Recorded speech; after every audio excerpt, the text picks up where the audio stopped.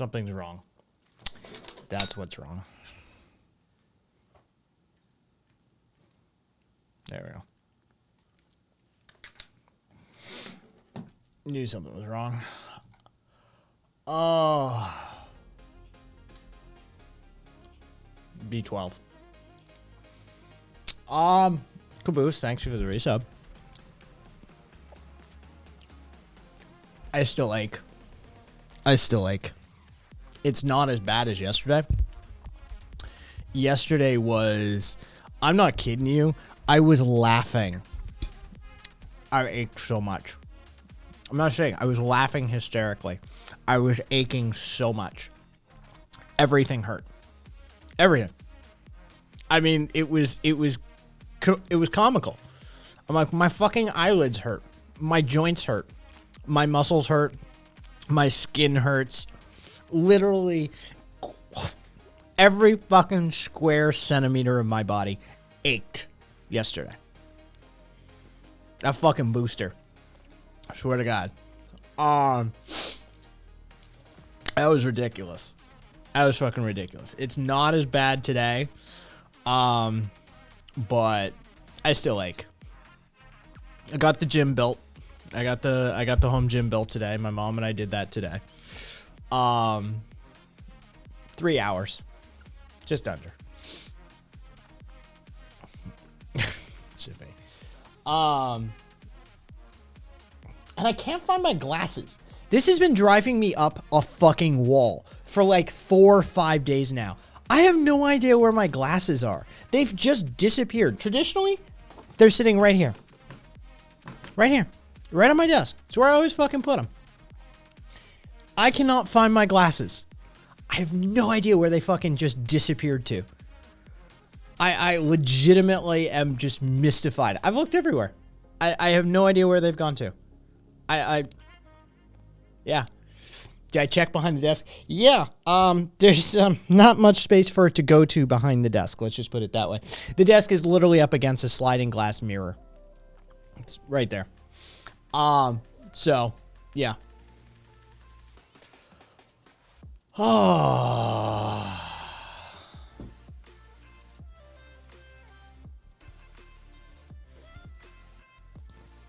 Water's there. All right, cool. Yeah, like legitimately, they just. So, don't know where they are. Not like having to buy a new pair of fucking glasses.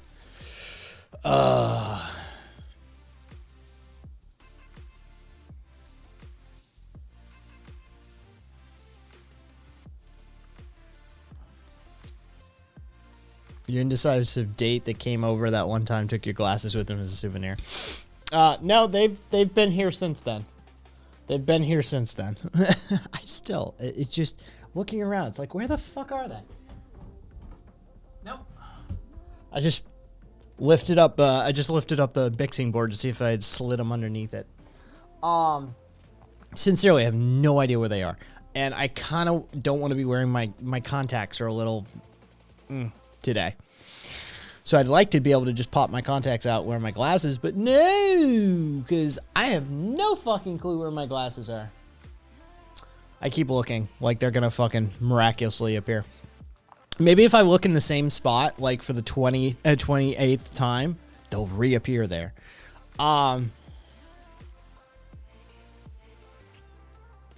Hey, Krusty.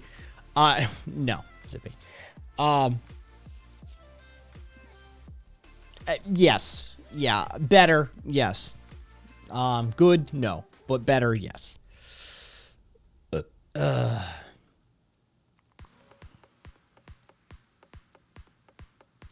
Moshe.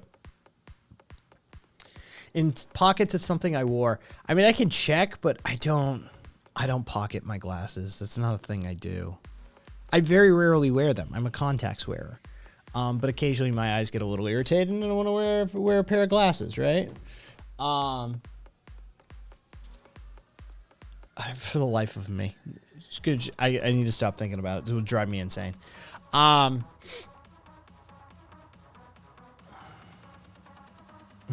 Krusty. Fair enough. Dude, I'm telling you. I was literally laughing like a maniac. It was the craziest fucking thing. I was laughing like a fucking just batshit insane person.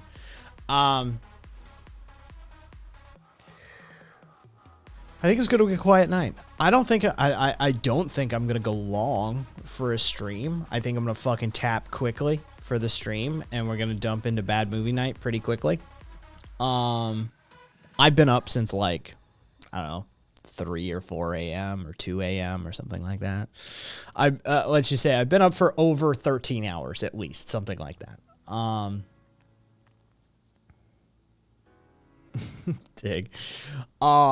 So I'm already like, this is gonna get interesting, right? I'm already a little swimmy. Let's just put it that way. And on top of the fact that I'm coming off that COVID booster shot. So yeah, things are definitely going to be moving along at a clip tonight.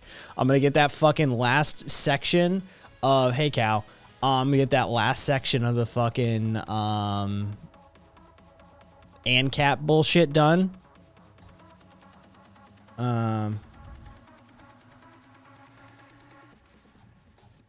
Yeah, we're gonna bang that out tonight. Where is, all right, that's, again, I don't give a shit. Why does it keep popping up? Did they release the copyright claim? Hold on.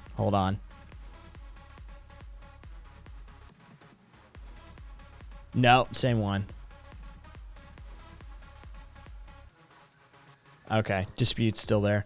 All right, so it was, I got up to 11.1, 11.2. All right, so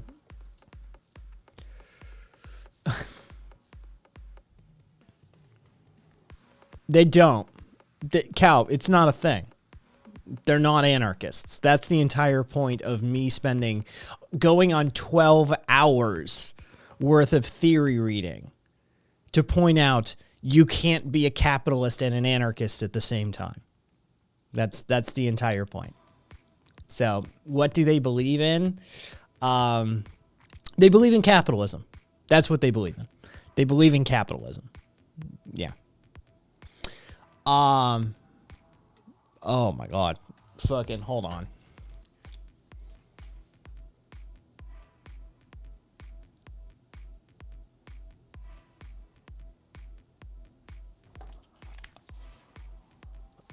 Oh. All right. Eye drops. Always a fun time. All right.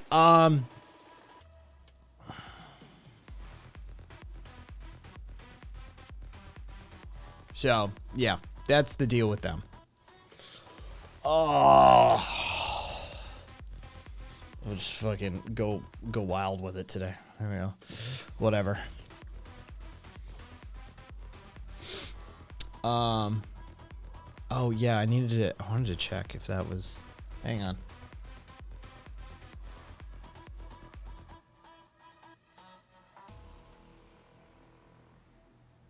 This motherfucker right here. I swear to God. All right.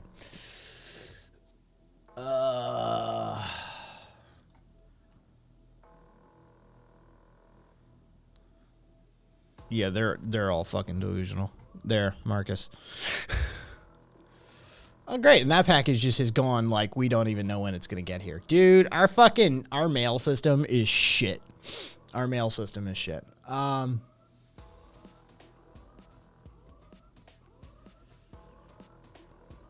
Yeah, I feel you, Crimson. Dude, I fucked up my foot today. My right foot, building the gym. I'm going to get some mixed canned fruit, ice cream, and hot dogs. Jesus Christ, Wither.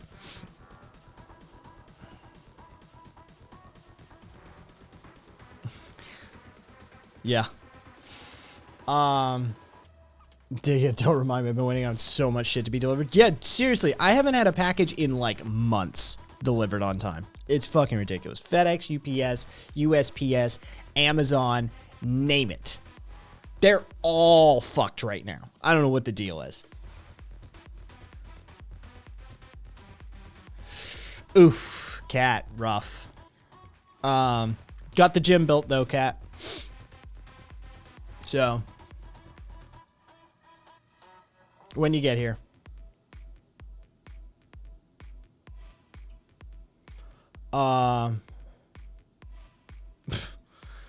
Fucking yeah, because I need to be reminded that as one ages, you have to put more care into one's upkeep. Thanks for the heads up on that one, Monsieur.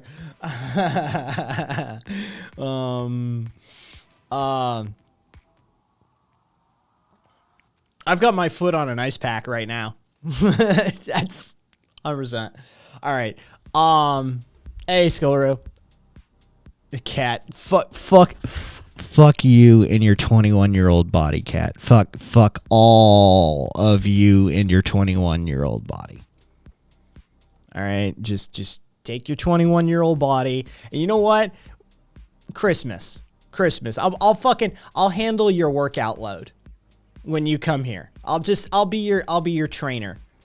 Oh, fucking, fuck that MMA shit. I'll make sure. Don't worry. I'll handle your weights, your fucking rep counts, what exercises you'll be doing. Don't worry about it. I'll take care of planning that workout session for you. See how long that 21-year-old body works. Is this self-harm? Kind of, sort of.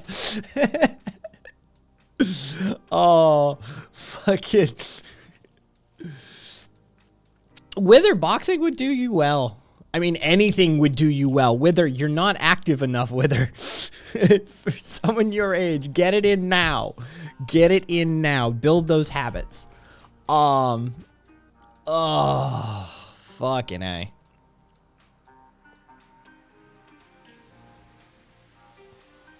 Legitimately, like, if I rehab my shoulder, I'm pretty sure I could whoop your ass with her. I've seen you.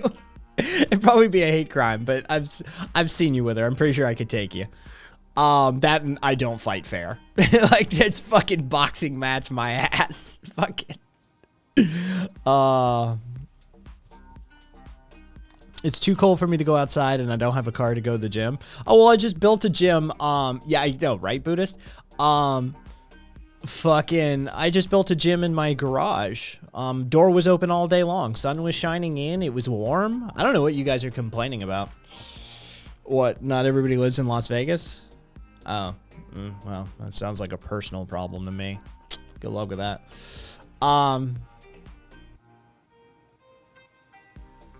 Marcus, it doesn't make me feel better, but you know, Schadenfreude's always a good thing, right? All right, we're just gonna do the hat today.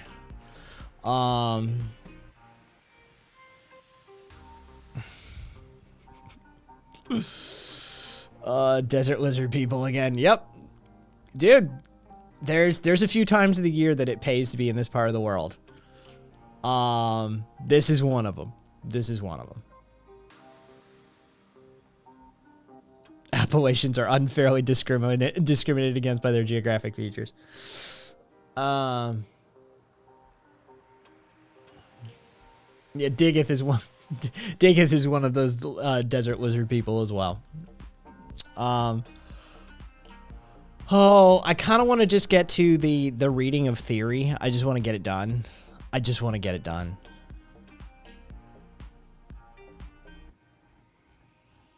Oh God, there's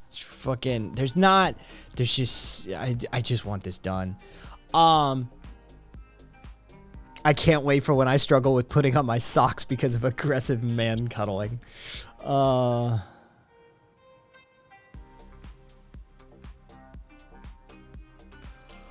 know, Marcus, right? You know what? Fuck it. And we're using the new system. We're not using Make Echoes anymore because Make Echoes can suck my dick. All right. Let me get this shit disabled. Let's just do this. Can we just power through this? Oh God, I am so happy. The end is in sight, folks. The end is in sight. It's so close. It's so close. Oh. Yeah, upload it to YouTube and tag Make Echoes. Oh my God.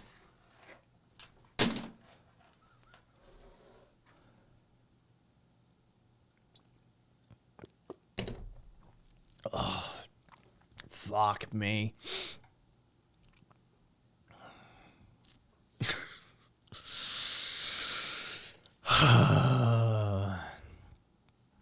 One. That's like a page, right? That's like a page.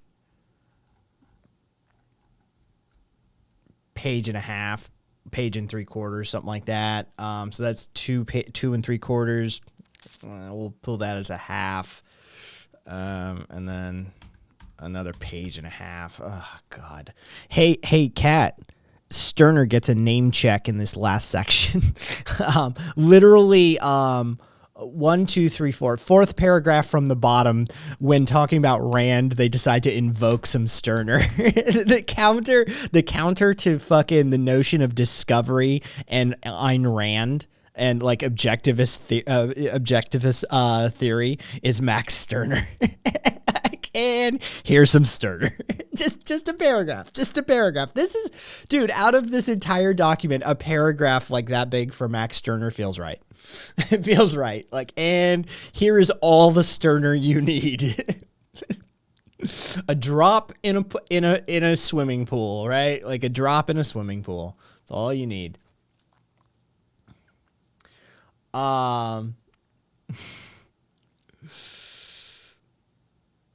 Sterner comes in to knock down the batshit that is Rand. Poetic. Homeopathic Sterner.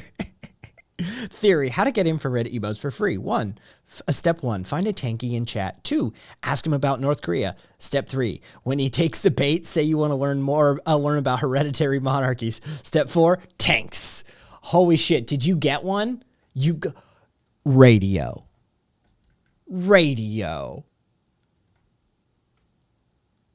Is that really how you got your fucking infrared emotes? Like, legit? Like, is that legitimately how it went down? Because if so, golf clap, my man. Golf clap. That, bruh. That.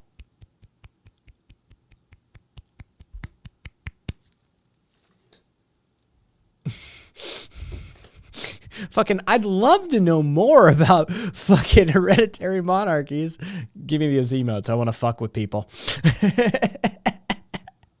Tankies do spread like a virus. I do not disagree. All right, let's get this shit done. I'm putting it off.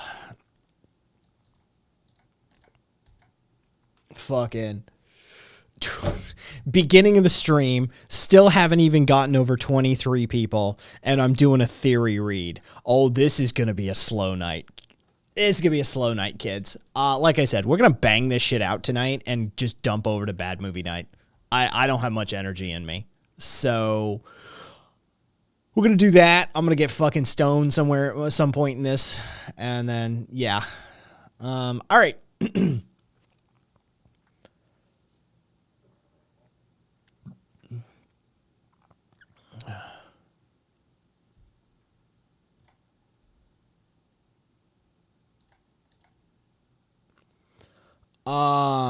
Let's see.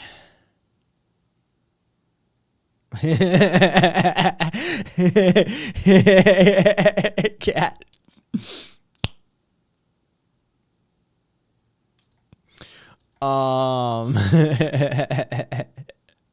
Newman Leary.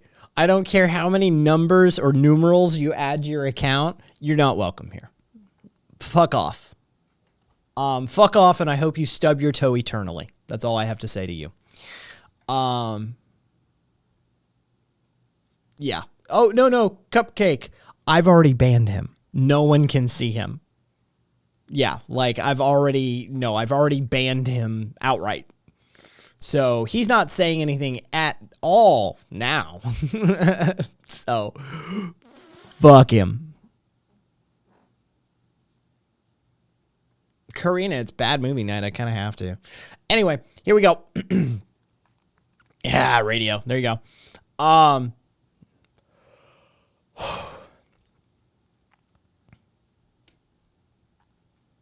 Chapter 11, Section 3.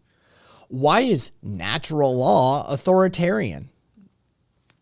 Rights, far from being fixed, are the product of social evolution and human action, thought, and emotions. What is acceptable now may become unacceptable in the future. Slavery, for example, was long considered natural. In fact, John Locke, the father of natural rights, was heavily involved in the slave trade. He made a fortune in violating what is today regarded as basic human rights, not to be enslaved. Many in Locke's day claimed that slavery was a natural law. Few would so say now. Although so-called anarcho-capitalists might. Thomas Jefferson indicates exactly why natural law is authoritarian when he wrote, "Some men look at constitutions with sanctimonious reverence and deem them like the Ark of the Covenant, too sacred to be touched. They ascribe to the men of the preceding age a wisdom more than human, and suppose what they did to be beyond amendment. Laws and institutions must go hand in hand with the progress of human mind. As that becomes more developed, more enlightened, as new discoveries are made, institutions must also advance to keep pace with the times. We might as well require a man to wear still the coat which fitted him when a boy, as civilized society to remain forever under the regimen of their barbarous ancestors." The natural law cult desires to stop the evolutionary process by which new rights are recognized. Instead, they wish to fix social life into what they think is good and right, using a form of argument that tries to raise their ideology above critique or thought. Such a wish is opposed to the fundamental features of liberty, the ability to think for oneself.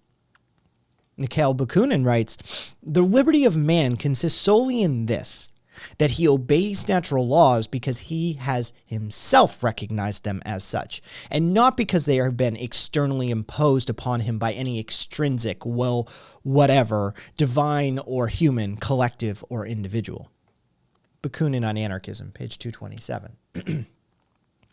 Thus, anarchism, in contrast to the natural law cult, recognizes that natural laws, like society, are the product of individual evaluation of reality and social life, and are therefore subject to change in the light of new information and ideas. Society progresses slowly through the moving power of individual initiative. Again, Bakunin, but the political philosophy of Bakunin, page 166.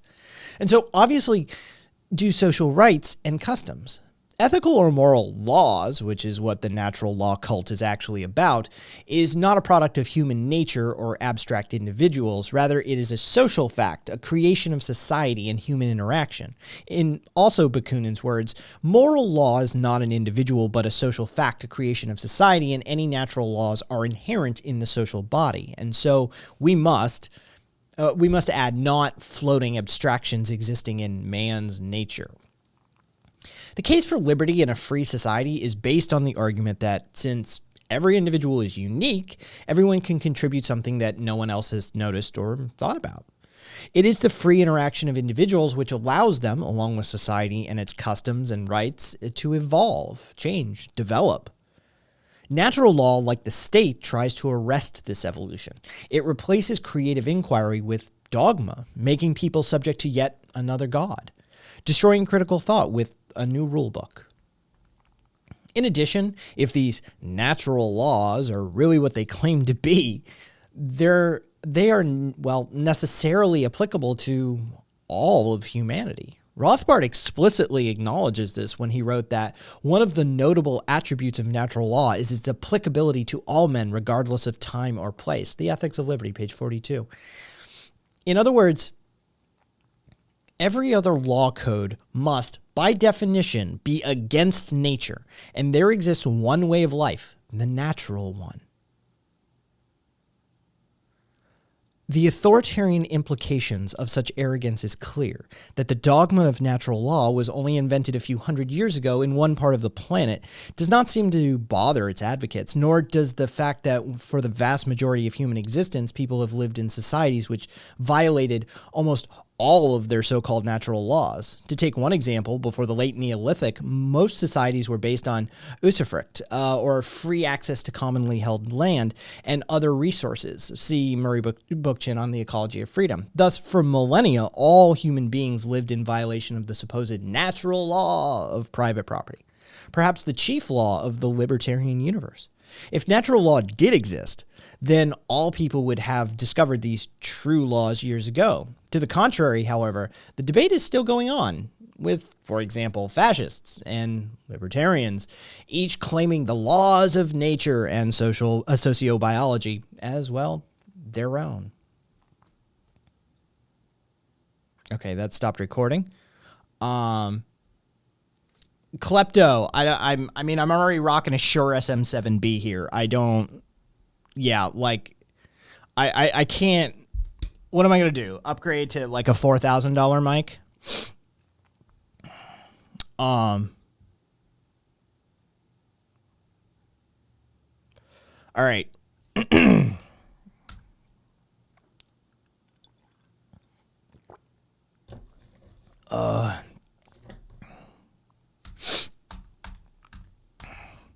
And to do the AMSR, I just have to come in. All I'd have to do is come in close to the microphone. I don't need to change any settings. I can already do this. The microphone is already, well, one of the best in the industry, and the settings are just fine. It's, you want to hear this? This is, I absolutely hate this sound. It's terrible. It's awful. I can't stand.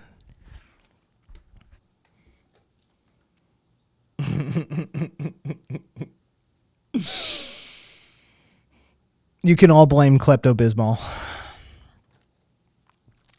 Every last one of you who just had that unfortunate experience. No,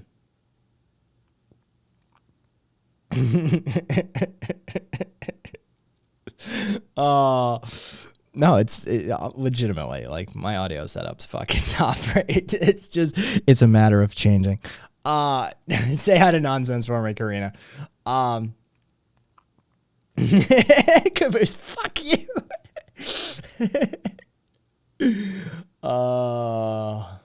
Jesus Christ. That was, because, I mean, you got to remember, I have me in my head too, right? Like, I'm in the loop back. I can hear that just as much as you guys can, right? In fact, more so, right? It's driven up. The gain is driven up on my side. So what you guys hear is a clean version, right? What I hear is a sort of amplified, pre-processed version. And so I have it arguably worse in my own head. It's a nightmare. Trust me. Oh my God. I don't know what Dead Mouse looks like. All right, I kind of get it. I get it. I have better hair than him. Oh, and legit, I have a better physique than him. All right. Yeah, I'm you know what? I'm better looking than Dead Mouse. I'll say it. I said it.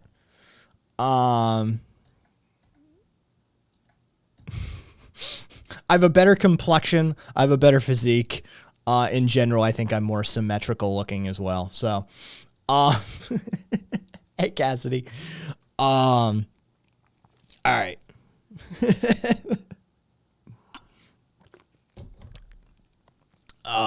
Wish I had his cash flow, though. That's for goddamn sure. Oh. All right. We're closing in. We're closing in. I mean,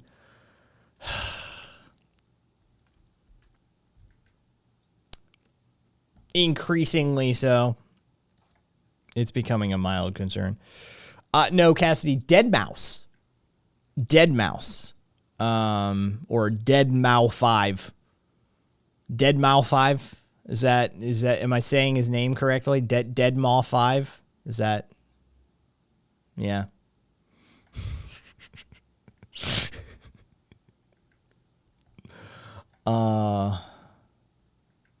Klepto, I'm familiar with the name and the artist at least. I know it's pronounced Dead Mouse, but I like to be obtuse. All right, here we go. 11.4. Actually, you know what? Let me just check that fucking worked. This is the first time using that system. Chapter 11, Section 3. Why is natural laws of nature and cool?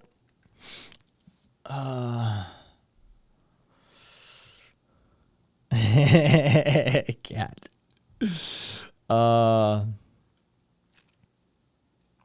Cassidy, yes.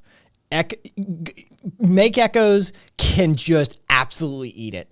It can absolutely eat it. I hate the make echo system. If it worked well, I'd have mixed feelings. As of right now, I fucking hate it. It's a piece of shit. Yeah. So it fucked up so many of those recordings, like trimming like the first 5 seconds or trimming the last 2 seconds. It just absolutely like a whole bunch of those recordings are like sort of, you miss the last like 7 words I say out of the recording because fuck that shit.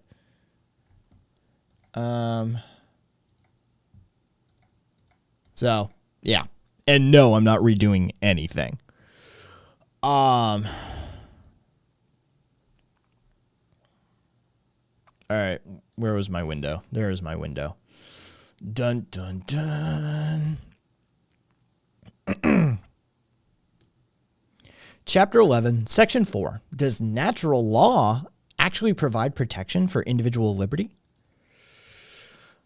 Well, but it seems fair to ask. I mean, does natural law actually respect individuals and their rights, like, i.e. liberty?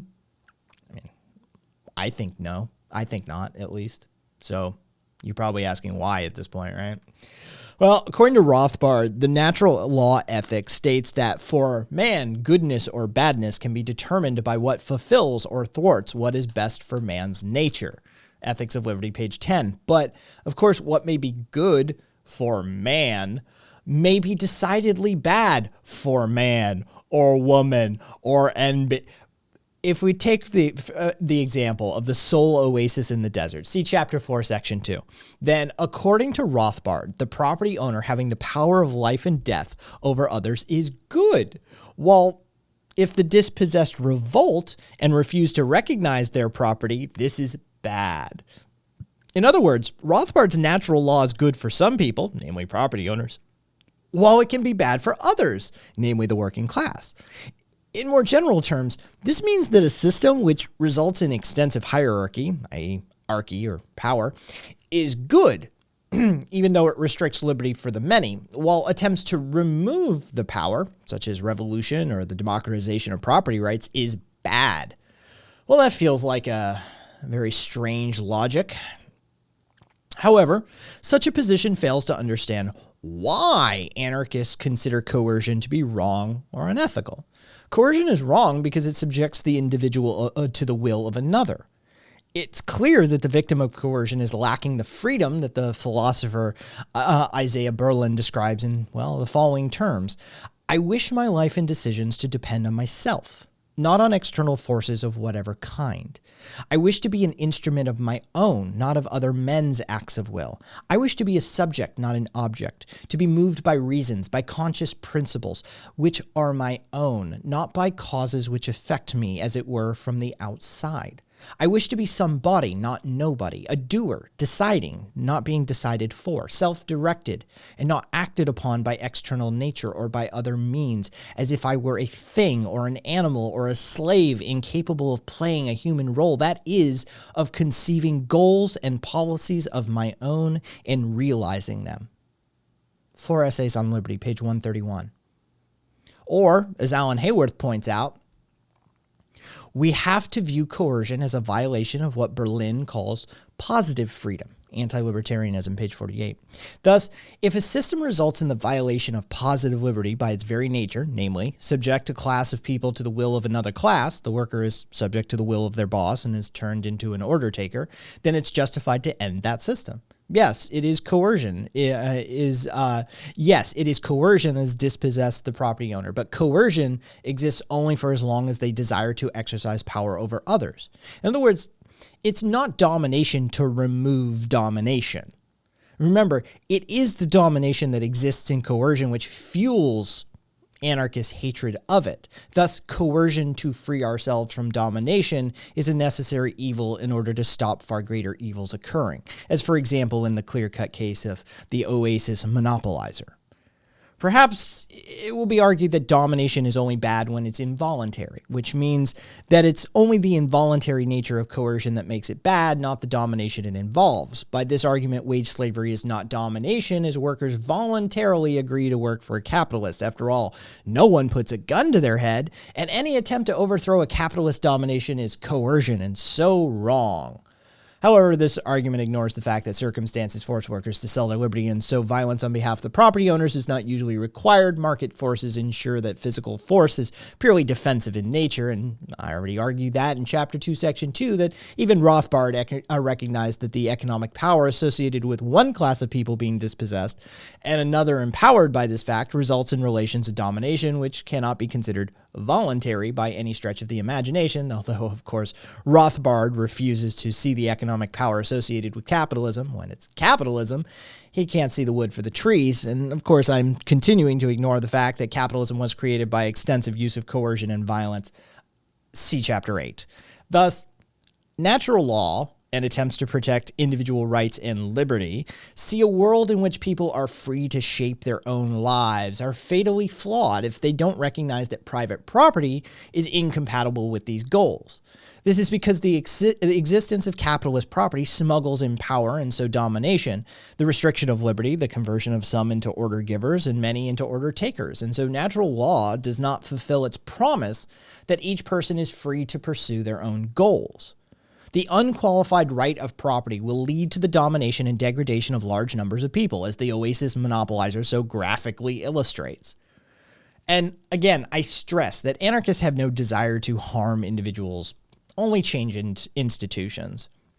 If a workplace is taken over by its workers, the owners should not be harmed physically.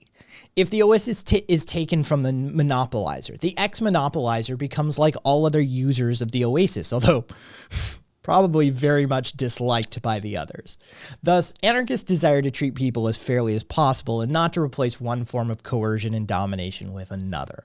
Individuals must never be treated as abstractions. If they have power over you, destroy what creates the relation of domination, not the individual.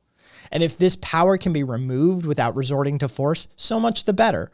A point which social and individualist anarchists disagree on, namely whether capitalism can be reformed away or not, comes directly from this position.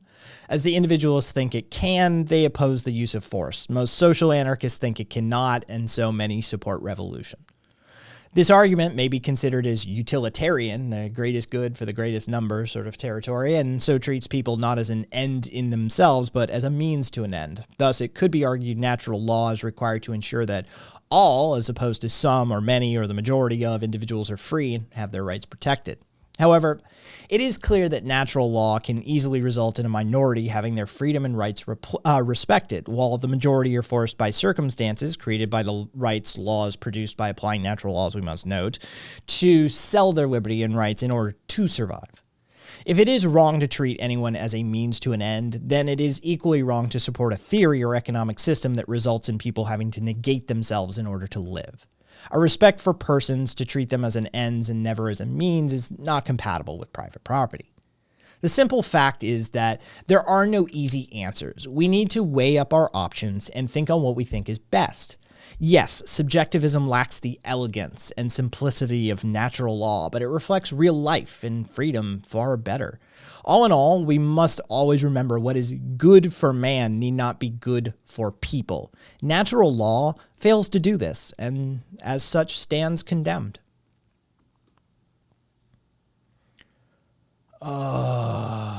Two more sections. We're almost there.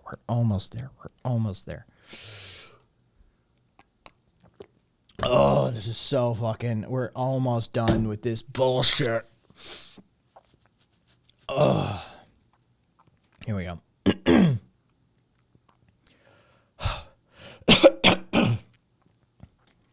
Chapter 11, Section 5. But natural law was discovered, not invented. This statement shows the religious nature of the natural law cult. To see why its notion of discovery is confused, let us consider the law of gravity. Newton did not discover the law of gravity.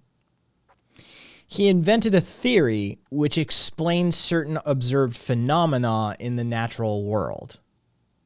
Later, Einstein updated Newton's theories in ways that allowed for a better explanation of physical reality. Thus, unlike natural law, scientific laws can be updated and changed as our knowledge changes and grows. As has already been noted, natural laws can't be updated because they're derived from fixed definitions. Rothbard is very clear on this. He states that it is, quote, very true that natural law is universal, fixed, and immutable, and so are absolute principles of justice, and that they are independent of time and place. Ethics of Liberty, page 19.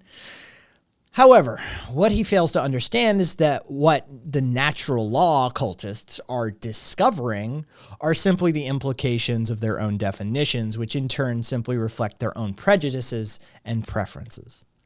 Since natural laws are thus unchanging and said to have been discovered centuries ago, it's no wonder that many of its followers look for support in sociobiology, claiming that their laws are part of the genetic structure of humanity. But sociobiology has dubious scientific credentials for, many of its claims. Also, it has authoritarian implications exactly like natural law. Murray Bookchin rightly characterizes sociobiology as suffocatingly rigid. It not only impedes action with the autocracy of a genetic tyrant, but it closes the door to any action that is not biochemically defined by its own configuration. When freedom is nothing more than the recognition of necessity, we discover the gene's tyranny over the greater totality of life. When knowledge becomes dogma, and few movements are more dogmatic than sociobiology, freedom is ultimately denied. Sociobiology or social ecology, in Which Way for the Ecology Movement, pages 49 to 75 and page 60. In conclusion, the doctrine of natural law, far from supporting individual freedom, is, one of its greatest enemies. By locating individual rights within man's nature, it becomes an unchanging set of dogmas. Do we really know enough about humanity to say what are natural and universal laws applicable forever? Is it not a rejection of critical thinking and thus, individual freedom to do so?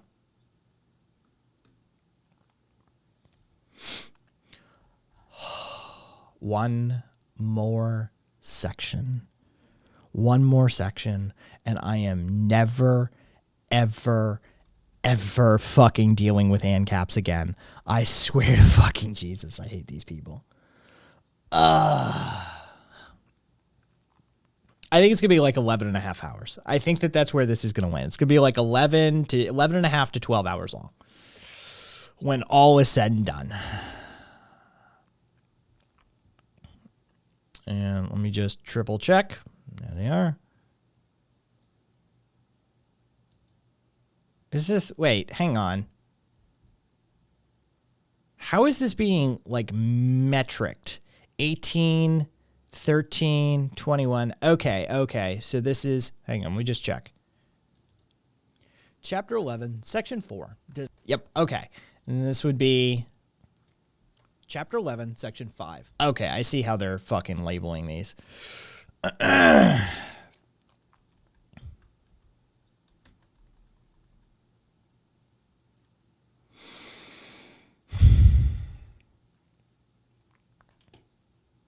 Chapter 11, Section 6. Why is the notion of discovery contradictory? Ayn Rand indicates the illogical and contradictory nature of the concepts of discovering natural law and the natural rights this discovery argument creates when she stated that her theory was objective. Her objectivist political theory, quote, holds that good is neither an attribute of things in themselves nor man's emotional state, but an evaluation of the facts of reality by man's consciousness according to a rational standard of value. The objective theory holds that the good is an aspect of reality in relation to man, and that it must be discovered, not invented by man. Capitalism, the Unknown Ideal, page 22. This is playing with words. This is semantics. If something is discovered, then it has always been there, and so is an intrinsic part of it. If good is discovered by man, then good exists independently of people. It's waiting to be discovered. In other words, good is an attribute of man as man, of things in themselves. In addition, such a theory also implies that there's just one possible interpretation of what is good for all of humanity. This can be seen when Rand talks about her system of objective values and rights. When discussing the difference between subjective, intrinsic, and objective values, Rand noted that intrinsic and subjective theories, quote, make it possible for a man to believe what is good is independent of man's mind and can be achieved by physical force. In other words, intrinsic and subjective values justify tyranny. However, her objective values are placed squarely in man's nature. She states that individual rights are the means of subordinating society to moral law, and the source of man's rights is man's nature. Capitalism, the Unknown Ideal, page 320 and 322. She argues that the intrinsic theory that holds that the good is inherent in certain things or actions as such, regardless of their context and consequences, regardless of any benefit or injury they may cause to the actors and subjects involved.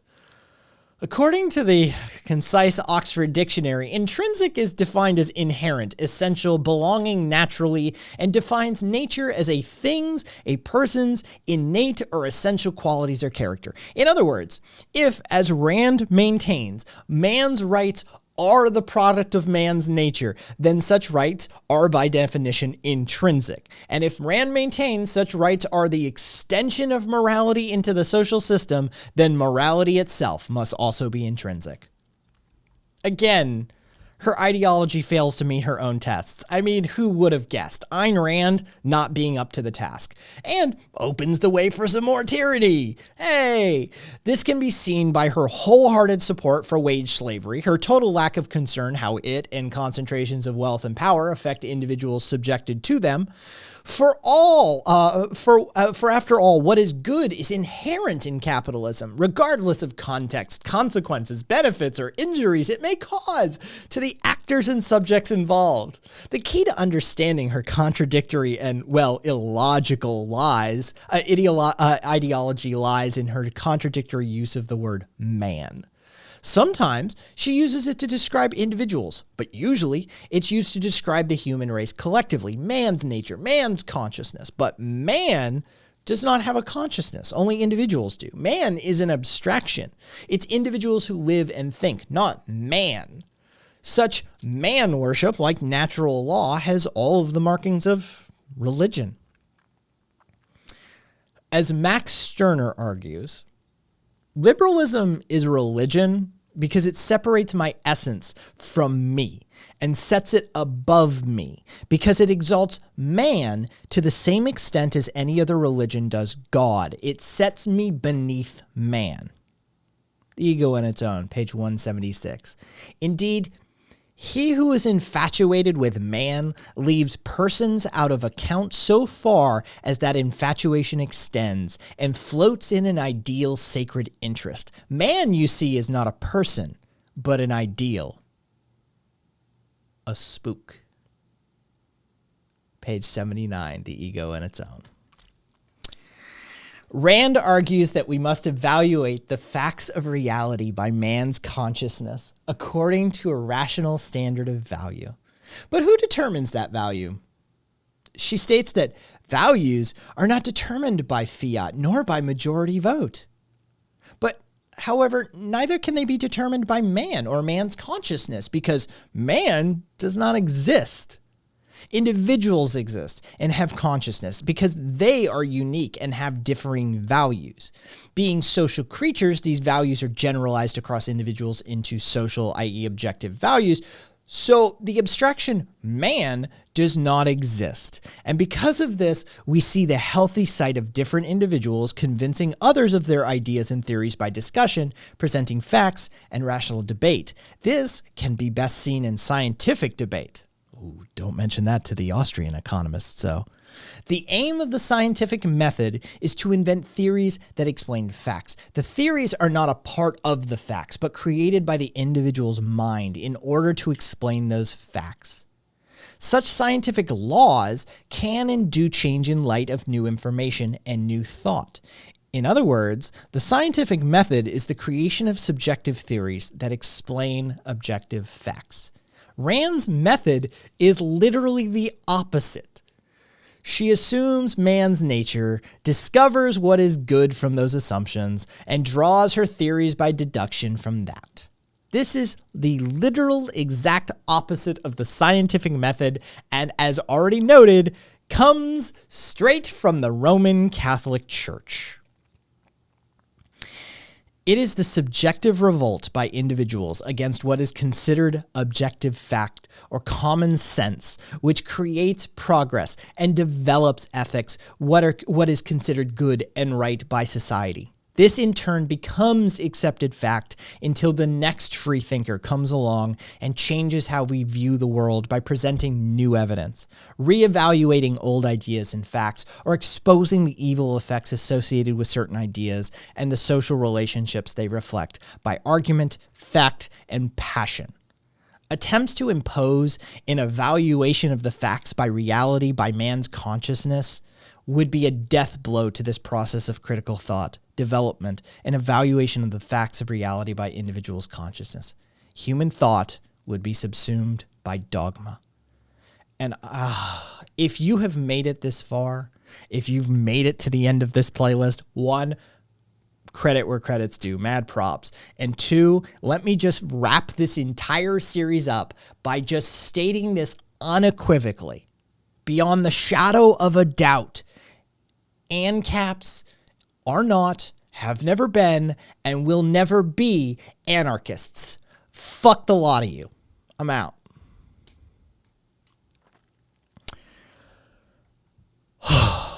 I am finally fucking done with those rejects. Oh, fuck me.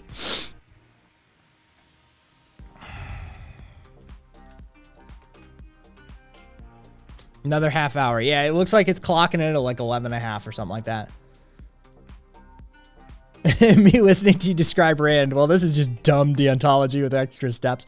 Dude, she's literally dumb. She's literally dumb. She's just dumb. She's dumb as fuck, man. Randian objectivism is one of the dumbest fucking things you can come across. And Marcus, thank you for the biddies, by the way. Hey, goat.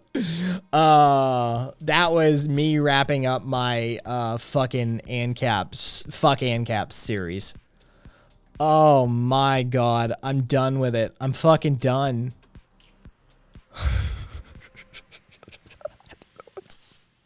I feel weird.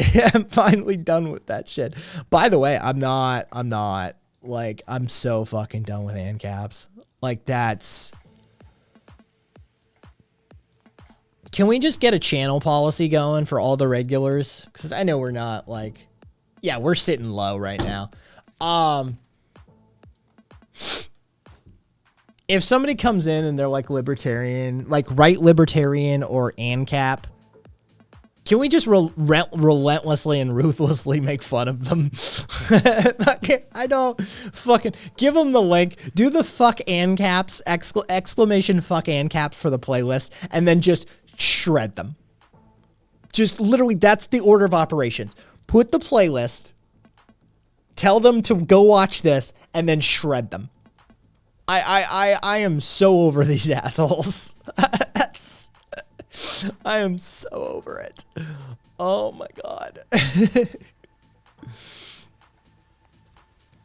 Oh, these files are much bigger though, coming in from my recording. Oof, yeah, these are big ass files. All right.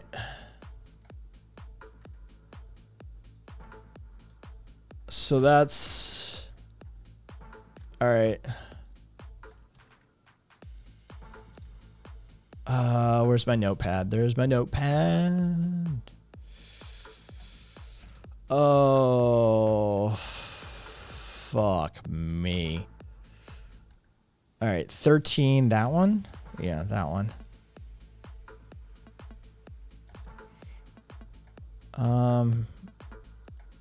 That playlist, that godforsaken playlist.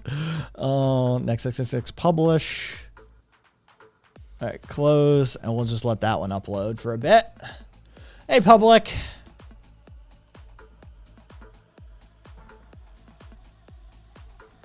Wither, shred them as in ruthlessly and relentlessly mock them for believing stupid shit. Hey, public, I just finished my anti-ANCAP playlist read. 11 and a half, somewhere between 11 and a half and 12 hours. Yeah, shorter than expected. Honestly, I was expecting 25. But, yeah. Still, 11 and a half to 12 hours, something in there.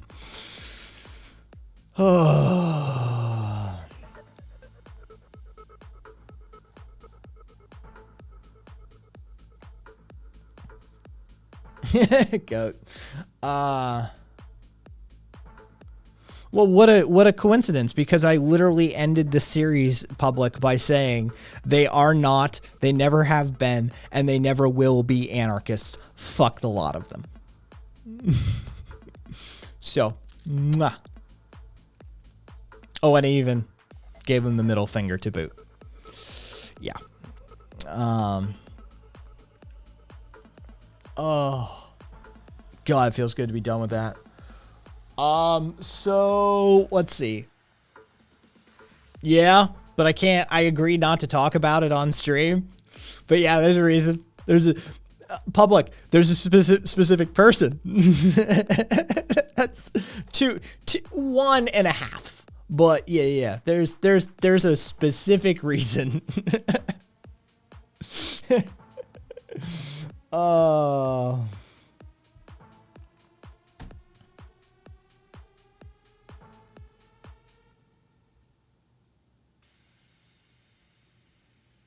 Nice, Crix.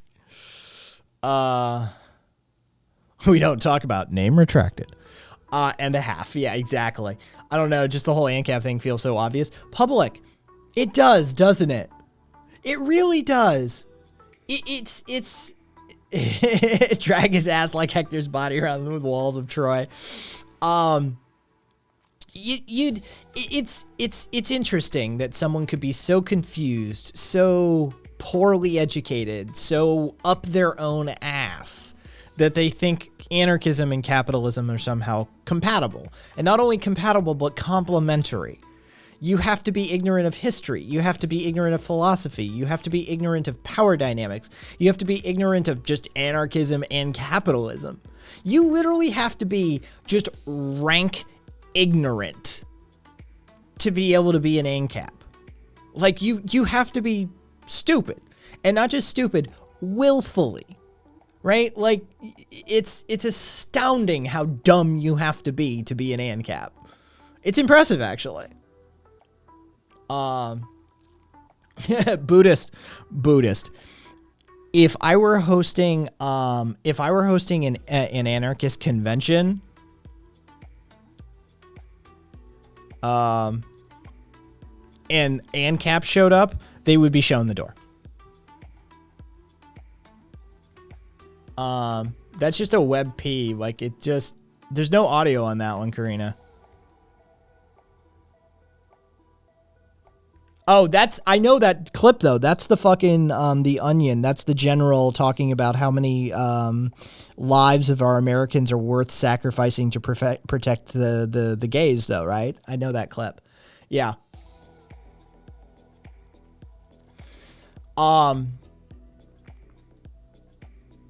This is what I always say when it comes to ANCAPs. You can legally kick them in the nutsack and steal their phones. I don't think you can, but yeah, I would show them the door. I would 100% show them the door. If I were like running a convention for like an anarchist convention, I'd be like, any right libertarians or fucking ANCAPs fucking show up and we find out about them.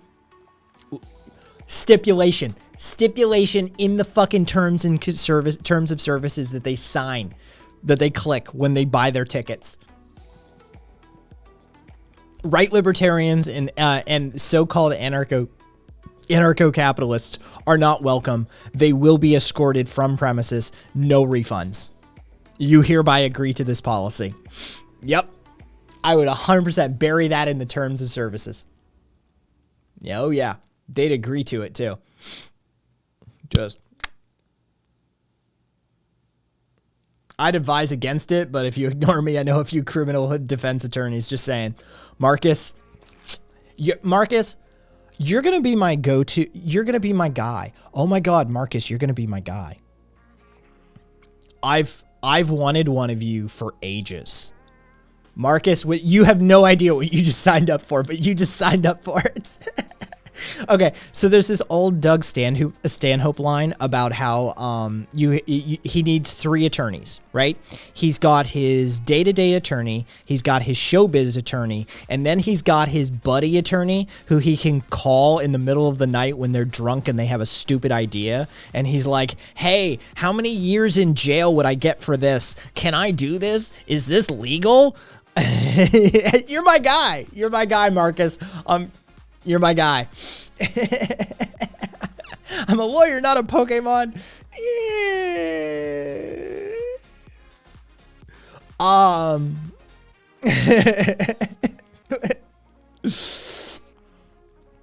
Marcus is gonna be a guy knows a guy on bingo. For two, I was gonna just say that. Yeah, just in case.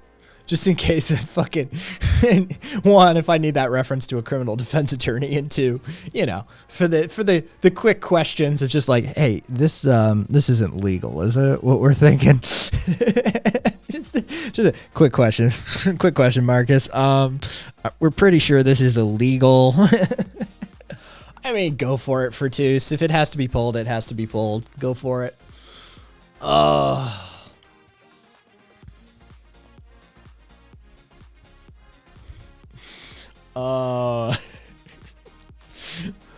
Ay vey. All right, let me clear this. Jesus Christ, that's a holy shit. That is a cursed URL from TikTok.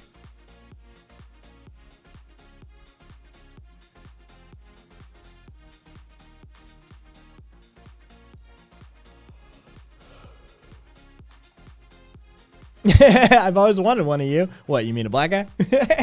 I've had a few of them. I don't. Oh, God. Just how illegal is it in like years in prison, please?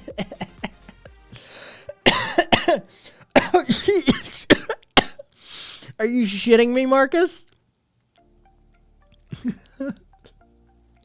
All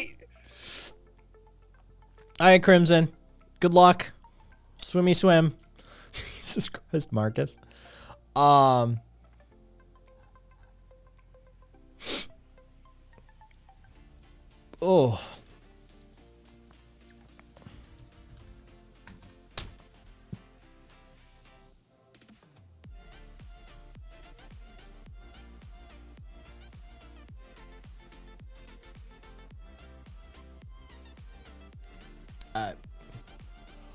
Oh, that feels good. I got that done. Is it done? Like, is that first one done uploading yet? Dude, the new files are so much bigger. Well, I suppose that just means better quality when they go up. Ha ha ha.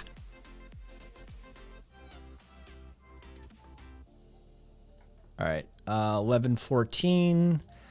Oh, man.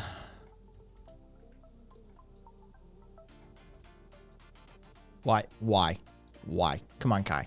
It's not like you haven't been using these hotkeys like your entire life. Come on, get your shit together. Playlist done.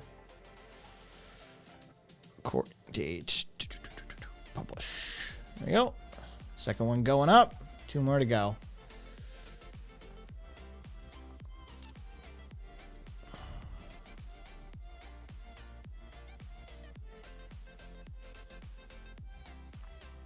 Ban invasion users aren't recognized on this channel. There. Done. You can always, let's see. Help train your mock trial team. Interesting.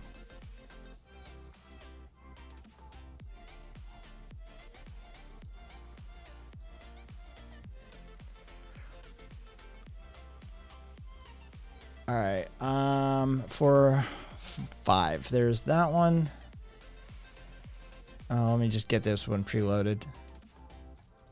I take it, Marcus, I take it that Joe P. Green Jr. is Cosby's attorney.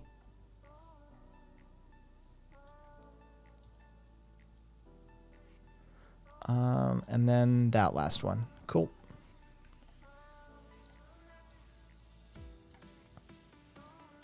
Um, 4.5.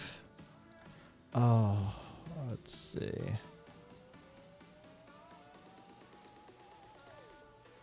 Why no draggy? There we go.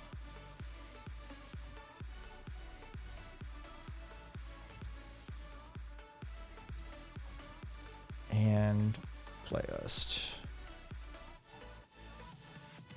Done. Next, publish. All right, cool. One more to upload. 14,000 base retainer. Last I spoke to him. That's not terrible though. For like, I'll keep you out of jail for like 50 counts of like drugging and raping women. Dude, 14K base retainer is not terrible. I mean, I don't know what he's charging for a billable hour. It's probably through the roof, but I mean, that's not terrible, right? Like, fuck. That dude, I mean, that dude was raping a lot of women, and he kept him out of jail. Like, he got him back out of jail, right? He got him back out of jail.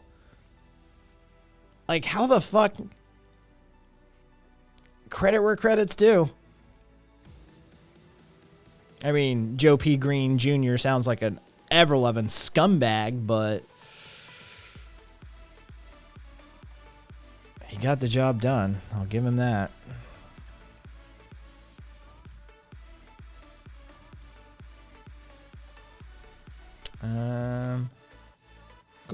Cool. Oh. I kind of want to just go into bad movie night.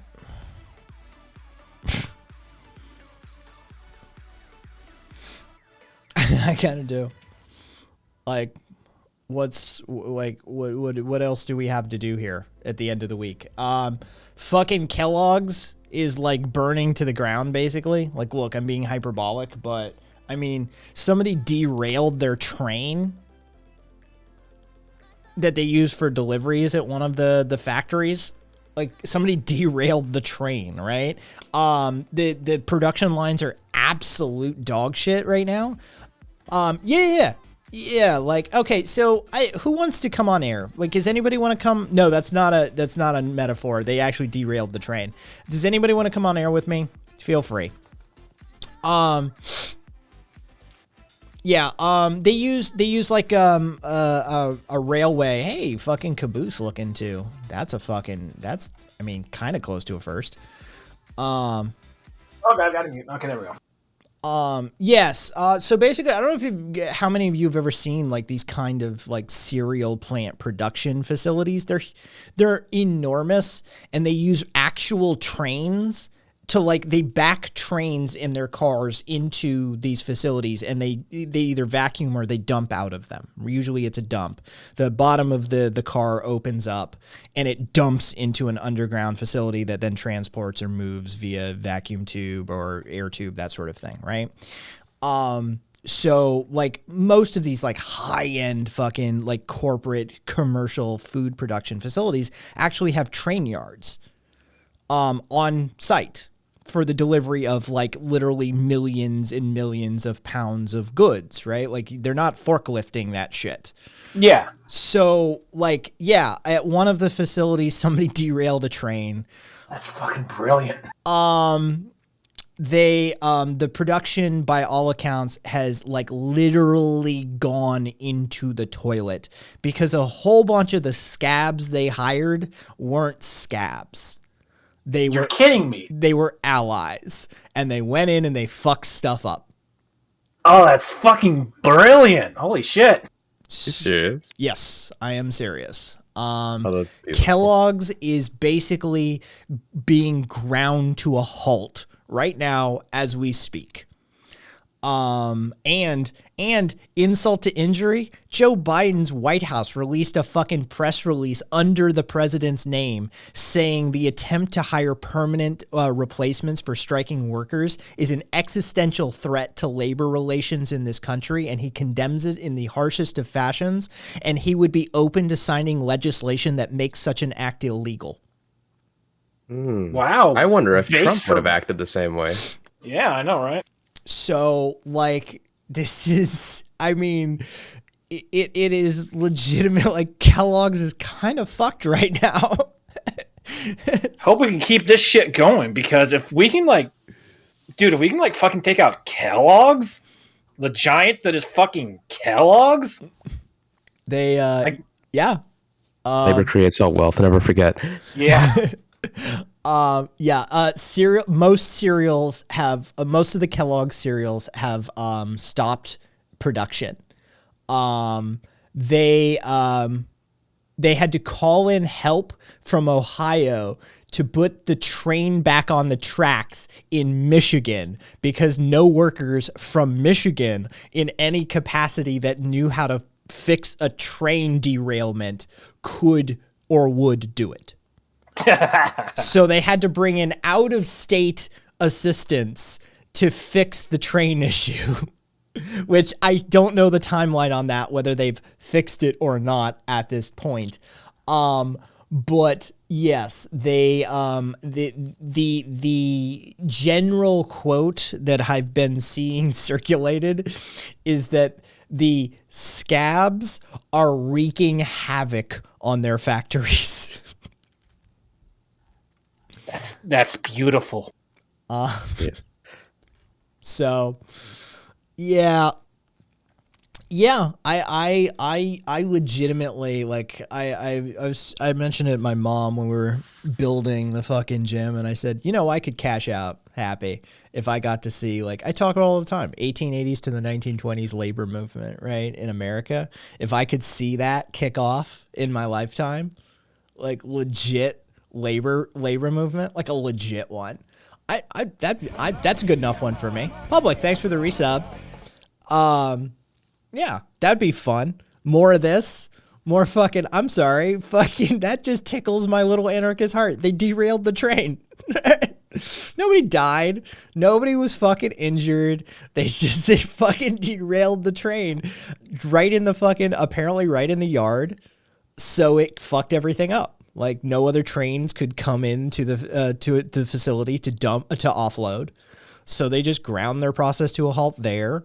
And the so-called scabs, as soon as they hire them, they come in and they just fuck shit up. They're like, yeah, okay, what happens if I piss in this fucking barrel? Oh, is that bad? Oh, you have to ditch the entire batch? Well, that's interesting. That'd be terrible if every person who came in here did that, huh? Yeah. Fucking, yeah. So Kellogg's is basically absolutely bent over the barrel right now. Even fucking the Biden administration is straight up saying, I'd make it what they were doing illegal if you wanted me to. I'd sign off on it. So, yeah. I can only hope. What happens when I press this red button? I know, right? Yeah, that's what's going on in the Kellogg's front, basically. Here's Democrats could probably secure themselves a pretty good seat if they, kept up with the labor movement. fucking another reason not to buy Kellogg's for a while. Now made with 300% more piss. Statement by President Joe Biden on Kellogg collective bargaining negotiations for immediate release. Collective bargaining is an essential tool to protect the rights of workers that should be free from threats and intimidation from employers. That's why I am deeply troubled. Hang on, let me just adjust something here. That's why I am deeply troubled by reports of Kellogg's plans to permanently replace striking workers from the bakery, confectionery, tobacco workers, and Grain Millers International during their ongoing collective bargaining negotiations. Permanently replacing striking workers is an existential attack on the union and its members' jobs and livelihoods. I have long opposed permanent striker replacements, and I strongly support legislation that would ban such a practice. Such action undermines the critical role bargaining plays in providing workers a voice and the opportunity to improve their lives while contributing fully to their employer's success. Unions built the middle class of this country. My unyielding support for unions includes support for collective bargaining, and I will aggressively defend both. I urge employers and unions to commit fully to the challenging task of working out their differences at the bargaining table in a manner that fairly advances both parties' interests. Close of letter. Which is a lot more you would have gotten out of a lot of these assholes, but still not good enough. But still, I do like the pressure being applied from multiple areas. So, Assange is getting extradited, so everyone knows. Fuck him. Yeah, he once upon a time poison discourse. Yeah, he once upon a time did a halfway decent thing, and then he became a puppet for fucking Putin. So. Was he being extradited? Yeah, he's being extradited. Court, the high court ruled he can be extradited to the U.S. So, yep. We are living. Oh God. It's fucking. I just see a fucking. We're living in socialism because signals. Tanky's tanking posted to Tanky Jerk, and I hit play on it, and the first thing that I see is his stupid mongoloid face. Nobody's Lebanese. In socialism, whether we want to acknowledge it or not. Wait. We are living in socialism, whether we want to acknowledge it or not. And we're living in fucking socialism because the primary driving force of our economy is social in nature. And it's... I'm done. I can't fucking do it. I'm out. That's it. I'm done. Was that infrared? Yes, that was infrared. The self-proclaimed theory god of like Tanky Twitch. The heterodox Marxist who considers like Maoism and fucking like Marxist Leninism to be like to stray too far from like Marx's original vision is calling like I can't fucking do it. I'm like, I think I'm having an aneurysm right now. No, we're gonna watch it. Hang on, I'm gonna take us over. We're gonna watch it again. This is gonna be great. He goes, you've gone so tanky, you've just become another liberal. Whether we want to acknowledge it. There we go. We are living in socialism, whether we want to acknowledge it or not. And we're living in fucking socialism because the primary driving force of our economy is social in nature. And it's social in the form of signals and information. Just like what fucking happened with GameStop. We are living in socialism, whether we want to acknowledge it or not. And we're living in fucking socialism because the primary driving force of our economy is social in nature. That's not what socialism is. Full Stalinist, people. He's a lot dumber than I thought he was. God. And I already thought he was pretty dumb. Self-proclaimed full Stalinist. By the way, just, so we know what level of hatred he operates against liberals with. That was Does anybody else smell toast? Yeah, I know, right? He's gone so tanky that he's just started parrying liberal talking points. Why do I taste copper? Dr. Red Pill. No, I'm good.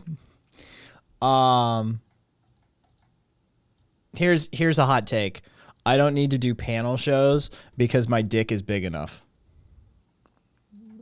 You know what? Honestly, you're bigger than like half the people on those panels, anyways. So you know. All right. So let's see. Was there anything else that I needed to fucking? Jesus Christ, I can't. I just can't. I can't. Holy shit. Real. That was the dumbest fucking shit ever. We're already living in socialism, whether we want to admit it or not, because the nature of our economy is social. Please tell me What is he's he like even into trying to say? I'm hoping to sweet Jesus he started the Hermeticism arc. Oh my god, if he started a fucking cuckoo nut arc, that would be amazing. Oh my god. Oh my god. Here's hoping. Here's hoping. Yes.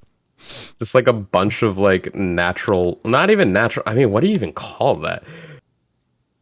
Like Stalinist, like weird hippie fucking esoteric Stalinism. Oh fuck. Esoteric Stalinism. Yeah. Does this make him a theorist? No, wait, really? Like, does this make him a theorist? I mean, holy shit. Oh, interesting. Thank you, Cupcake. God, that just went so fucking horseshoe theory. It's doing loop-de-loops back onto itself. I can't with that. I can't. Fucking, we can't. Oh my god. Oh my god. He's got 1,600 subs, by the way. One of the most success. I'm still convinced that he's either a right wing psyop or just straight fed. I'm hoping fed. Did you see his room? No. Okay, hang on. This is all right. So We are living in socialism. what's with the voice, by the way? That's not his voice. That might be his voice. No, I mean, I've heard him enough times. Like, he's doing something. There's an affectation there. We are living in socialism. All right. So, check the room. Like, just look around. Like, look in the background. Right? Look at his That background has like literally never changed. look at his demeanor. Look at the unkempt nature. This is a man in like full like depression mode, mental health territory. Like, this is, dude, there's no upkeep going on here. There's no upkeep. His room is not being cleaned. He's not fucking shaving or doing anything to his hair. It's just, this is, oh man, it's sad. And he doesn't believe in like anything Western, right? He doesn't believe in therapy or psychology. He thinks that's all fucking CIA gibberish shit, right? Like, he's never gonna get the help he needs. So is he being pro-socialist or anti-socialist there? Yes. Yes. Glazy. Depends on what straight of socialism we're Glazy. talking about here. How is that a good thing? Glazy literally goes, he would beat y'all ass. Yeah, I know. He'd probably rape. He'd probably rape doesn't me mean too. He's right. Like, he's got fucking weird rapey beady vibes. Yeah, like that's not a great thing, dude. Like, hey, you see that dude? He's really got an anger issue and violent tendencies, and he would beat your ass. I'd also maintain I could take him. He's like he's like the same size as us, Kai. He's just, he's just a gym bro. He lifts a lot. Oh, okay. Oh, so he's got no technique. No, he doesn't. He's never trained fighting as far like any sort of like martial arts, as far as I'm aware. Cat would whoop his ass. So there you go. Fucking. He couldn't find your holes. I mean, how many holes do I have even in the first place? He'd have to know how many holes were an option for him to start looking for them in the first place. Jesus. Women have 2 holes. It's wild. I just fucking that dude needs help. Like memes aside, that dude really does need like some serious help. Yeah, like he's got that terminal online, like we're not allowed to use that word, but let's just say he could use some nookie. Yeah, I legitimately worry about like people who interact with him. I don't worry about him. He's an individual. He can do what he wants. But like every time he interacts with like a female streamer, it gets really creepy. Like you should be able to like sit down and talk to a woman and not be like, oh my God, look at you the whole time. It's weird. So I hope he gets the help he needs, but I doubt he will. So, and he's got a shit ton of enablers. So I'm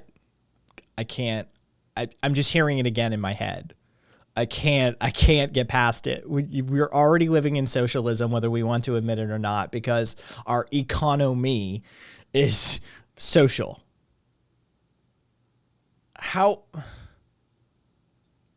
This is like square one 101 starting position, foundational knowledge shit, like means of production ownership, right? Like this is literally your starting position for this argument.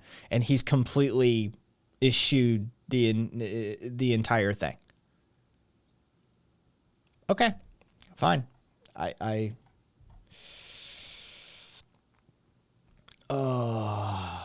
Dig, I'm glad I have no idea who this person is. Dig, I would not leave you alone in a room with him.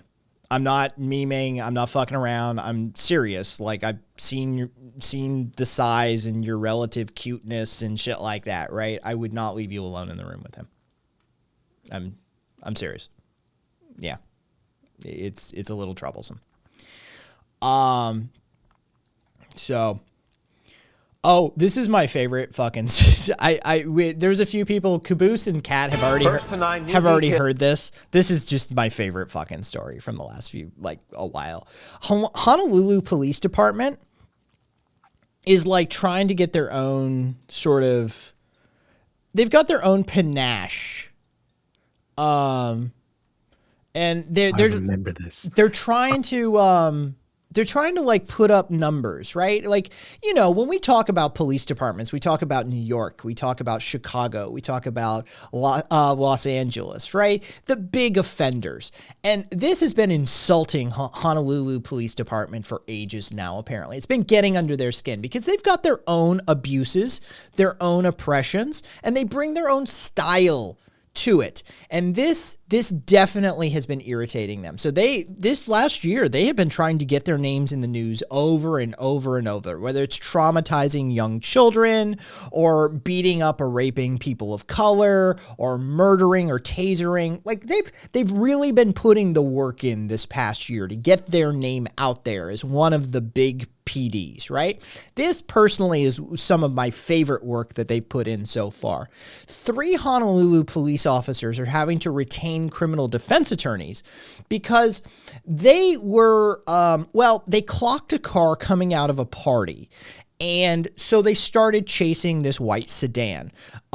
It was coming from a beach park, right? It was a nice beach party. It's fucking Hawaii, right? You throw back a few, you go about your business and whoop, whoop, you get lit up. Well, if you're young, it's fight or flight time, right? Like you don't even know. You're freaking out. Your parents are going to screw you. This could end up on your record. Who knows how badly this is going to fuck up your life. So you freak out and you hit the gas pedal and you just fucking go for it, right? Before you're even thinking about it, you're traveling down Farrington Highway at 100 miles an hour. Cops fucking chasing you. Unmarked car, a marked car, an unmarked car, and 2 blue and white squad cars fucking tailing you, right? This fucking unmarked right behind being flanked by 2 blue and whites. Well, fucking you're young, right? You're young and dumb and probably got a couple in you and you're freaked the fuck out and you're looking in the mirror. And the next thing you know, some straight up Hollywood shit happens. You fucking hit a piece of architecture and boom! This car just flips. It fucking rolls. Like just poof. So, of course, naturally, the police officers pull up by the scene of the accident. They get out. They discuss it with each other. And then they fuck off. Straight up. That's what happened. The cops got out. They talked about what just happened, and then they left the scene of the accident. They just fucked off. Yeah, that's quite literally what happened. 2 people paralyzed, 1 person lost an eye, and 2 still recovering in hospital even to this day. We have video evidence of the cops getting out of the car from the scene and conversing and then getting back in the cars. We have the GPS telemetry from the cars to show that, yes, they pulled up right there. Then the video evidence of them getting out and conversing with each other. And then the GPS fucking off. And just, well, that's that. Yeah.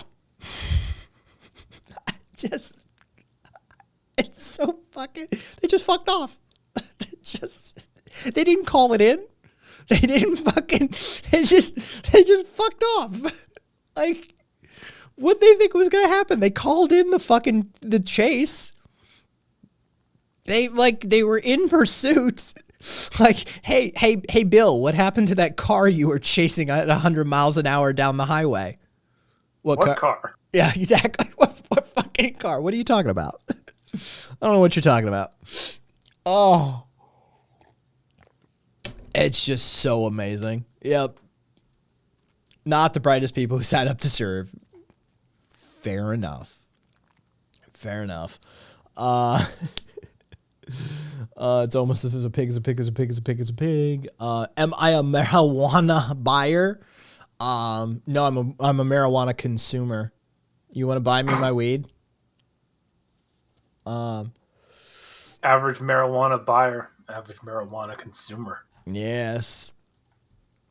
Yeah, the car stopped speeding. We're done here.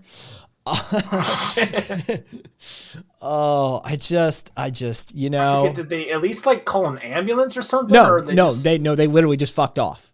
Jesus fucking Christ. Yeah, it's my favorite reaction ever. They just they got out. They literally conversed. Everybody could see, like one of the witnesses said, yeah, they got out. They talked about like what they were going to do. You could see them talk about what they were going to do. They got back in their cars and drove away. That was their response was, well, that's somebody else's problem. Another criminal apprehended. He said, yeah, exactly, Beast. So, let's see. Yeah, distant. That happens a lot. Shit like that. There was the Boston. He was the black dude in Boston who had a stroke. So the cops arrested him for being under the influence and threw him in the lockup for like 4 hours, 4 hours. And then they took him to the ER and told them he was drunk. And so the ER like was letting him like sleep it off. And meanwhile, his wife is looking all over town for him. They settled for, I forget how many million, but he's still paralyzed and fucked up from the stroke. Yeah. Happens all the time. Seattle just paid out $3.5 million in another settlement for a fatal police shooting of a pregnant mother of 4. Oh, we're just knocking it out. And here, y'all want to see the, this is, oh God, I'm going to do it. You want to see the future Scott wants? Sorry, I had to do it.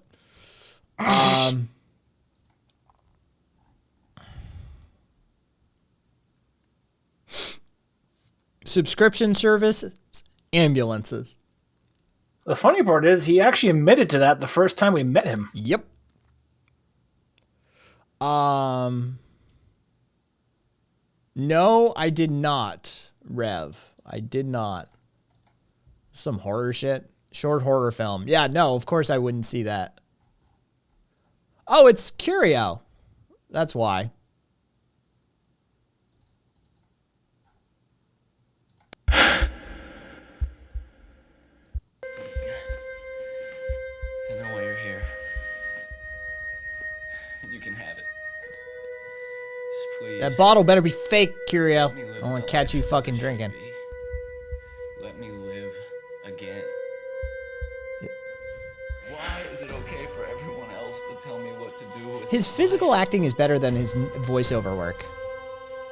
Voiceovers are really fucking hard to do. Bro, what the fuck? I just came back.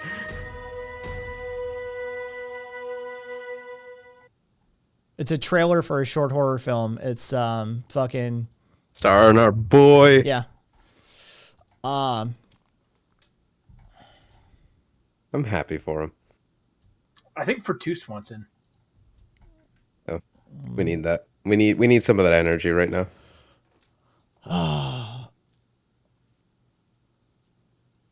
Let's see. Oh, this person was against fucking drugs and shit. So I'm just Wait, who's against drugs?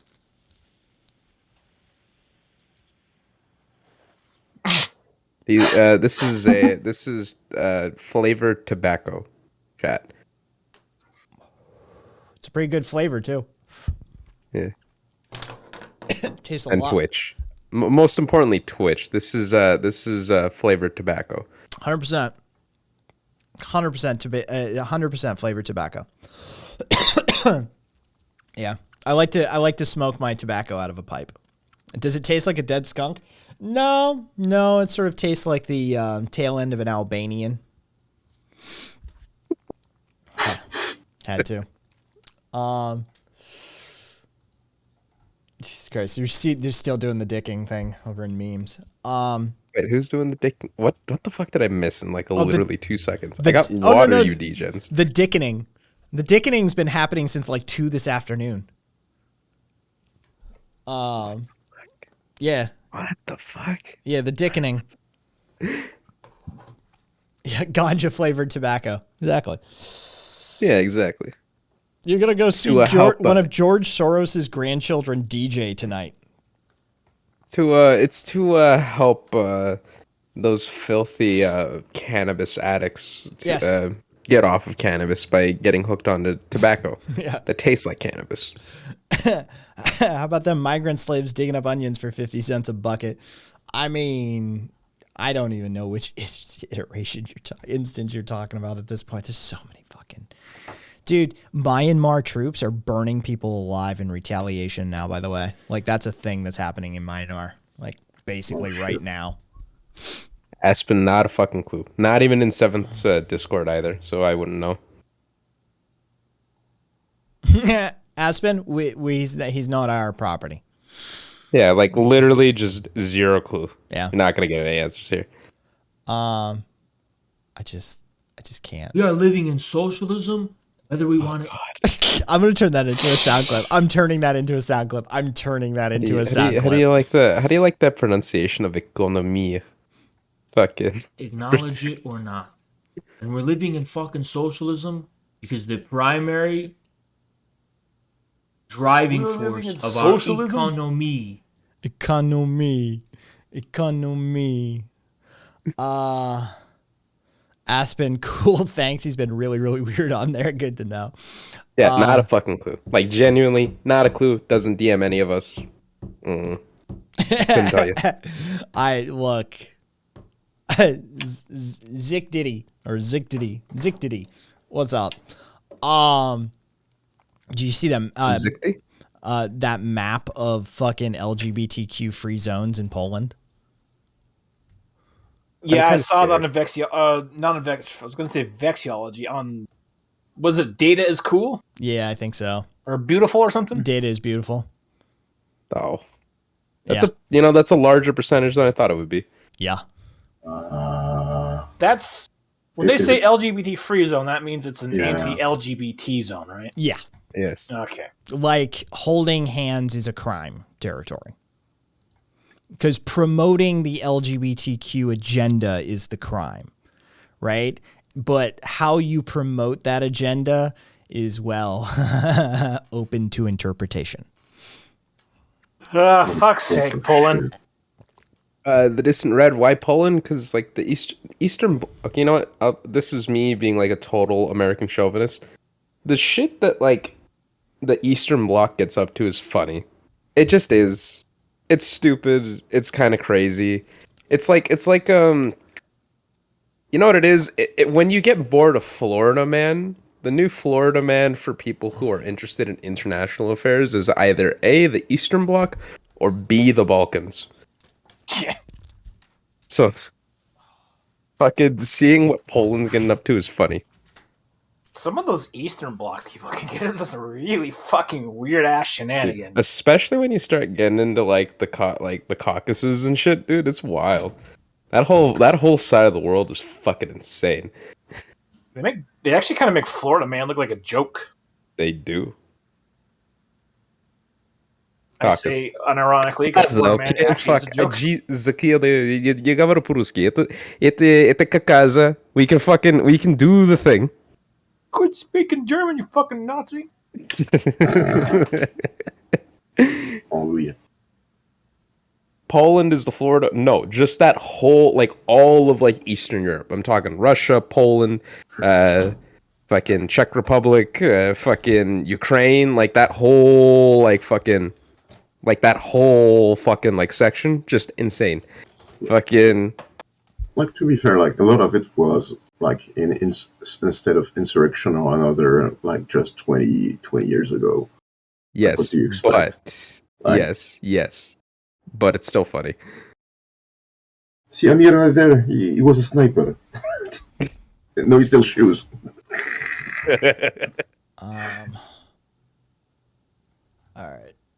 Yep. The dickening continues. It's still going. All right.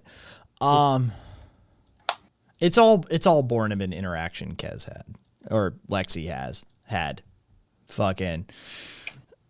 He's already been informed. That's sorry. You're gonna have to put up with a whole bunch of me calling you Kez before I get used to Lexi. But yeah, like Lexi had some interaction with some dude on Twitter. It feels Twittery. Yeah, this looks like Twitter. I've fucked dozens upon dozens of women and not a single one was able to come. It's biologically impossible for women to achieve orgasm. I don't know why y'all just be lying on this app for no reason. Fucking. Oh, no. Yeah, Alex rolls in on his ass. Fucking, hey, my dude, I've made plenty of women come a lot. And here's the thing. I haven't even got a cock. You're the problem, stupid. Motherfucker out here with a lower completion percentage than Trevor Seaman. Not hashtag not a normal Saints fan. Or Samian. Whatever his fucking name is. Oh, fucking no. I don't follow football. So, yeah, like, Alex out here fucking just dropping, like, U.S. fucking football references on his punk ass and shit, too, even. And So, side note, what's the formerly Kez thing? Just done streaming? no, like, I just, the name got burned. Like, the name, he rolled through, I don't know, a few days ago, last week, something like that, right? New name, Lexi, and been informed that, like, Kez is dead, Lexi is alive, so there you go. That's all I got. Fucking, yeah, except it fucking dig, that meme is, like, Lexi actually interacting with that dude, that dude that became the meme. And so that's what kicked off this conversation between Zippy, Lexi, Kaiser, Wither, and myself. And it just sort of became this, like, apparently we all know how to work a vagina better than this dude. I mean, it was bad. I tried backing him up. But I was like, even I know how to look for the little hooded bumpy bit and pay attention to it. And I'm biased against those icky bits as they come. Like, dude, get it together. But like, here's what I was proud of this line, and it kind of like, this is fucked up, but I was proud of this line. Of course, there's another option. Maybe he's dated women exclusively from Indonesia, Iraq, Mauritania, Liberia, Chad, and a few other places. I mean, even then. Ooh. Yes! It fucking hits like, wait. Yes! Those are all places that do female genital mutilation. I got it. I kind of got it the moment you said the first one. Yeah, I was like, fucking just saying. Yeah. And I'm also just saying, even then, Like, I don't know. Maybe he did. But yeah, homie had an issue, and so we dunked on him for quite some time. And then it basically it got into Red was there eventually too. Hey, it's Red. I see you there. And so we just started talking about like dicks at a certain point. Like it just became that thing. And I'm pretty sure, let's see, hang on. I'm pretty sure it's Wither. It is Wither. It's Wither. Wither fucking straight up just goes the dickening trademark. Because Wither. Yeah, Wither just fucking drops in the dickening, and Lexi immediately was like, "Can I steal this?" And everybody just started riffing on it. Like it was, dickening.com is available. Fucking the Great Dickening, the Dickening from Great Beyond, the Dickening in Space, the Dickening diss track, Star Wars Episode 1, A New Dick. Let's see, the 1984, the Dickening Reimagined.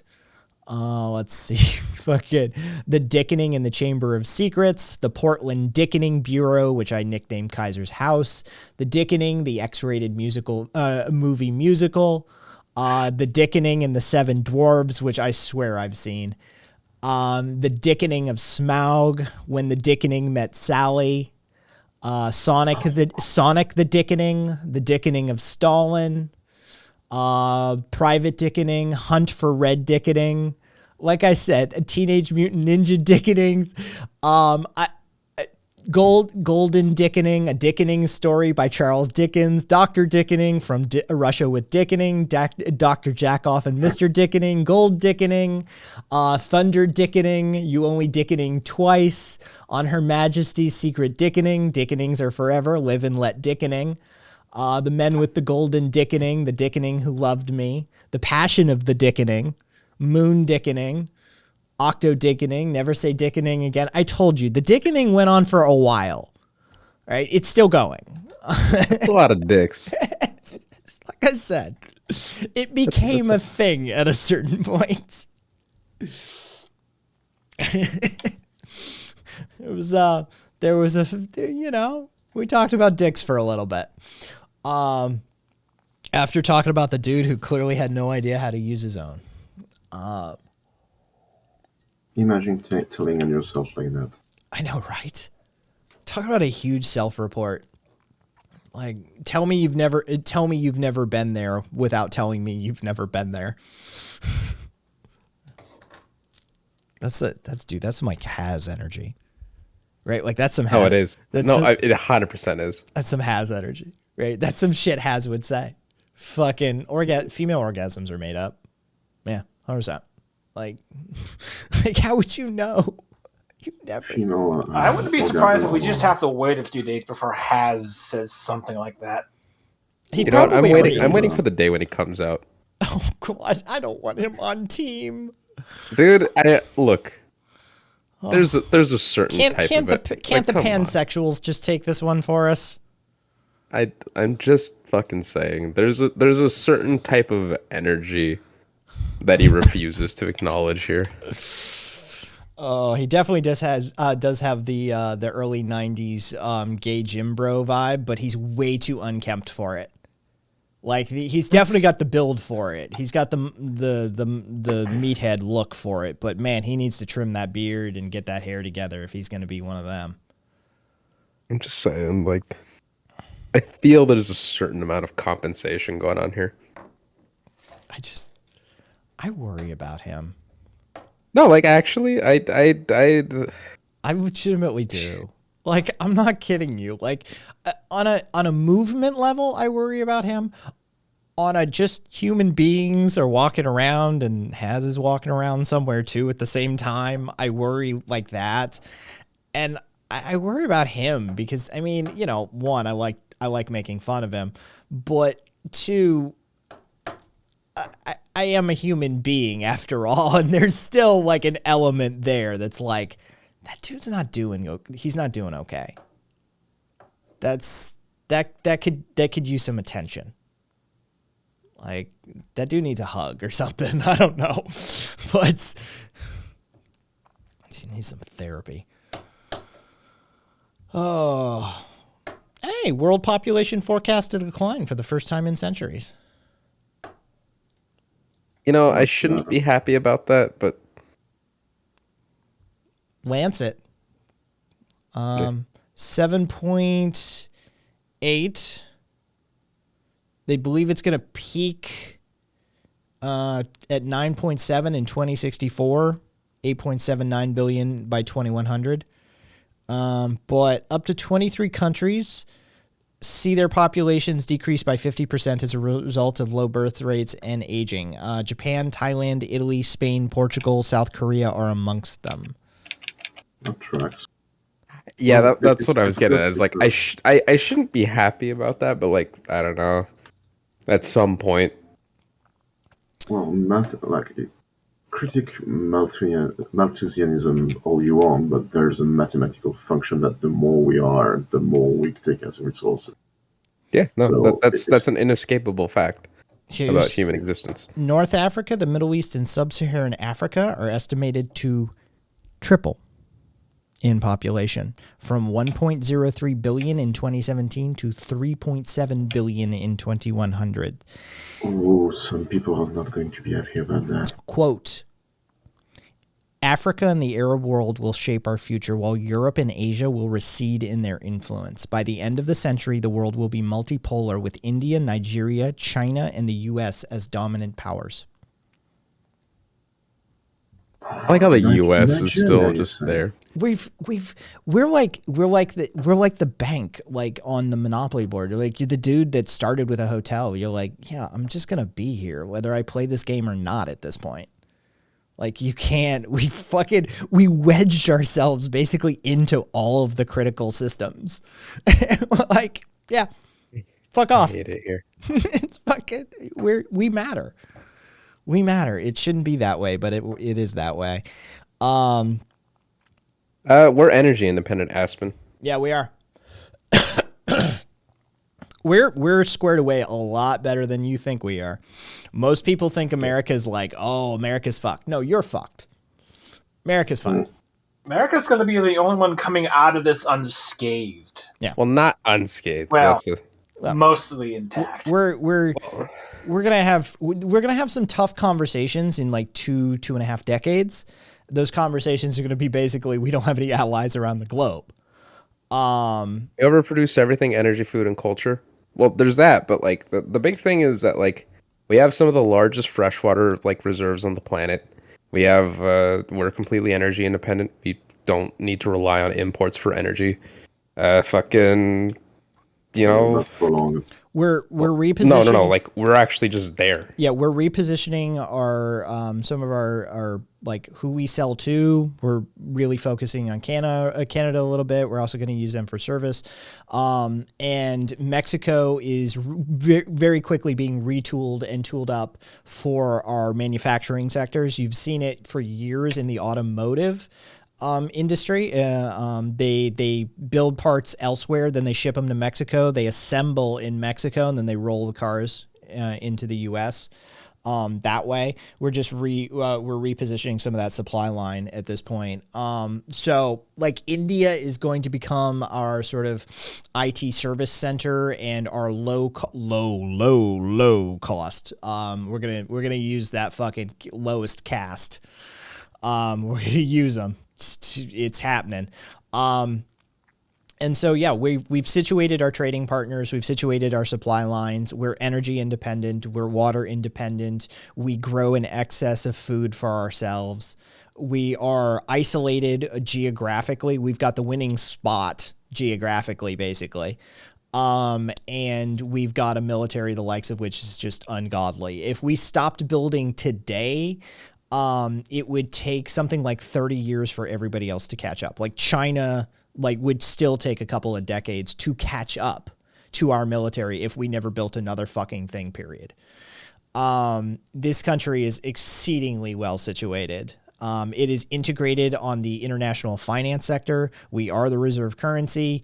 A good portion of governments locate goods or locate funds within our federal networks to ensure their redundancy. We're a hub. It's just the truth. So yeah, like it's weirdly depressing, but also sort of like empowering. Here's the truth of the matter. This country matters potentially more than any other country on the face of the planet. And I'm not saying that like, yay, America. I'm saying just from a sort of all things considered global political analysis position, this country potentially matters more than any other single country on the face of this planet. And it also means that the shit our populace needs to do is some of the most important work. And that's not a good thing. That shouldn't stroke your ego. That should really freak you out, actually. That should be a problem for you. But like if we pivot our labor relations, if we start checking capitalism, if we start handling the billionaire issue, if we start addressing climate change, if we start addressing energy sourcing, if we start doing that, that sets a precedent on a global scale, and it also undermines those systems on a global level. So, like, the changes that we do in America fucking matter. So, I don't know, get off your ass and do something. So I hate to say it, but if we actually turned it into ego stroking, we could probably get a lot of shit done. It's true. I don't think it should make you feel good that like that's the thing is none of that shit should exist. Like everything I just said shouldn't be that way. In a properly distributed system, in a properly organized global network, right? If this was topologically laid out for the most effective methodology and the most efficient means of distribution of resources, none of what I just said should be true. All of that is bullshit. But it is kind of the pragmatic, realistic analysis of the situation. Yeah, turd. That's literally if we didn't build another weapon. Right? And China's will have bigger boom, former defense researcher. Congratulations. Did any of your research tell you that the U.S. would be stopping the military-industrial complex anytime soon? Yeah. Because unless that was an element of your findings as a researcher, then literally none of that matters because the U.S. will continue to outstrip and outpace because we have a head start on this by miles. And we've been looking into hypersonic missiles before people even started posting about them on Facebook. Yeah, and we spend ungodly amounts that just absolutely destroy like other. Yeah, and have we stopped developing any new weapons? And are you privy to all of the new eras of weapons that we do behind the scenes, knowing full well we do weapons as classified research by and large? Right? Like, here's the truth of the matter, right? You're not going to sit there and blow smoke up my ass. Yeah, we got some problems with some shit, but are you going to, for 1 second, attempt to argue that the U.S. military is absolutely psychotic in scale, scope, both?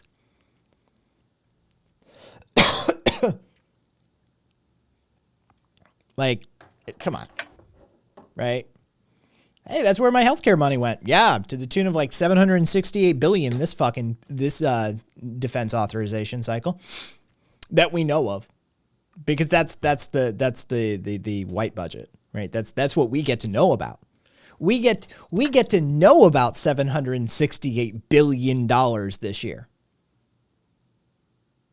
The thing is, though, we could shave off a good chunk of that, and we'll still just have an obscenely absurd, just bloated, unbelievable military-industrial complex that blows everyone out of the water. Except China's not rising, turd. China's about to fall off a cliff. You may have been a defense researcher, but you apparently have no like political analysis on this one. You need you need to sit down with an economist. China's their fucked. energy, their energy pipeline, their energy fucking like supply chains like going to shit. Overpopulations or underpopulation is going to be a massive problem. Like China's not in a good spot. And they basically have no clean water. Yeah. They've got a water issue, they've got a propaganda issue, they've got a population issue, and they've got an economy issue. All four are going to combine to basically push China off a cliff within the next decade or two. It just sort of depends on the demographical analysis of it. But we've listened to multiple economists and geopolitical analysts on this channel at this point.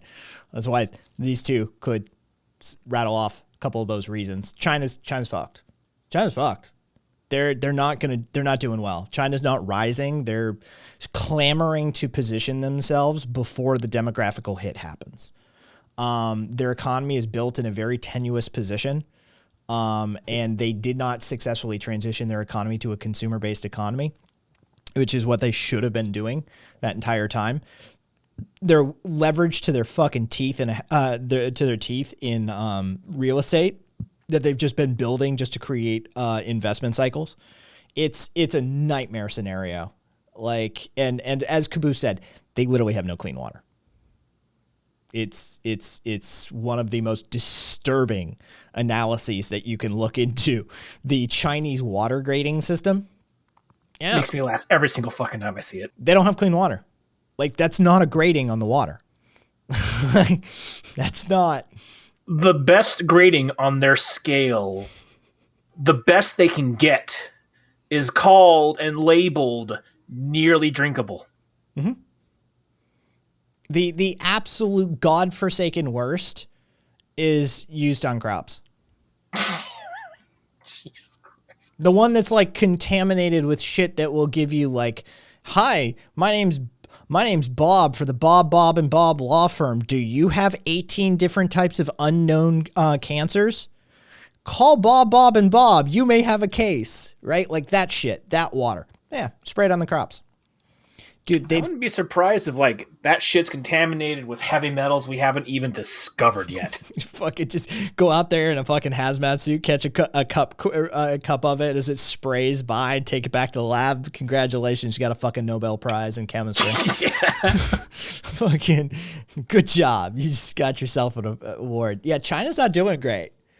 That's also, Karina, that is actually kind of like their last ditch effort.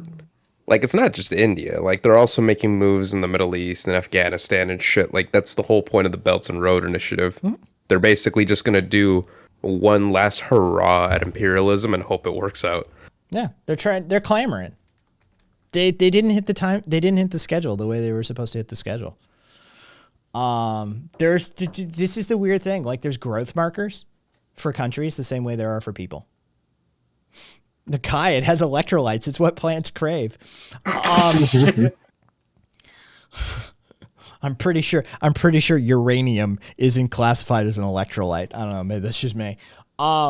Countries have developmental like markers that you have to hit, right? Like, or else bad things happen. And like there's markers of like kickoffs, and then there's like completion markers, right? There's once you start this, you kind of need to finish this before you start this, right? China missed a bunch of them with their economy. And as such, they're not positioned correctly moving into the next sort of era of their growth, and it's going to fuck up a whole bunch of stuff up. You combine in the fact that they have to import so much energy. You combine in the fact that they have no fresh water. That's already a nightmare situation. You combine in the fact that they've got a collapsing population. You combine in the fact that they're going to have an estimated 28 million unmarriable men. Okay? 28 million angry terminally online Chinese men who never even had a chance at a partner, right? How many? 28 million. Even imagine 20 million has. Yeah. That's a nightmare scenario. Right? Like imagine 28 million incels. That's, dude, sure, it'll be a percentage. It'll be a percentage. But you know what? It's going to be a terrifying percentage. Like, that's going to be an element in their society. Right? Like, that's going to be a thing. Like, it's just going to be an era of that where you're going to notice that online too. You're going to notice that. That's going to be a thing. Let's see. It's not, but yeah. Oh, well, that's, there's the army. Fair enough. Karina, that brings you to like the fifth and final point. China has no reputation. They don't have anything to fall back on. Everybody knows how China is, right? Like, this is like, America could redeem ourselves. It'd be a hard sell, but we could do it, right? We'd come out, we rebrand, do a couple of presidents that aren't completely insane and get along with the rest of the world back to back to back, right? We could rehab our image. China. I've seen people online praise U.S. hegemony in those terms. Like, people are cool with like the U.S. being the police of the world. Yeah, we could rehab it. China doesn't have that legacy. They don't have that privilege. They don't understand soft power. They really don't. The Belt and Roads is a good, solid first swing. It's a good try. It's a good first try. The problem is it isn't their first try. So, like, if that was their outing effort, it would be like, God damn it, that's good. It wasn't, though. Wasn't. So, let's see. That's tech support. That is fair. Let's see. It'd be easier than redeeming England. Got to be honest. Oh yeah, for sure. Yeah, China's stealing technology of the USA. Yeah, and you better believe we steal technologies from other people too. You know, I mean, for one thing, everyone's stealing technology. Yeah. That's just how it works. The second thing is China's been doing that for a long ass time. That's nothing even new. I mean, we airlifted fucking Nazi scientists straight out of the fucking zone. We're like, get them over here, bitch. Fucking, we want to go to the moon. Like, we don't give a shit. We'll take your technology. We'll take your scientists. We'll take whatever, right? Like, we don't care, right? Like, a whole bunch of chemical and microwave research came out of the Japanese like camps as well. We're like, yeah, we'll take a copy of those papers. Like, you know, yeah, it is. Shame on you for torturing those soldiers, but can we look at your notes real quick? Yeah. It's absolutely awful what you did to those twins, boiling them alive. Do you have copies of the medical records though? Like, we don't give a shit. It is what it is. Silk Road is the way to go. I mean, the Belt and Roads Initiative, better than bombs, and the locals appreciate that. Public, it is a very realistic way of looking at it. Public, yeah, I get that too. It's like, well, they're dead. What are you gonna do? At least we can like use the info. Like, it wasn't us who did it, but fucking, we will take that copy though. Yeah. No, it is what it is. So yeah, like, back to the original point, America will do fine, right? Like, in that list of countries, like, that will be like the axis of power in 2100. The only one that caught me was interesting call out was Nigeria. Yeah, that stopped me too. Like, is it even the most populous country in Africa? I think that's based on some sort of like, I'm guessing here, I'm just shot in the dark, some sort of like geopolitical analysis involving axes of power in Africa and who is most likely to rise to the top.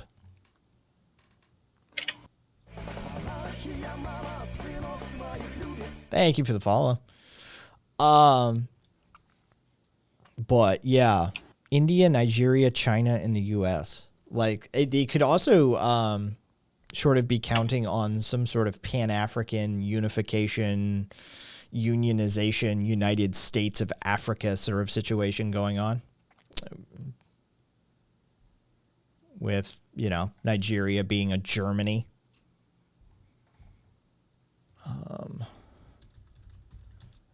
What's their yes, what does the World Bank tell me? Please give me the World Bank information on Nigeria, because those greedy fuckers will fucking have every cent accounted for.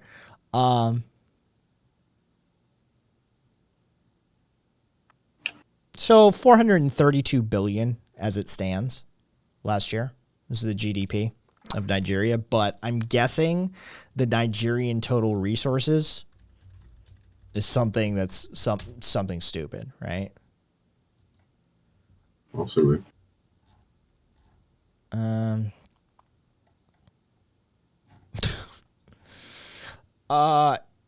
you could say. By the way, isn't it that Nigeria that has its own like Bollywood type movie industry? Probably.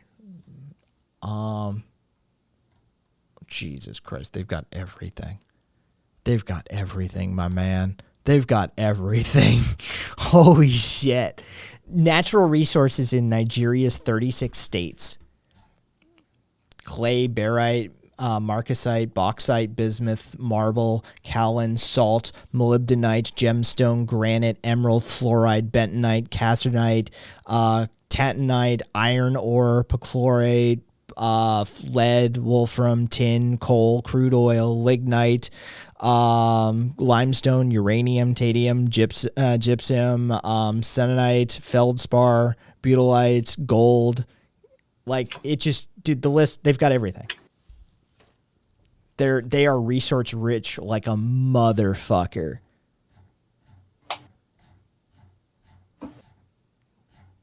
And it's well spread out over all of their states.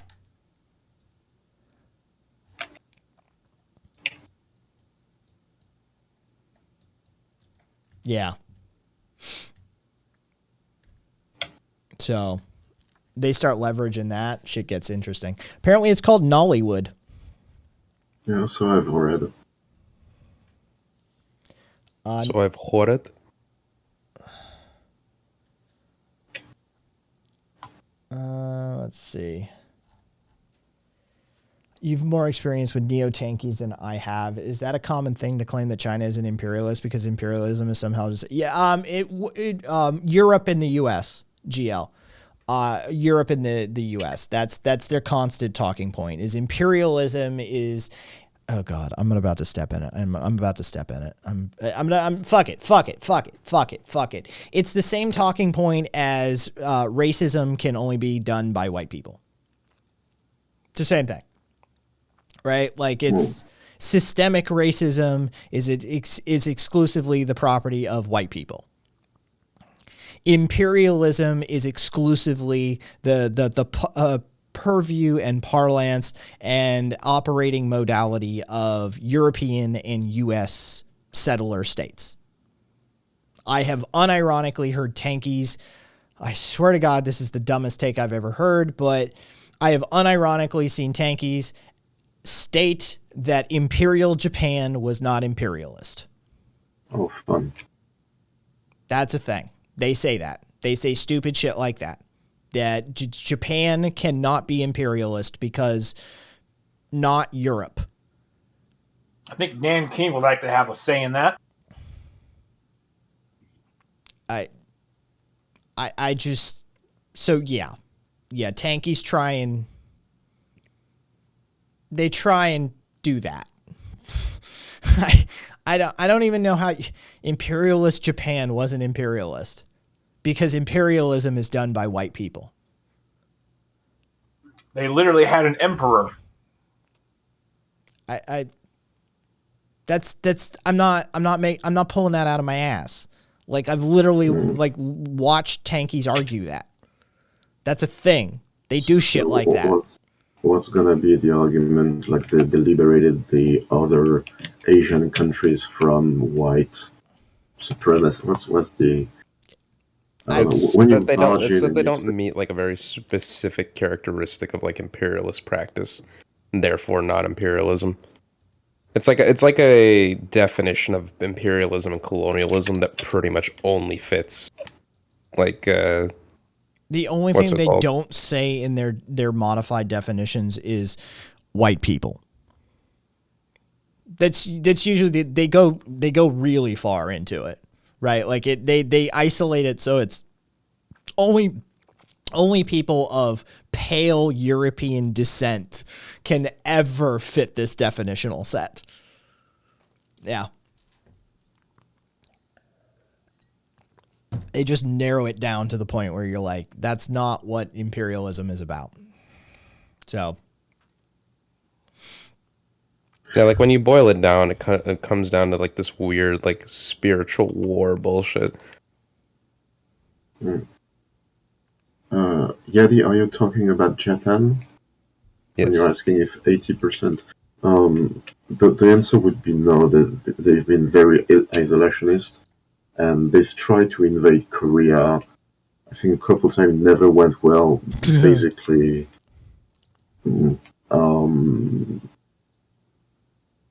yeah, until recently, until like Imperial Japan circa World War One. As far as I understand it, Japan wasn't very imperialistic. public. Yeah. Like, look, fucking white people need to take their fucking lumps just like anybody else, right? I'm not going to sit here and say we didn't do some bullshit, but I'm not going to say we're the only ones doing the bullshit, right? Like, that's also a lie. That's just as much a lie. Maybe even more of a lie based on just per capita. But yeah, I'm never gonna sit here and be like imperialist Japan it never engaged in imperialism. Like how fucking up your own ideology do you need to be to fucking try and hold that position? You know, the oceans aren't necessarily wet. Like, good luck.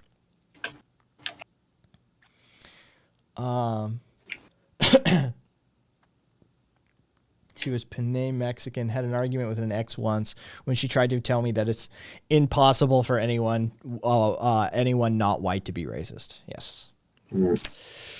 Yes. Yeah.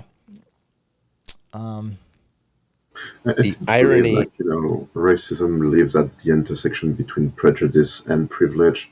And, like, for instance, I would very much say that today's China is very racist. Like, there's, Han supremacy, there's a hierarchy of ethnies within that country. So there's racism outside of, white against the others. No, it's accurate, Klepto. It's accurate.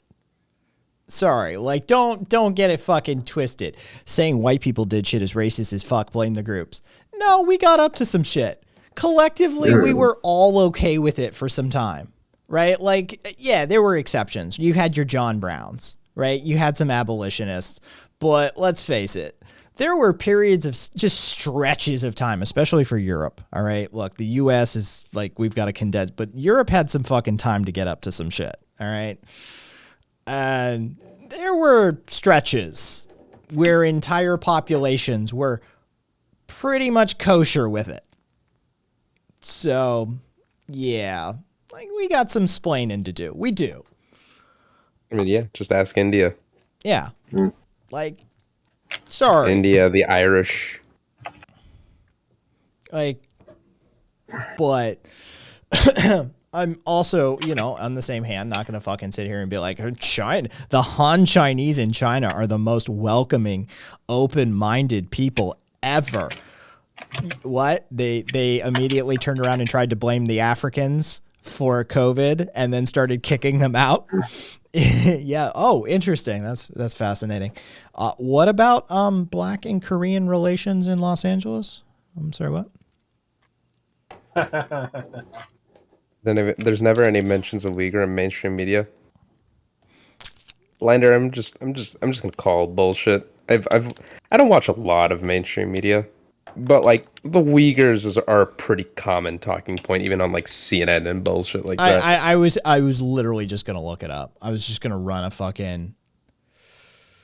Did I really spell that pretty right sure the that- first time? I spelled that right the first time. I was like, why isn't there an autocorrect on that? Let's see.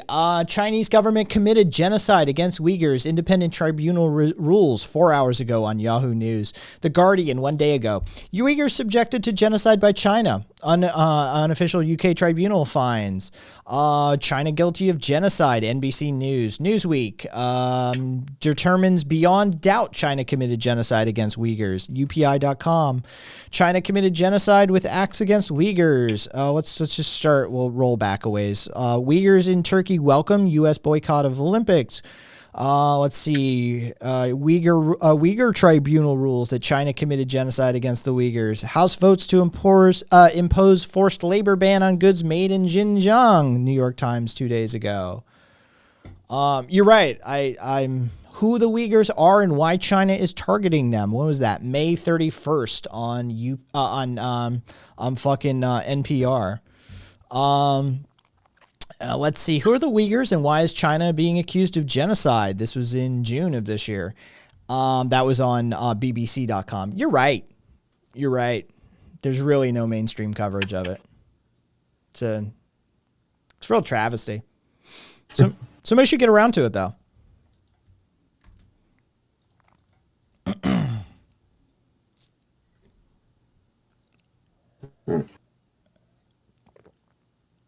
And to the earlier point, like if we're like, let's say for I instance, will Google CNN segments right now, Peaky Blinder.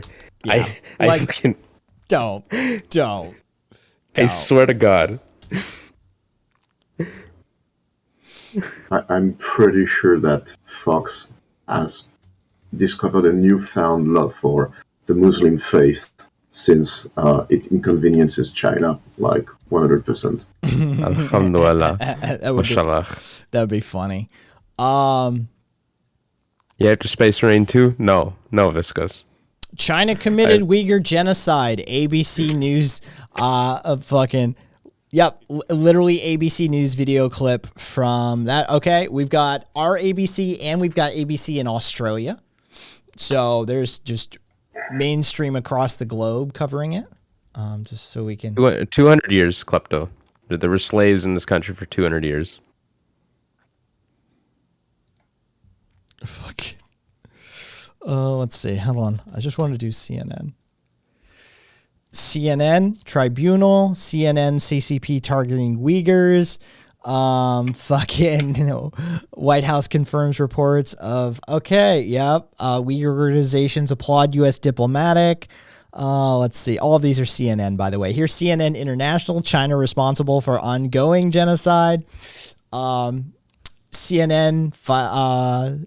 stranded Uyghur children in China found by CNN, aired on CNN as a bit. Here we go. NBC News. Fucking. Dude. I mean, come literally just 5 seconds. NBC News. It's everywhere. Everyone's talking about the Uyghurs. and It's have massive. been and have been for months. Yes.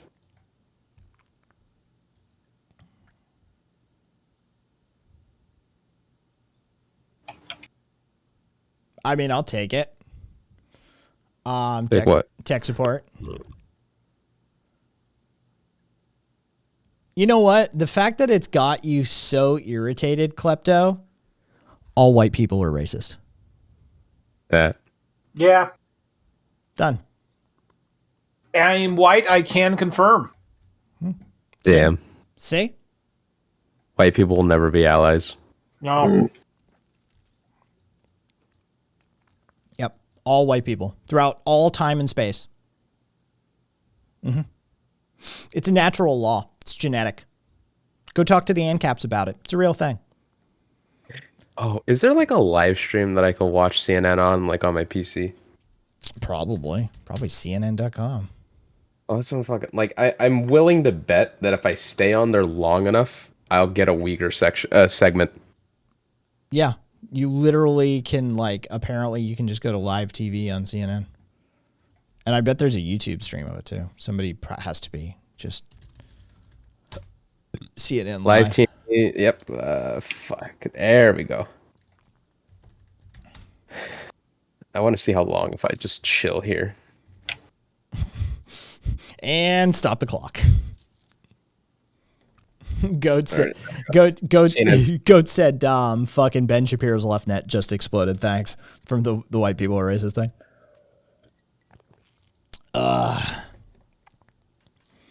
Let's see. Okay. Yep. They're watching. CNN's broadcasting a Vice News documentary. This is cringe. Peaky. That's not your initial argument. That's not why we're taking the piss out of you. Months, China, fucking years, fucking, yeah. It's like, dude, that's not what you argued initially. That's why we're taking the piss out of you. It's all over. You said it wasn't being excuse me. talked about on mainstream media, which is just objectively false. Yeah. It's a massive talking point right now, like in politics. Like I can walk up to random normies on the street and they know they'd have at least they'd recognize the word sounds like Uyghur, China. They'd make the inference like something's going on there. Thank you, tech support. Would it be like a holistic fucking summary of the situation with like a minor breakdown of like China's history and like political systems? No, fuck no. But like most people aren't.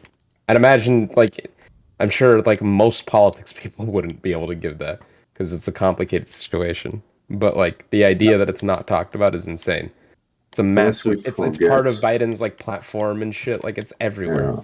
During the 90s, the big thing with China was Tibet. Like, no one ever forgot that China has a lot of human rights abuses. It's been for decades. Saying, well, it's not discussed. It's been discussed for decades, non-stop.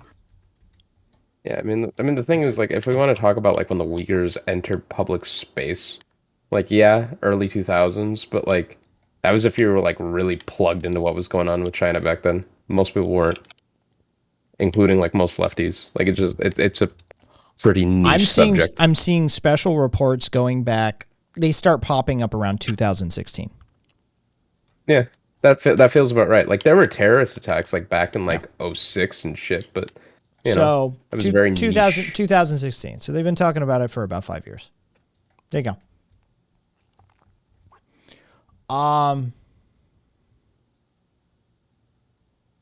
They probably couldn't spell Uyghurs. I'm still surprised when I can spell it correctly. I nailed it that time. I was like, "Where's the autocorrect?" I was like, "Oh wait, I spelled it right." It's a fucking Turkic people group. Yeah. Avar, Tatar, fucking. These people don't know. These people can't Latinize their pronunciation system. Kazakh. Why is Chet talking about Ben Shapiro suddenly? I don't fucking know. Klepto's on one today. Dude, don't try and figure chat out. Yeah, chat's like I said, chat is like kind of one of the worst aspects of streaming. Easy. Listen, I come from chat. Yeah, exactly. Yeah, rise up. You have now risen above them. You are better than them. Yes. Yeah, genocide has an agreed upon thing. Somebody asked that. Like, here you go. Radio. Here, go read the UN Convention on Genocide. It's a real fun read. I think the gist of it is genocide bad. Ooh. Yeah. Let's see. It's anglicized differently, like Gaddafi. Anglicized fucking like Turkic like wording is some of the most like insane shit to read. Oh wait, hang on. This is bad. This is terrible taco. It's fucking tech support gave me a bad empanada video. Oh fuck, that dude's on one. Like he's like going crazy. That's fucking all right. I was like, why is this fucking? I look over, I see like bad empanada pinned by bad empanada. I'm like, how is this dude? How is bad empanada pinning shit on this dude? And I look up, I'm like, oh shit, this is bad empanada. I don't know what this fucking dude looks like. I do love the the video from Bad empanada saying Islam brought civilization to Spain. It's just. Oh, that's a take. Well, that's the anti-argument to Western world brought civilization to X country. Basically, a massive troll. Let's see.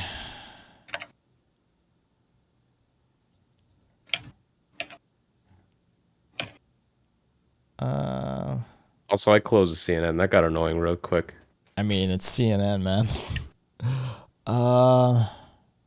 Jesus Christ. Nope, not reading that. That's fucking.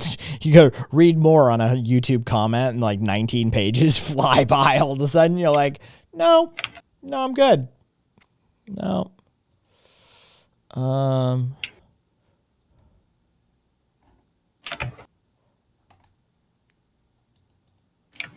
Let's see. All right.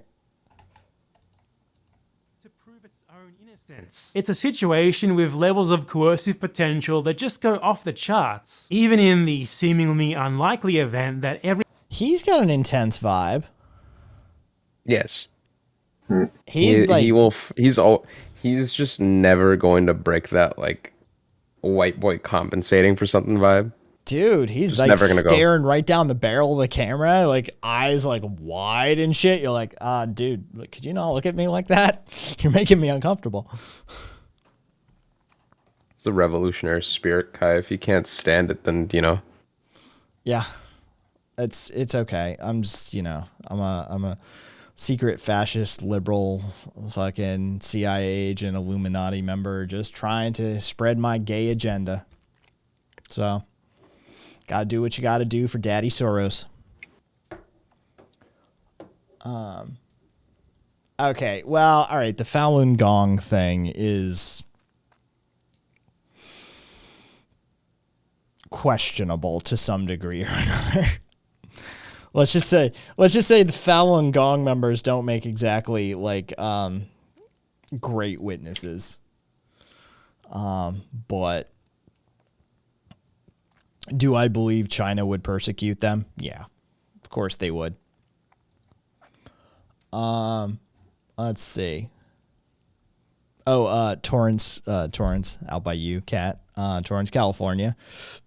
90 cases so far they've had to dismiss because the officers under investigation for like just participating in just some like racist texts and incriminating texts and shit like that. And so a bunch of officers that testified in trials, they're tossing cases. They're up to 90 so far.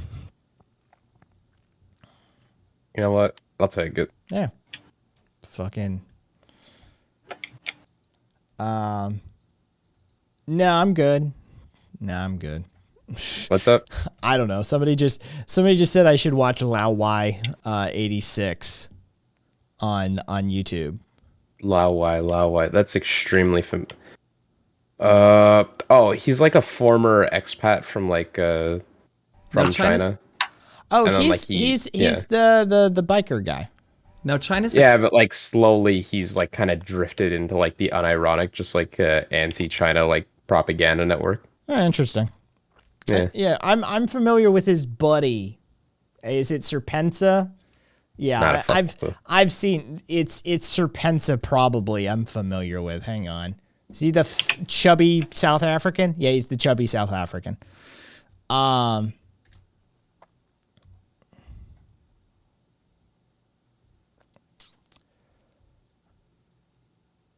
Let's see. I mean, I'm okay with with a cult that tried to coup Mao. That's not my problem with fucking Falun Gong, is that they tried to get rid of Mao. Fucking that genocidal authoritarian dickhead needed overthrowing, but that's yeah, like fuck him. Fucking, that's not my issue with Falun Gong. No, I'm not. What's going on? Somebody asked me if I'm from California. You can give off those vibes sometimes. I don't blame him. Yeah, no, I'm fucking. Dude, I've been out on this coast long enough. One of us. Yeah, for sure. I'm okay with that. Like, I'm not one of these weird. Like, Carlin was in that camp too. He's like, fuck yeah, I live in Los Angeles, right? Like, fuck you people. You just attached your personality to a place. Like, that's all. Like New York's better than LA. LA's better than New York. The fuck, it's like, you know what? Stop identifying your personality with a fucking geographical location, you sad sack of shit. All right, now could you say this in Serbia? Yeah, I could. I'd probably get stabbed for it, but I could say it. You know, they wouldn't even be able to understand it, so you'd be chill. See? Fucking, as long as my translator doesn't, sell me out.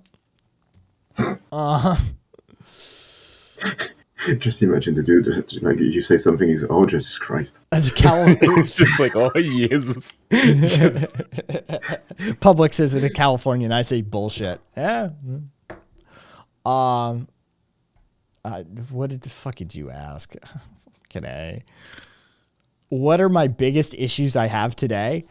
I mean, what me personally, my life, my body, the world, in this stream, like right now, today is a existential concept. The world. So I gather you. What is time? See, you always gotta answer just a yes. Yes. Just leave them wondering, but you weren't necessarily lying to them. What are my biggest? Is it problem or problems? How did you narrow this down? What are the biggest issues you have today? But what is the world? Have you seen your deontological imperative being violated yet? My biggest problems with the world today is that I know how the world could run better, and most of these fuckers won't listen to me. So that's my biggest problems with the world today, is that I could probably just sort everybody's problems if they would just listen to me. So I'm going to need you to like work on getting my voice to like 7.5 billion people. Oh, and translators. We're probably going to need some translators along that way too. But if you could work on that, I'm telling you, I could sort this shit out. I like the idea of just leaving some random tribe in the middle of Papua New Guinea confused as fuck. Just hearing you. Oh, voice from above. Yeah. What the fuck? Not a clue as to what the fuck you're saying at all, but you know.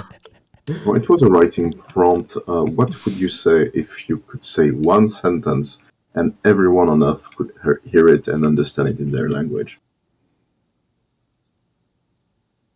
I'd say some stupid bullshit, honestly. Something like take off your clothes. Rub one out and smoke a joint. No. Smoke a joint and rub one out. Yeah. Smoke a joint and rub one out. You need it. Do it at the same time. Yeah. Like that, straight up. Like the world needs the world collectively needs that moment where everybody just simultaneously gets a fat one in their fucking fingers, takes a drag, and just rubs one out. Just take a minute, world. Just take a minute. Here'd be a funny one. Just Kosova je Serbia. Done. Easy.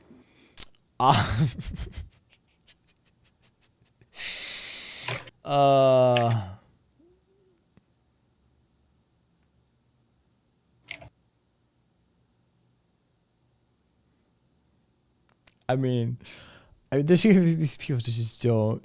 They're not reading the room. It's great. I love it. How would you fix poverty? Fucking, that's a good answer. No, it's not. It's a terrible answer. What the fuck is wrong with you? How would you fix poverty? What would be the first 3 issues you'd tackle? Why are any of you motherfuckers taking this seriously? You do realize that a whole component of my anarchist theory is founded upon the idea that if I offload enough workload to just everybody collectively, we all collectively get to do less. Right? Like this is the idea, is it's sort of laziness in action. I don't want to have to solve your problems, right? I want you to solve your problems for yourself and your neighbors working collectively, right? I want the communities to do it together, right? And that's what society is for. Yeah, right. That's like kind of the whole fucking idea behind the whole thing before we went and fucked it up. Which is why, whether we want it or not, we live in socialism because the way we produce labor is through society. Econ Oh. Oh, he's gonna be the new meme. A meme for sure. Fucking dude. Here's the fact of the matter. You want like answers on poverty and fucking homelessness and shit like that. We already live in a post-scarcity society. It's a matter of logistics and distribution. Our topological layout of our economic and socioeconomic systems fundamentally deprive people of resources and goods, resources, goods, and services, because we've commoditized those forms and turned those commodities over to a marketplace that is easily riggable, manipulatable, and is essentially a scale that is unfairly tipped towards a particular class, intersectional group, but it's mostly a class-based thing, right? Like, so here's your issues. The rich and powerful rule you. They have always ruled you. And until people really sit down and have a long, hard look at themselves about the rich and powerful thing, the truth of the matter is nothing's going to change. Because at the end of the day, if you can't keep your own greed in check, if you can't keep your own family in check, right? Like, how many of us have got family members that were like, oh yeah, they'd be the next Trump or Sackler or fucking Bezos if you gave them the opportunity, right? I probably would. Yeah. Like, how many of us, like, this is the issue. Humanity's not ready yet. We're not ready yet. We're not ready yet. You want to know why we haven't done any of this egalitarian shit? It's because collectively we're not ready yet. We're still prone to being divided so easily. We're so prone to fear and hate. We're so prone to be susceptible to all these rudimentary divisionary tactics. None of this shit's that complicated, right? Like, hey, you see that guy over there? Yeah. You notice he doesn't have the same skin color as you? Yeah. You should hate him. I fucking hate that guy. Wow. That was difficult.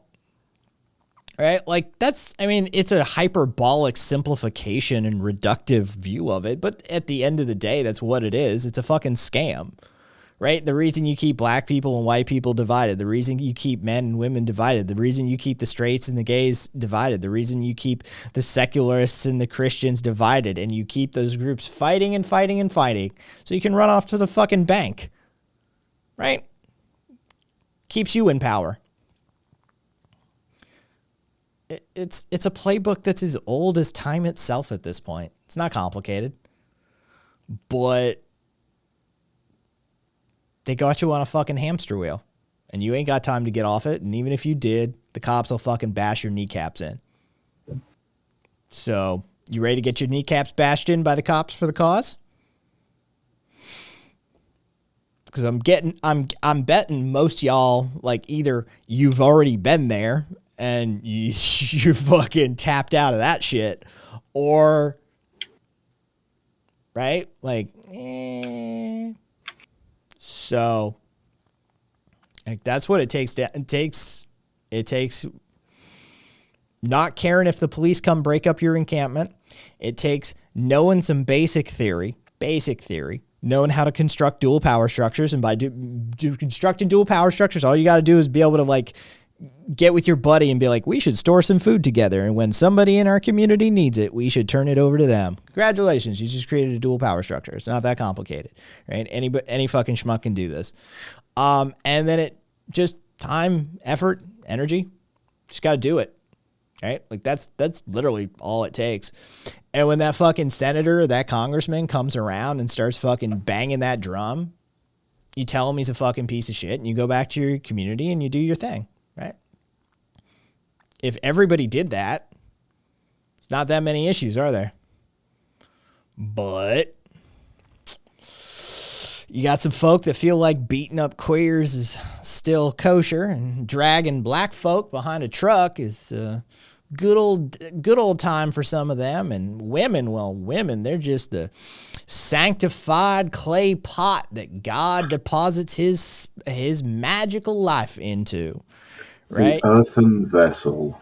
Right? Like, you still got that happening. So, like, until humanity collectively manages to knock that shit off, I gotta tell you, it's, you know, it comes across pretty doomer pilled, but the fact of the matter is there's a reason that there's a square on the bingo cards for the torchbearer shit, right? Like, I don't think we're hitting this in my lifetime. That's not, dude, somebody's kids may see some shit like this, right? Like, if we make it through that that little bottleneck that we're setting up for ourselves. I think the rich folk will make it through the bottleneck. That's my prediction, personally. I think the rich folk will make it through the bottleneck just fine. The poor folk, on the other hand, ooh-wee, it could be a lot less of them. Yeah. Also, side note, do you got veneers? No, I do not. There you go. Nope. Karina, bottleneck? Yeah, climate change and microplastics. That's, I still want to see where the microplastics go. But yeah, I had braces. That's what I had, like any fucking white American boy. And didn't wear my retainer, so that bottom one's out of alignment again. God damn it, why do you gotta... Same situation. Top stayed in perfectly fine without the retainers. Bottom, or, well, you know. I've never had braces. I forgot about the cat ear redemption. Yeah, I did too. Does my Discord icon have a penis? No. I mean, we have a penis. There is a... Wait, did I set up... I was like, wait, hang on. No, okay. I'm like, did we set up Kaikum as a fucking sticker? We should. You should. All right. You know what? I'll do it. I forgot. Oh shit! Karina needs to add fucking. Karina needs to add the fucking piercing. Yeah, Karina, there needs to be a piercing added to Kaikum. That's true. Or Kai-chan. Sorry, Kai-chan is the... Kai-chan. Yeah, Kaikum is the Ohego face or whatever. And fucking... Yeah, Kai-chan is just the straight up.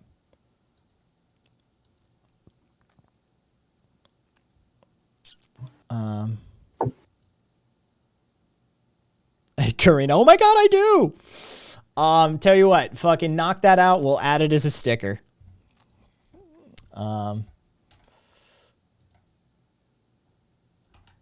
Fucking. So there. Discord will, Jesus Christ, what are you on today? Klepto. Wait, another personal question. Amphetamines, do you do them? No. There.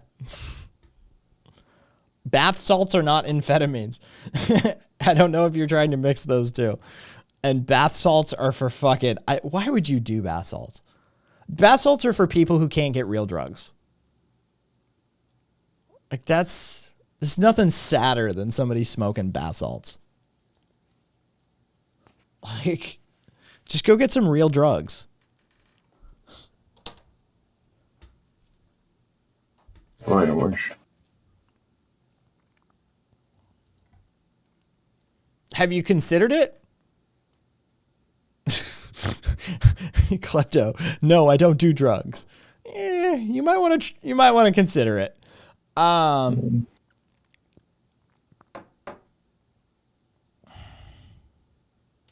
Vision GC. I mean, none of my writings explicitly are straight up instruction manuals. God, we really should just... I mean, here's the thing. I know if Kat and I wrote like an anarchist instruction manual, it would be less than like a paragraph. It'd just be straight up like, all right, dummy, go fucking make a friend. Right? Like, it would be something along those lines. Yeah, that'd be it. Yeah. Also, don't do anything the feds Yeah. You know? Go make a friend. Go make a friend. Make sure the friend isn't a Fed. There you go. I don't have anything on my website that is explicitly that sort of instruction, but I've got plenty of writings. I've got enough essays and stuff on my website that talk about some of these topics. And I've got plenty of books on the reading list on the website that would teach you these sorts of concepts so you could draw your own conclusions. kaisthings.com, K-A-I-S things.com. Feel free. The reading list is just, I think, !reading in chat. Read more in my upcoming book, Everyone I Know is a Fed.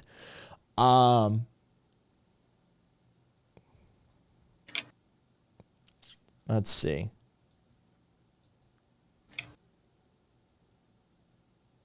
It would say mutual aid with a comic showing humans socializing and one that just says, let's feed people. You're not a cop, right?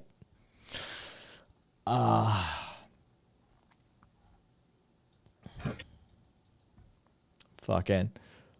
Hey! Good on you, Crimson. Good on you.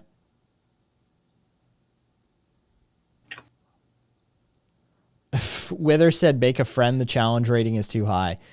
Like, do people really have this? Okay, is this really? I know it's a fucking meme online. Do a lot of y'all really have that much trouble making friends? Yes. I'm going to ask a question now. It's going to be a two-part question. And it's sort of a slash. Why and how, or how and why? Honestly, time.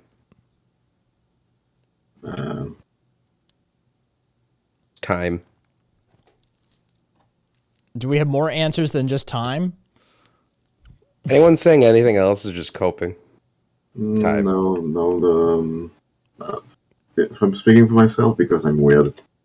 You know, I'm gonna say that if they could answer that question, they could probably work on the reason why. Fuck, you suck, Caboose.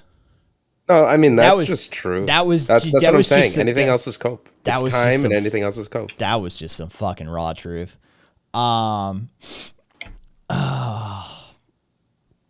Yeah, people saying that they're weird. Weird is one thing. Okay, self-esteem, self-depreciation, depression, social anxiety. Beast, okay, Beast, that it makes sense. Lack of communal spaces once you leave your highest schooling. See, that makes sense to me, Karina. That makes sense to me. Peaky because people suck sometimes. You can't be less weird. Don't be less weird. Don't ever be less weird for people. I'm not in an environment where I can make friends. Okay, so this goes to the communal spaces. This goes to the communal spaces. Okay, so here's anarchists are weird, right? Like people who do social action are weird. Activists are super fucking weird, right? Like to believe that you can change society for the better, that's fucking silly and weird. Especially given the track record of history, right? So, right? Like, have y'all ever seen, okay, hang on.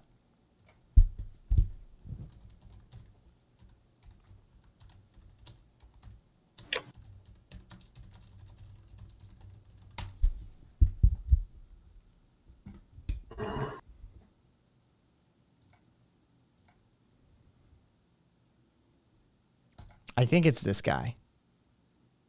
Yeah, it's this guy. All right.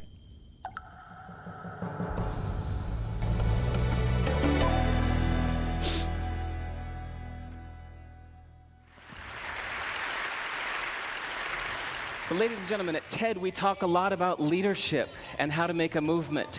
So let's watch a movement happen, start to finish, in under 3 minutes and dissect some lessons from it. First, of course you know, a leader needs the guts to stand out and be ridiculed. But what he's doing is so easy to follow. So here's his first follower with a crucial role. He's going to show everyone else how to follow. Now notice that the leader embraces him as an equal. So now it's not about the leader anymore, it's about them, plural. Now there he is calling to his friends. Now if you notice that the first follower is actually an underestimated form of leadership in itself. It takes guts to stand out like that. The first follower is what transforms a lone nut into a leader.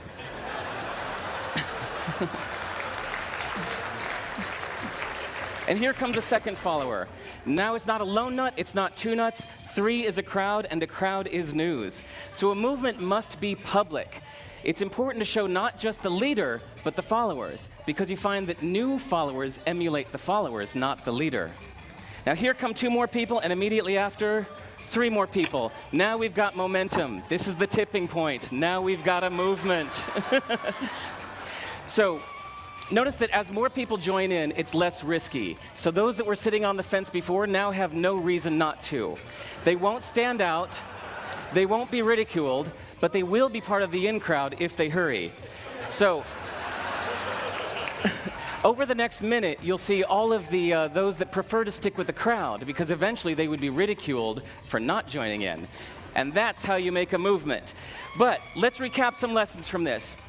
So first, if you are the type, like the shirtless dancing guy, that is standing alone, remember the importance of nurturing your first few followers as equals. So it's clearly about the movement, not you. Okay, but we might have missed the real lesson here. The biggest lesson, if you noticed, did you catch it? Is that leadership is over-glorified. That yes, it was the shirtless guy was first, and he'll get all the credit, but it was really the first follower that transformed the lone nut into a leader. So as we're told that we should all be leaders, that would be really ineffective. If you really care about starting a movement, have the courage to follow and show others how to follow. And when you find a lone nut doing something great, have the guts to be the first one to stand up and join in. And what a perfect place to do that, Ted. There. That's the lesson all you fuckers needed to hear. Straight up. Like, that, just go do that. Go find your lone nut. And fucking just get up and dance with them. Whether that's setting up a library, whether that's setting up a fucking full-blown commune, whether that's just, you know, taking, like, socks and sandwiches to, you know, homeless people, whether it's, you know, looking out for domestic violence victims, whether it's, you know, getting Christmas holiday gifts, whatever the fuck, to, you know, children around the holidays, whether it's, you know, setting up like just a food bank of like reserved food for your apartment complex when people have lean times and they need something, like, and you can hook them up, or water, or sharing out your internet and, you know, making sure your neighbors and starting to, like, you know, communalize some of your costs. Like, just do that, right? Like, this isn't complicated. And if somebody's already doing it, do that. Like, look people up locally, see what they're into, see what they're doing, see what they're creating, and like that guy said, have the courage to be a follower, right? Like, be the second person, be like, you know what? Actually, that's a really fucking good idea, and I think that person is brilliant for trying to do it, and I'm gonna go talk to them. I'm gonna go see if I can help them and make this more of something, right? Like, just do that. And you'll probably make a friend along the way too. Just saying. Or you'll end up with, like, you know, standard leftist stuff and you'll end up stabbing each other in the back. Either way. One, you'll end up with a friend, or two, you will be carrying on a historical tradition that spans hundreds and hundreds of years. So either way, you're a part of something greater than yourself.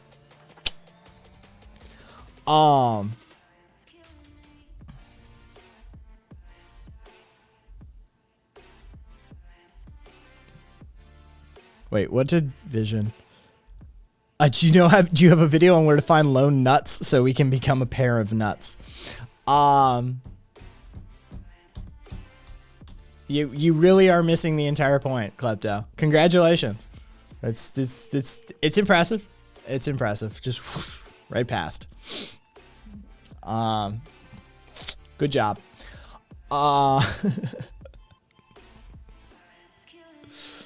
Yeah, well, it can't all be about you. Nonsense. What's up, Nonsense? Did you have fun? Did you have a good time? everybody, go follow Nonsense. Nonsense, if you wanted to jump in on the online thing too, on the air, you can. Yeah. By you can, we mean you should, and by should we judge mean you otherwise. we mean it's expected. So, Nonsense, the lone nut and their lovely spouse. Yes. See, how do you find a lone nut? Here's you want to know how you find a lone nut? You troll through weird random applications that are associated with podcasting that are just starting up, and you just randomly go online. Oh, fucking, I did it right. You did. You go online and you just start yelling into the void, and eventually you find other people who are yelling into the void with you, and you start talking to each other, and you find out that like you're like each other's compatible version of weirdo. And then are you making fun of my show? we're having I'm lecturing these antisocial fucks on how to make friends, basically. Oh. I couldn't hear you for a minute. I'm like, is he talking shit? What's going on? Yes. I mean, yes, but not towards you. Like, yeah, no, it's just, niches, small things. Don't go looking for friends in the ocean. Go looking for friends in the pond. It's easier that way. Peaky, hey, we're still here. I tried adult friend sites, but it was all women. They were asking me for money. Oh, Amorous. I hear if you give them the money, though, they might be your... Give them the money. Okay. To be fair, don't give them the money, but stripper and like sex worker friends are like some of the craziest people you can hang out with. Fucking lovely people. They are, though. Don't ever, and I repeat, ever make the mistake of getting involved with them romantically. Don't even think about it. But it's fucking some of the best friends you could ever have, especially if you like get into that, like, like if you get into like some of their business side of life. Crazy times, fun times. Also, be prepared for glitter to be fucking everywhere, and it'll never glitter's go away. everywhere. You're gonna find like random hair extensions and shit. It's part of the territory. Also, if you give them money for cocaine, get the cocaine up front. Yes. Don't ever fucking assume that they'll just be good for it. Don't buy cocaine, kids. As a strip club DJ, it is a mistake. I'm not saying work with them. I'm just saying fucking great time to be around. Dude, sex workers know what's up. Yeah, there's a certain level of jaded where it's just cool again. Yeah. They know what's up. Yeah, top 10 coolest people in our society, like just as a group. Yeah. Sex workers. They're in the top 10. Super chill. Yeah. They don't give a shit on a level that is like philosophical. Like this is some like this is like some Greek philosophy level of just like, whatever. Seen it, done it, been there. Got paid for it. Yes. So now let me just like spend money on like whatever bullshit I want to, whether it's like weird ass trips to weird ass places, drugs, or like pets and family. They have their priorities extremely straight most of the time. Wither, I'm also considering that field. Wither, get it while you're young. Dude, Wither, you're good looking enough. Yeah, you can make it work. You can make it work. Wait, Wither, aren't you straight? Don't. Just let him go. Everybody here can be a sex worker. You just got to find your niche. Yeah. Just let him go. Okay. Just let him go. Fair enough. It's not gonna work out too well for you, bro. just let him go. Like, wait a second. He needs to experience this. So young, so innocent. Just let him go. just, sometimes you just gotta let someone into the trench fields. I've outsourced the making friends process to the wife. Makes friends for the both of us. Amorous, that is the masterclass in making friends when you just turn it over to your partner. Like, yeah. They'll handle it. I'm probably not straight. Oh, well then you can make some money with her. Congratulations. You just like quadrupled or quintupled your earning potential. Not even close. Not even close with her. Like, yeah, it may be an order of magnitude actually. That probably just fucking minute you see them dollar signs. Yeah, like that's homie. I mean, that's the truth. Questioning, what is this? He says, counting his fat stack of cash. Yeah. You could. No, for real. With her. Like, if there's any time to do it, it'd be now. How is it unrad? Dude, we all do things for we're all whores. We're all whores. Don't even fool yourself for a second. People absolutely ruin their bodies for the purposes of survival under capitalism. There is no ethical behavior in this system. This system is like, absolutely fucked. I mean, what? Is he going to go sign up for the army, make like $35K a year, and just completely destroy his knees and back and shoulders and, probably never see action for it? Yeah, fuck it. I at least want him to know what his earning potential is. Right? Like, fucking. Sounds like the same outcome? No, there's fuckloads more money to be made. Yeah. That would be great. That would be great to go into bases and be like a sex worker recruiter. Oh my fucking God. And here's an added benefit. You know what? Here's an added benefit. Right? Say you do like option. You're like, you know what? I'm 19. I'm cute. I'm going to get it when I'm young and I'm going to do some sex work, right? I'm betting.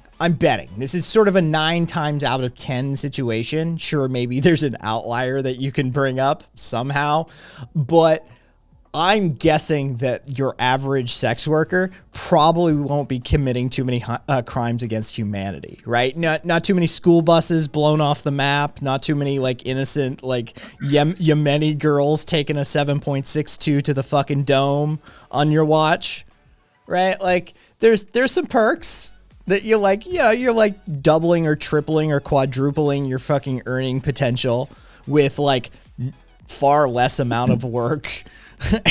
and you're not an absolute slave to the United States government.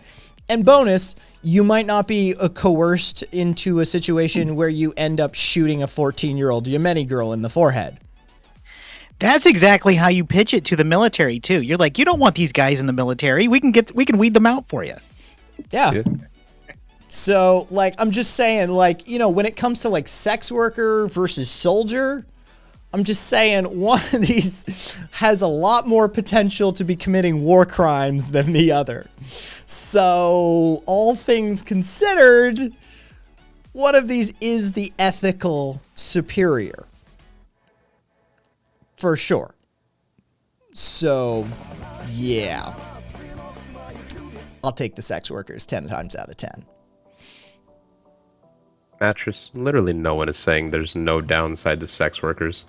Don't put words in our mouth. Come on. Like, no one that is, like, beyond, like, 16 years old thinks that. I mean, I'm sure there's some some of these doofy motherfuckers that roll through here that we interact with on a fairly regular basis. So yeah, you got to deal with people. Like, imagine being a sex worker as a host of this stream, and then every once in a while, I think that one that rolls in. I mean, honestly, for one, like, Klepto, it's not hard to be a sex worker. Like, you don't even need to enroll anywhere. Just start an OnlyFans and just go from there. Build a fucking profile. I mean, I think we can think of all of us can think of one very specific person who might think there isn't a problem with sex workers.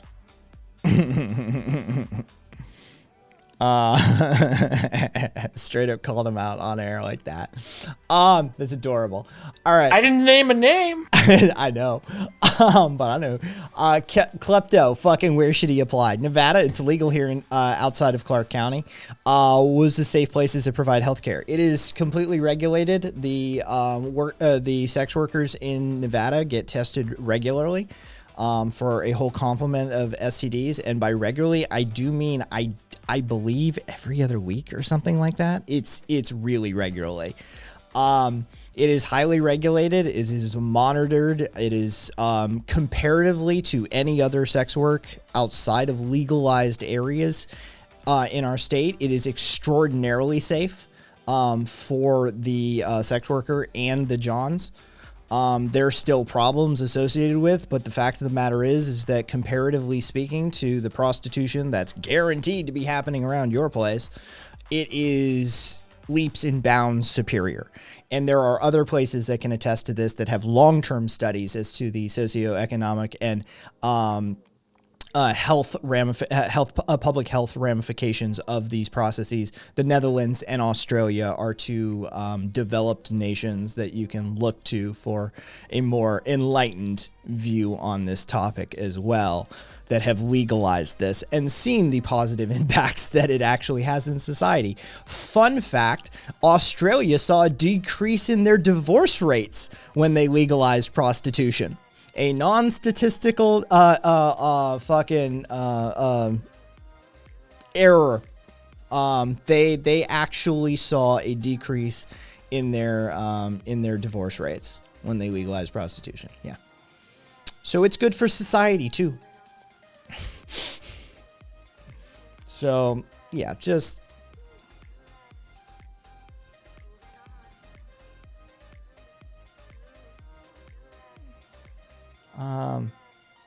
look, Klepto, you were the DJ. You don't know what it's like. And Vision, thanks for the follow, by the way, a few minutes ago. I'm right as hell with myself. No, Cat's entire point was you're the DJ, you don't know shit. Not, yeah, I was, it's bad.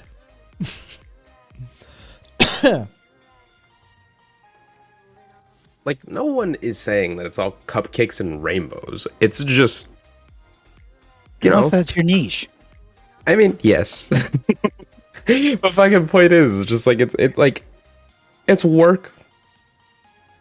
And that's what sucks about it. But like, at the end of the day, people are people.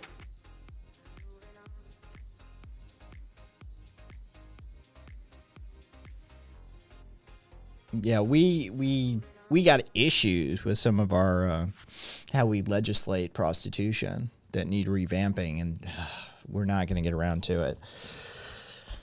That would definitely clean that up a lot further, but we did get organized crime out of it. That's the one thing we can actually like sort of hang our hats as a state. Nevada managed to get organized crime out of like the legalized side of prostitution. The black market areas, there's still, I mean, fucking even the like triads operate over here, some of their massage parlors. But like as far as the legal side goes, dude, that money's as clean as it comes. They background check the fuck out of everybody involved in those. Dude, it's the same. Basically, Nevada Gaming Commission spun off a group for all intents and purposes. It's all, this state knows how to check for that sort of shit. Remember, we're the ones who had to actually get rid of the mob. And then we got the big boys in, the multinational corporations who make those mobs, those good old mafiosos look like small-time amateurs. But they rooted them out pretty good. We're as a state and as an organization, this place handles that pretty effectively. So as far as the legal sex work goes in Nevada, it's cleaned the fuck up. The problem is it's super exclusionary. The process of getting licensed as a sex worker in the state of Nevada has a classist and like a sort of ableist barrier to it. It definitely costs time and energy and a little bit of cash, you know, hundreds of dollars. So if you are a vulnerable group that would traditionally turn to prostitution for your livelihood, chances are you can't engage in that. Also, it is illegal to be a free working prostitute, you have to be associated with a brothel. So anybody who gets rejected by the brothels basically is not legal to work, which makes anybody who has their own service and gets their own, is literally in charge of their own and wants to go full-blown entrepreneur and deal with those risks and privatize those risks somehow and deal with them or ameliorate them to their extent, they have no avenue. They are illegal for all intents and purposes. It's hard to be a pimp. It is. Yeah. It is. So like there are limitations to the Nevada legalization of prostitution for sure that other places handle a lot better. Also, male and transgender, basically those sex workers don't exist. Not on the legal side. It's just not. It's not going to make the money. The truth of the matter is that, the bread and butter for that industry is horny drunk straight dudes from a Vegas trip. That's the bread and butter. So target demo is what it is. But there would be a marketplace, therefore. There would be people wanting to access alternatives to the box standard if they were provided and if the system accommodated. But due to the way it's set up with the brothels and the market, the market influence on it, the fact of the matter is that the chances of finding a working brothel-associated legal sex worker who is trans or male in Nevada is very, very, very low. So it's discriminatory as a process as well. See? This is how adults have conversations about things. Nuance. Right? Some good things, some bad things. But that's not how it works in Nevada. If you're going to a brothel, you're dropping at least 1.5 grand. Yeah, who not trying to get herpes. How do they test people quick enough? They're drunk and want a quick nut. It's just not the reality of it. The one in the state of Nevada, all legal prostitutes are required to utilize multiple forms of protection along the way. Inspection of the individual who goes in there's genitals, usually under a bright light so they can look for any issues, any open sores, any cleanliness issues, and they will pull them in an instant for that. They're required to use protection in the form of contraception. Also, the workers are tested on I just glanced at it. I'm pretty sure it's a bi-weekly. So every 2 weeks, they are retested for a full panel of STIs. So that's how they handle that. And yes, it is not a couple of bucks to have a sex worker, a legal sex worker in Nevada. As Kat said.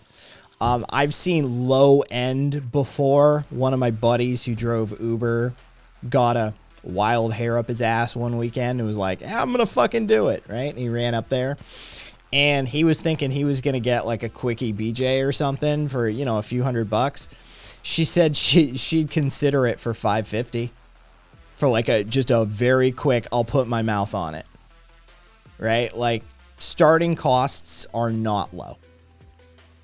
So, yeah, you want a night, you're paying many grand. Yeah.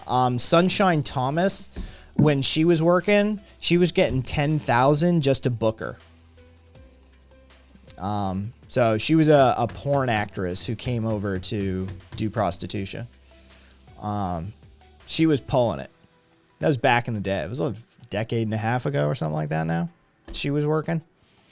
So, yeah. Locally, I know a girl who gave a hando for $275. and in this market, that's ridiculous. Right? Fucking. We're all... Yeah, Klepto, we're all whores. Just get over it. Like, you're associating, like, stigma to something there shouldn't be a stigma with. You fuck, right? You fuck all the time, right? For free? right? Like taking advantage of the natural chemicals.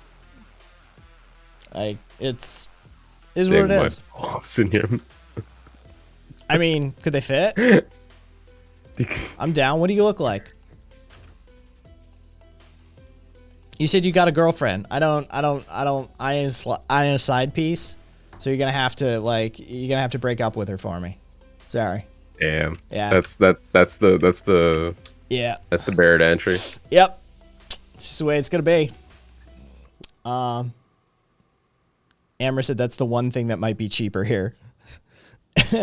What's the Swiss policy on prostitution, Amorous? Like, how do the Swiss feel about sex workers?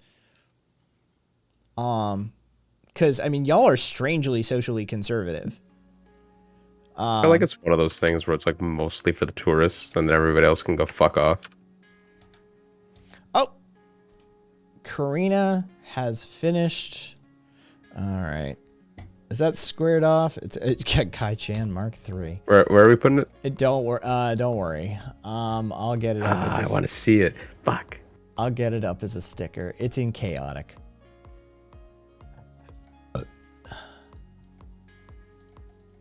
Fucking nice.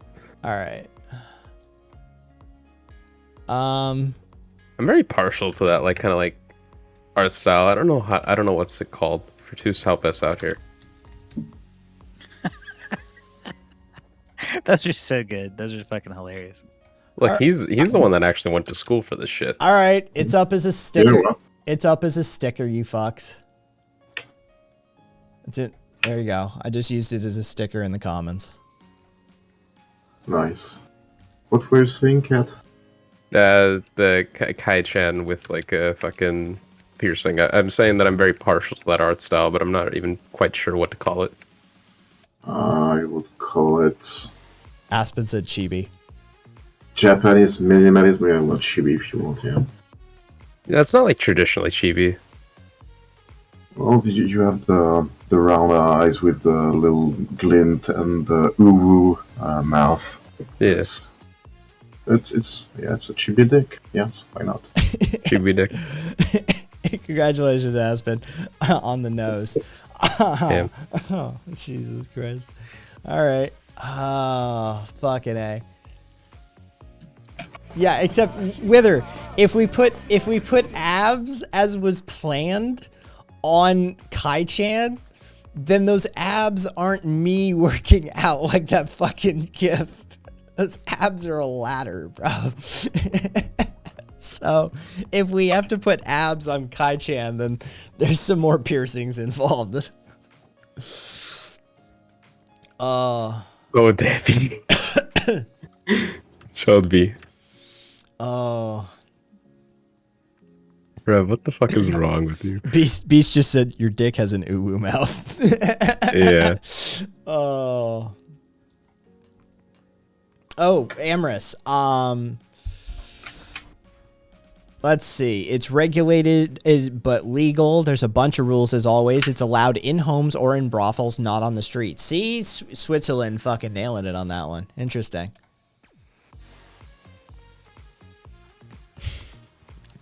Wither will need to lengthen the schlong.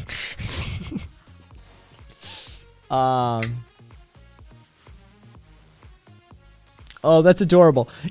Have you seen those people with the huge gauge piercings in their cheeks? How do they clean and avoid infections? The first thing I went to was, okay, so I already know a dude, I've talked to him on Reddit, that's got the gauged out scrotum, but a dude just did an AMA like a couple weeks ago.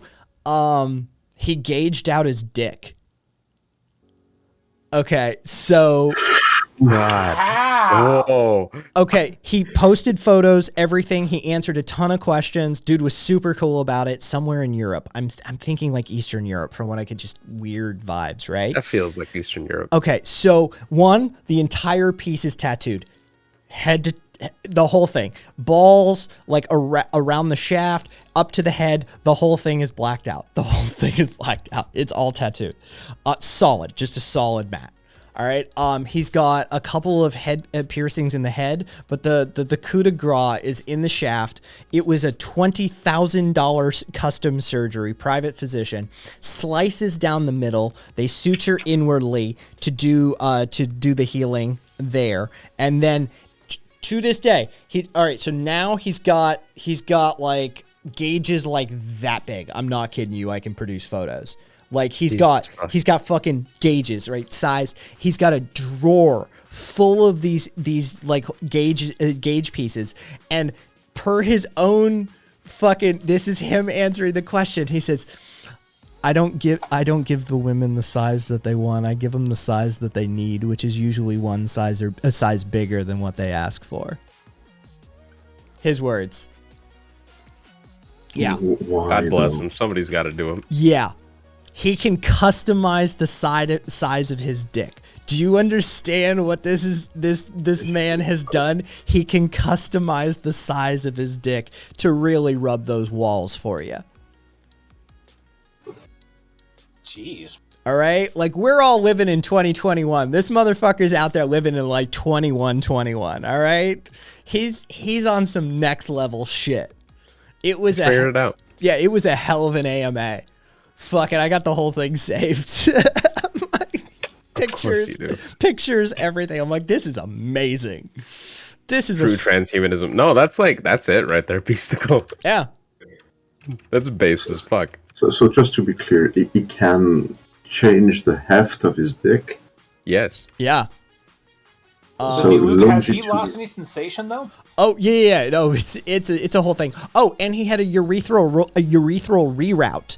So he doesn't piss out the head of his dick. He actually has a hole underneath his balls, like between his balls and his asshole, just right up on. Oh my fucking god! Yeah. That's where. He's committed. He's like all in. Yeah, that's where he pisses and comes out of. He had a urethral reroute. Yeah. Jesus. Modular would be the word there, whether or not molecular. All right. All right, so the entire fucking community is fucking on lockdown. You motherfuckers on the line, you know probably where to look. It's gonna be there for a second. Give me 1 second. I'll not really interested, sadly. All right, there we go. And all right, give it a second. Okay, so urethral reroute. He's had his urethra rerouted to between his balls and his asshole on his perineum, right? AKA the taint, but it's the perineum. He's had his urethra rerouted. Look in voice chat. Jesus Christ. Oh, wait, that's not the one I wanted. Hang on. That one. Fucking no. Good lord. Oh wait, okay, so the kit's coming in next. God damn. The kit's coming in next. All right? Wait for the kit. There it is. There's the drawer. I really would. Does he have any recordings? We were like, is there any like demonstrations? We were provided. There is no link. You're either a member of the community and you know where to look for this, and you're already looking, which people are, or like it's one of those things. I can't, dude. It's Twitch TOS shit. Yeah, this is extremely TOS. Yeah. Like the kit isn't, but the other pics are. I'm just what I meant like demonstration as in like has he ever just like recorded himself fucking? Because I want to see that. That's something I have to. I'm experience. guessing yes, but we didn't get a video out of him. I'm a little confused as to why he chose the sagittal axis to make the perforation. Maybe to slide between the two cushions of the. Maybe it's Cassidy, look for a tag. I just tagged you in the location. Profoundly TOS. Here's an interesting fact. It gets shorter when he gets hard. Well, that makes sense because it would inflate and therefore push the piece inward. Yeah, it was a fascinating. He is all over the place, but he's like part of a swinger club, and he is like their like trick pony, basically, and he loves it. He's got no fucking compunction about like he is. It, per his own words, he said, basically, I sold a couple of companies. He said, I got lucky. I sold a couple of companies. I'm done. Like, I'm done. He's like, I'm well off. And so he said, I basically am just living however the hell I want to live. And this is how I want to live. And so it's like, all right, this is a dude who found his truth. And he is living the fuck out of it. So I am totally fine with that. Yeah. That fucking drawer is just fucking ridiculous. Oh god. A true testament. Oh. Aspen, damn, that was not how I thought that piercing went. Yeah. Yeah, it's a hell of a thing. It's not for everybody. Yeah. Just You should know our community by now.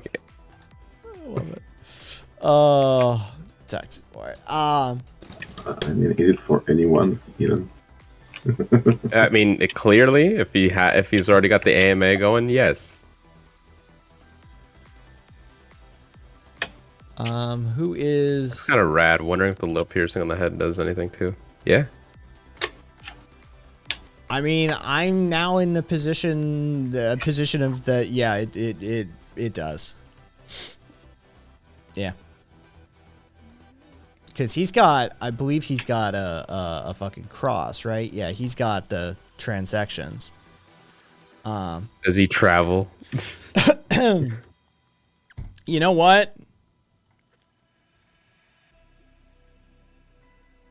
I'd be, you know, there's no way I don't want to at least see it and touch it.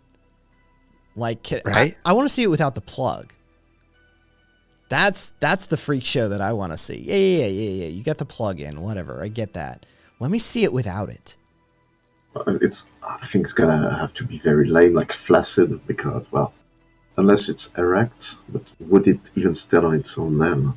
Yeah, there's so many, there's like, also, I want to see, does the tattoo, like, go in through that? Like, was the tattoo done after the suturing? So that means, like, the tattoo artist had to, like, did he spin, like, half of your dick and then, like, tattoo? Like, what was the process? I got so many questions that I didn't get answered.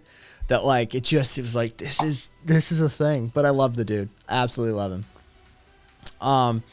And so that was the first guy whose mind, because this motherfucker said, you know, I'm like, okay, so my first thing went to him. And then there's another dude on Reddit that I know that I've spoken to a few times who has a scrotal gauge. He did the same thing, but to his sack, basically. Suture down the middle, scalpel down the middle, both sides, suture in, create a hole, fucking testicles to the two sides, and fucking gauge in the center. So he's got I can see that, though I don't see why, like, this is less interesting to do that gauge rather than the one on the shaft. Different strokes for different folks. Dudes want holes in various genitals. Some dudes want. Well, fair enough. To be fair, when he tucks it through, right? Because he's got a hole in his sack, right? When he tucks his dick through, it really does make it. It's an interesting aesthetic. Yeah, it's great. Yeah, like and I mean he's pierced up as well. Like he's got like a couple of like he's got the transcrotal, but he's got scrotal piercings, and also he's got like a pretty heavy gauge. I think he's got a ladder and a pretty heavy gauge, maybe a 000 as a PA. So there's weight to it, right? So like if he put like there's a hole, it will just like thread through and hang there. Oh, that's the thing. Like the guy with the the gauge for the dick means that his gauge is going to bump against his nuts. Must be unpleasant. Or the opposite. I don't know. I'm not. Well, I have a condition, but. Or the opposite. Yeah. Yeah. In fact, they do. Klepto. You think you would be a smart ass, but they do. Cock mods are weird. Do they have shows like they do for cars? Everyone meets up in front of a Luby's and shows off their dick gear. Yeah, there's body mod conventions all the time. Yeah. That is a thing. No, I have not. Diggeth. There's even underground ones that go like not licensing and not cleared where they do actual body mods at. So a bunch of fucking people from the body mod community will get together and do some shit. Suspensions, subcisions. If you know what a subcision is, congratulations. But yeah, they'll do some work off the books. Let's see.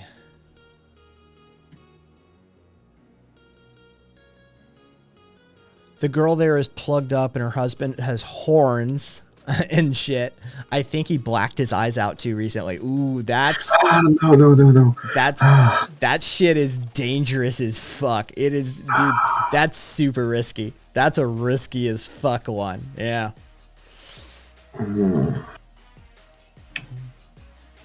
The suspensions kind of freak you out. Zippy Cassidy's done one.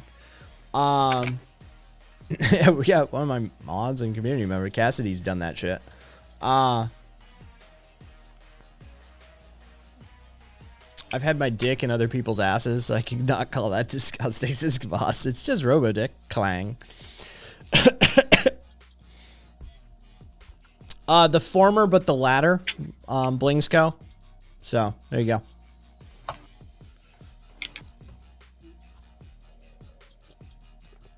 I said that we what are we gonna do for Bad Movie Night? Not a fucking clue. I said that like I might make I might put Barbarella in the mix, because Barbarella is so good though. Well, it isn't though, is it? It's. Did you see Curio's trailer? I did. Yeah. Okay. Showed it on stream. I mean, as pertaining to what in particular, Blingsco? Narrow that question down. Let's see. I said I'd do Barbarella because like I made Lexi Kez Alex made a reference to Barbarella, and fucking all the youngins like in chat at the time it didn't land. And he was like, "These fucking goddamn kids, they don't get my fucking joke because they've never seen Barbarella before." It's like, I'm like, well, I could show at least a couple of them Barbarella. And I mean, she was goddamn hot as all hell in that movie. Oh yeah, and a lot of it is her just like floating around dressing. I mean, it's a great movie. It's such a shit movie. But you know, yeah, like I told Lexi that I like he was like, you know, can I put it in second position so maybe I can get to it. So we'll see, but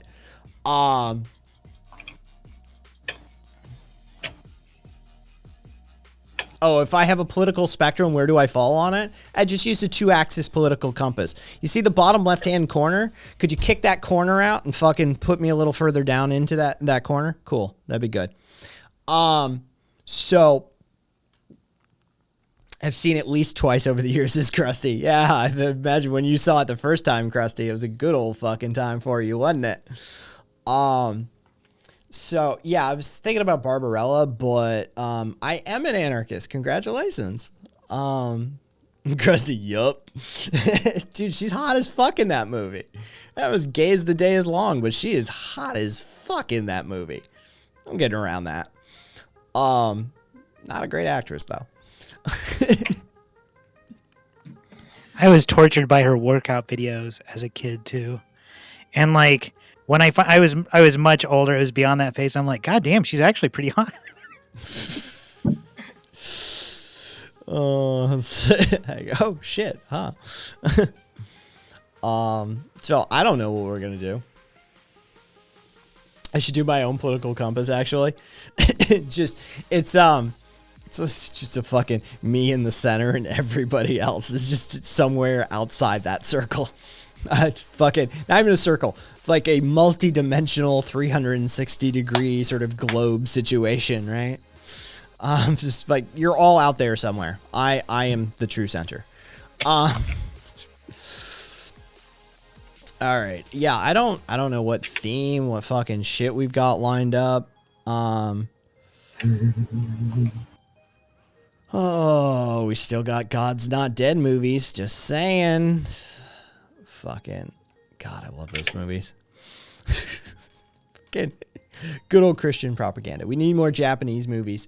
We could do another one of the cult movies even. But does anybody know any bad Japanese movies? Like straight up bad? So bad they're good?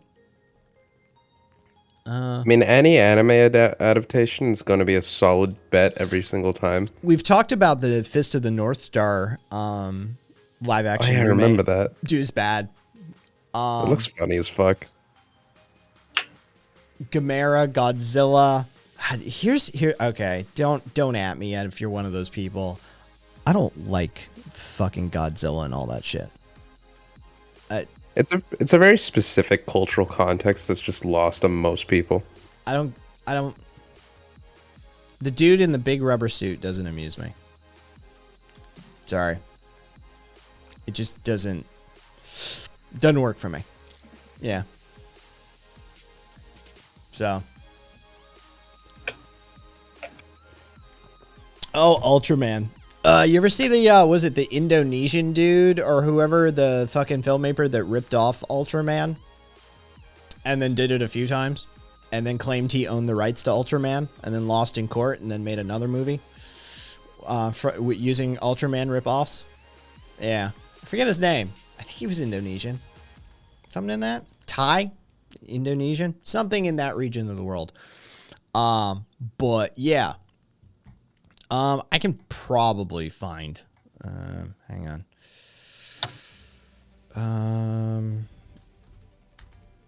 All right. Because I know who will have seen it. All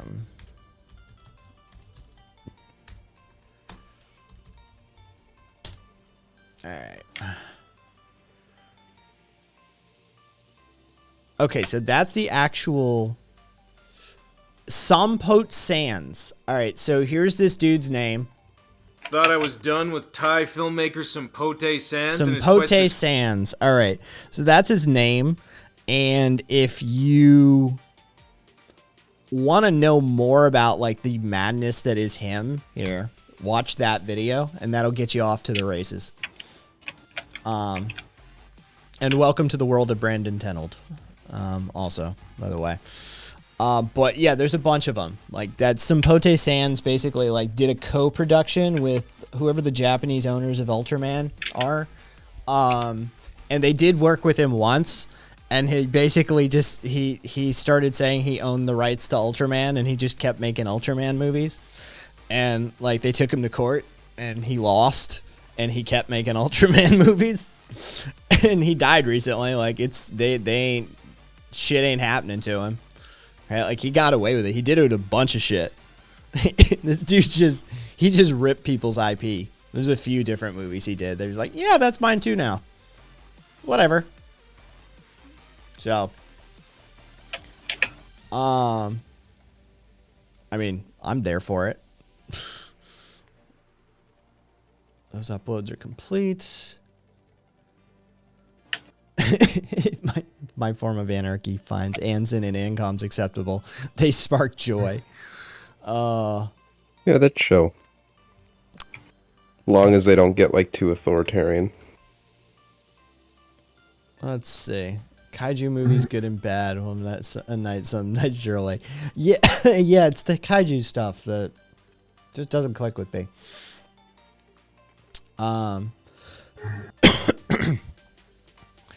Blaines Co. Generally, I remain agnostic. I state that I am an anarchist first and foremost. I do not stand a particular subset of anarchism. I am about anarchism proper.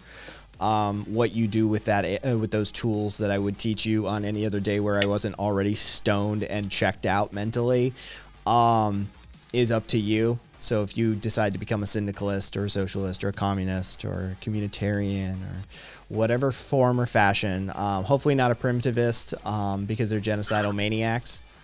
But you know, your kids will choose the path they choose. But as far as I'm concerned, what you would do with those methodologies and that lens of analysis after that, it's kind of up to you.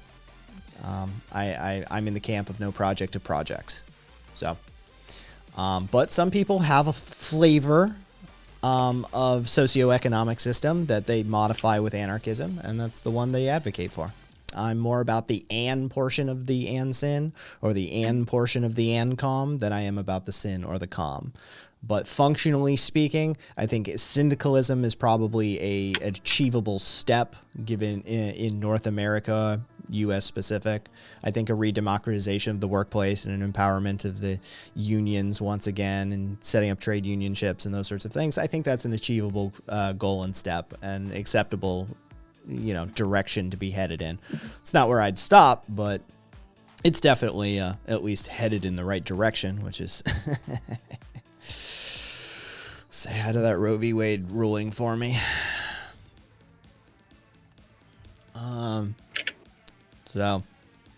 So that is pretty ironic, whether you have to start somewhere. Amorous says the Swiss.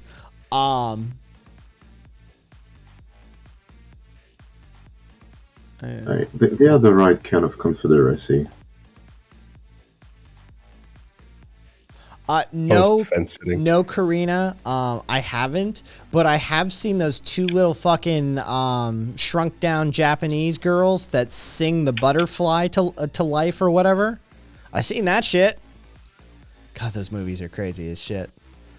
Yeah, whatever that one's about. Whatever Mothra, fucking that one. Fucking whatever. It's this fucking moth. It's even lamer. I'm sorry. Like it's a butterfly. No, it's a fucking moth. It's even lamer.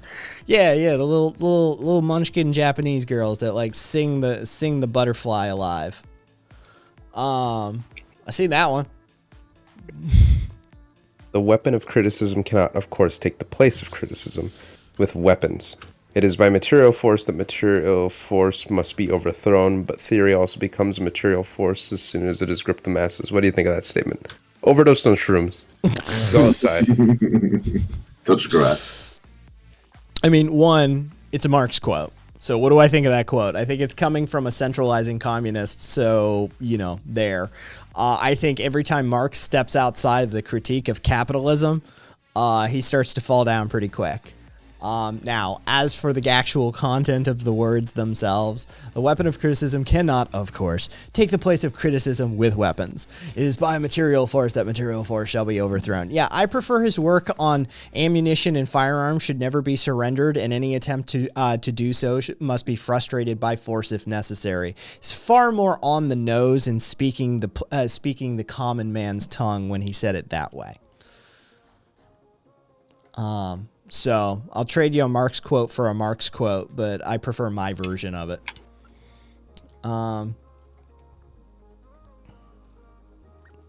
But I personally, I'm more of a fan of fuck around and find out. I think it speaks to the understanding. Far simpler, far greater. Can I get some advice? I mean, you're going to get this version of me's advice. How can I challenge bad ideas when they're brought up? You seem learned on challenging people's bad opinions. Like, why? this. Blinks go. Why is it better? Why is it better? Seriously, I'm asking that with honest integrity. Why is it better? Does anybody want to tackle that? Wait, what's Maybe better? they like the Suffering. No. Wither, how do I challenge bad ideas when they're brought up? Like, It depends on the flavor of bad idea. There's no blanket like way to address it. Yeah, Depends there's on a lot of severity, depends on- context. Yeah, it's like for one, like, okay, so here's the doomer pill. All right, nobody actually, the overwhelming, and I mean the overwhelming majority of people arrive at their opinions by some sort of emotional like way. It's very rarely a reasoned out, logical like deduction that has led them to bad outcomes. Almost never that sort of thing. So because of that, you gotta understand that you're dealing with people's emotions, you're dealing with the worldview, they're dealing with the way that they, interface with the world. So you gotta treat it with that sort of respect and kind of like, move them subtly in whichever ways you can. It's very much a push-pull. But what that actually looks like is extremely dependent on the issue, the person, and like how they even arrived to that position. And you got to realize, if you do perform a miracle, you've left them alone with social media. You can't babysit them all the time, so they're going to get right back to being fucking stupid again. Yeah, that's the other thing. It just might not even be worth it. But, knowing Wither, knowing the person who's asking this question, and potentially speculatively why he might be asking it, I'm going to say this. Wither, just fucking like a Band-Aid. Just do it. Just do it. Get into the habit. Look, 10 times out of 10, you're not going to change their fucking mind. Right? Like Nonsense said. Dude, you're going to turn them over to Twitter in 30 seconds. It's a lost cause. But you need to be able to do it. And I think that might be the question. Right? Functionally, how do I do it? Dude, nobody ever remembers half of what you say from any given time to time, right? Like, as you just transit through this world, people will basically immediately forget you. It's living in your own head.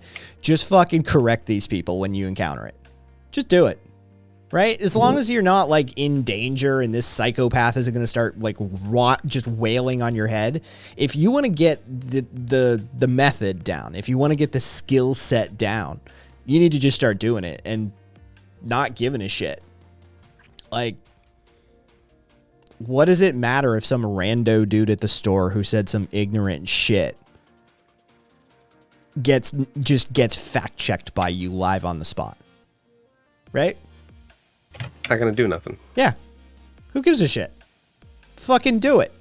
Just also, Blinksco, if you think you could dialectically materialize, if you think you can give someone a 101 on dialectical materialism, like on the spot, and like change their ideas, you need to go outside. I'm gonna just give you that one straight up. That's that brand of leftists that always say, get down to the docks and have a conversation. Yeah, you need to go outside, fool. You need to talk with like actual people. You spent too much time in like weird reading clubs. Yep. You don't speak the parlance of the common man, my friend.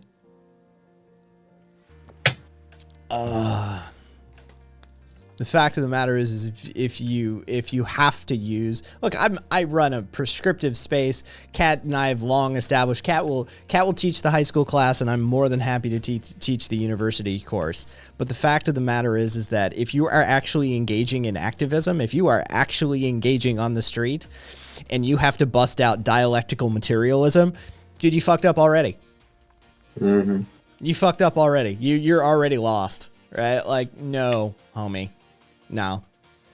First step was you should have had a pot of soup going, right? Like you should be working a food line or something, right? Like you should be handing out goods to actually improve people's material conditions in the first place, right?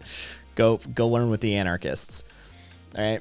And then Also, side note, dialectical materialism is wrong. Cringe. Yeah. So like go make a sandwich. Camel, what's up, Camel? Love you too, Camel. No, his cat loves you. I know, but I love cat. Camel loves his cat and probably trusts his cat's taste in entertainers, right? So I'm gonna take it. Blinks go. This is where you're already fucking up. Most people are actually extremely intelligent. It's not. It's just a matter of time and how much you're willing to educate them. You're born into a poverty. Yeah, they have the capacity. They just haven't had the exposure. Dude, they're born into a poverty of philosophy and kept on a financial hamster wheel until the time you meet them, and kept in check with the fear of a monopolized force of the state, right? But hold on, let me have that philosophical conversation about dialectical materialism and historical materialism, right here while I'm trying to maybe relate to and empathize to this Walmart worker. That's the thing, though. Like, they might be intelligent, but their intelligence is atrophied by years of relying on aphorism in lieu of critical thinking. Like, how many times have you had a conversation where you've had a thought-stopping argument levied against you? Well, it's just your opinion, or fact. Basically, some flavor of facts don't matter. Yes. Dr. Red Pill, if you actually believe that, you're just bad at explaining philosophy. Hate to be that guy. No, for real. Let me put it like this. I know a dude. Cat, you love to be that guy. Fuck with us. I look, just let me have this, okay? That's what I mean. That's what I mean when I say I hate to be that guy. It's exactly what I mean. I know a person. He is an immigrant from Venezuela. He is of Armenian and Arabic descent. The dude survived through the fall of Chavez. Fucking completely, he survived through the fall of Chavez. The fucking starvation, was able to navigate gangs throughout multiple countries. He went through Colombia. He went through he's traveled to most of Latin America. He's been to favelas, has great survival instincts. The dude can tell you a quick history of the Armenian genocides, and even speaks Armenian, Spanish, English. Dude's a little bit of Arabic. The dude's extremely intelligent. Okay. By any person's standards. And you know what he gives a fuck right now? He's an Uber driver, driving literally 15 hours a day, and the dude really only gives a fuck about soccer and just making a quick buck. Seems like he's got it figured out. Well, I mean, my point is the average person, Dr. Red Pill, this guy would probably be seen as a consumer, consumerist elitist, but you don't know what they're going through. You don't know what their life experiences are. And a lot of their life experiences, if you asked, leans to a pretty high amount of intelligence. Maybe not. Classical. And I'm putting that in a lovable set of quotes. Classical intelligence. That's the thing. How do you define intelligence anyway? Oh, well, no. Here's the thing, Dr. Red Pill. He doesn't give a fuck about philosophy. If you asked him about a philosophical conversation, he would come off as a total idiot. He wouldn't know shit about it. He's he's a classic Christian Armenian type of dude. He cares about Armenian politics. He cares about traveling to whatever new destination. He just came back from a trip to Hawaii, after taking his mom there. He he doesn't really give a fuck about any of that. Barely keeps track of the laws here in the U.S. I don't know how he does, how he pays any bills. He's, he talks about soccer. He talks about Armenian politics. He talks about traveling to new places. Very consumer brained. But just if you think that just a measure of one's intelligence is their ability to grapple with abstract philosophical quandaries, then you've already lost. You just suck at explaining philosophy, and you have a really just not useful definition of intelligence.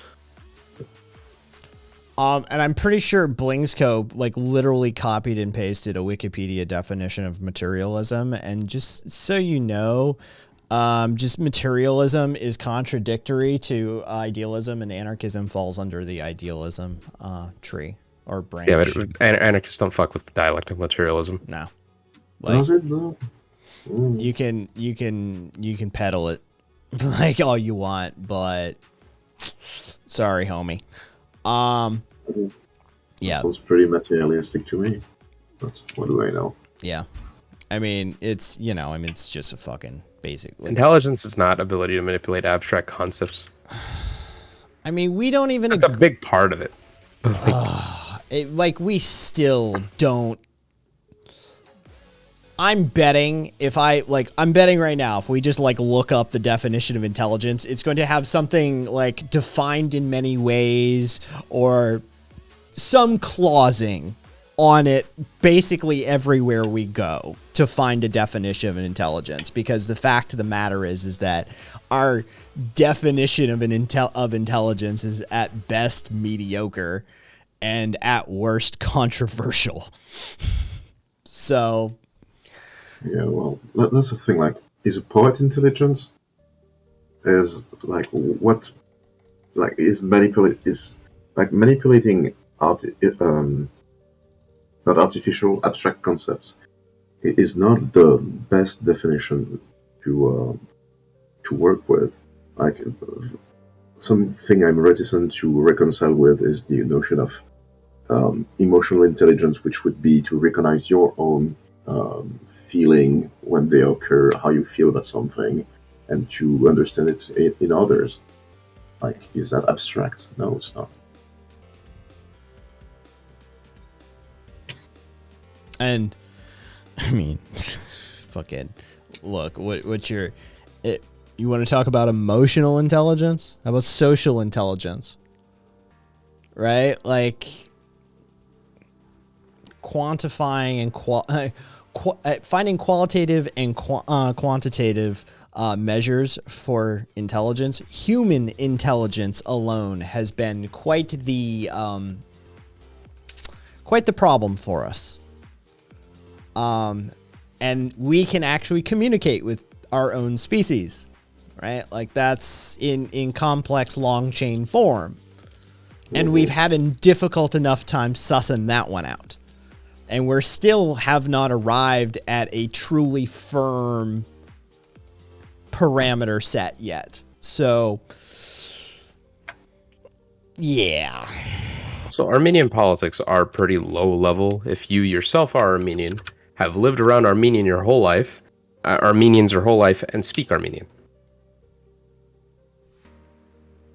Hey! Wait, hold on. This is great. The League of United Latin American Citizens, the nation's oldest Latino civil rights organization, has officially instructed staff and board members to drop the word Latinx from all official communications. Good. Based. Quote from Garcia, the president of the organization. Let's stop using Latinx in all official communication. It's very unliked by almost all Latinos. When that popped, I was like, what the fuck? Yeah, I'm glad that's gone. Thank God. Yeah, I just realized I'm arguing with somebody called Dr. Red Pill. What am I doing? Who also, hang on, we got a track record on that. Lauren Southern Live, Stick 666 and Politically Provoked. So you know. So that's what you're arguing with. Yeah. So Latinx is canceled. Yeah, yes, we could on an institutional level. Oh, fuck it. We can finally get rid of that doofy ass shit. Look, if you wanted to go with a gender neutral, you could go with Latin. But they didn't do that. They did some goofy ass shit. Or you could just switch it to English, which is non-gender, to go Latin. Right? Latin American. Done. Boom. Yeah. Easy. Moving on. But instead, the woke idiots that tried to shove Latinx down our throat went and bunch of bougie ass white it's upper middle class college educated white women. You know it was. It's got it written all over it. Yes. Fucking. I'm working on a comic about that. Fucking. We should go Latin X. Oh my god, everything is, they use X for every. Oh my fucking god. Right? I have not talked to a Latino yet that's yeah, I like Latinx. Oh. How Anglo-centric of them. Yeah, it's like, did you talk to the people who speak the language, who live the life, who are of the culture? Did you ever ask their opinion on this matter? Because no, nope, just a bunch of woke white progressives, straight You up. think Latino people would accept any new term that's shoehorned into the language? Sure, they do it all the time. They just didn't want this one. Yeah, that like. Listen to a Mexican conversation for 5 minutes. Half of the words are English.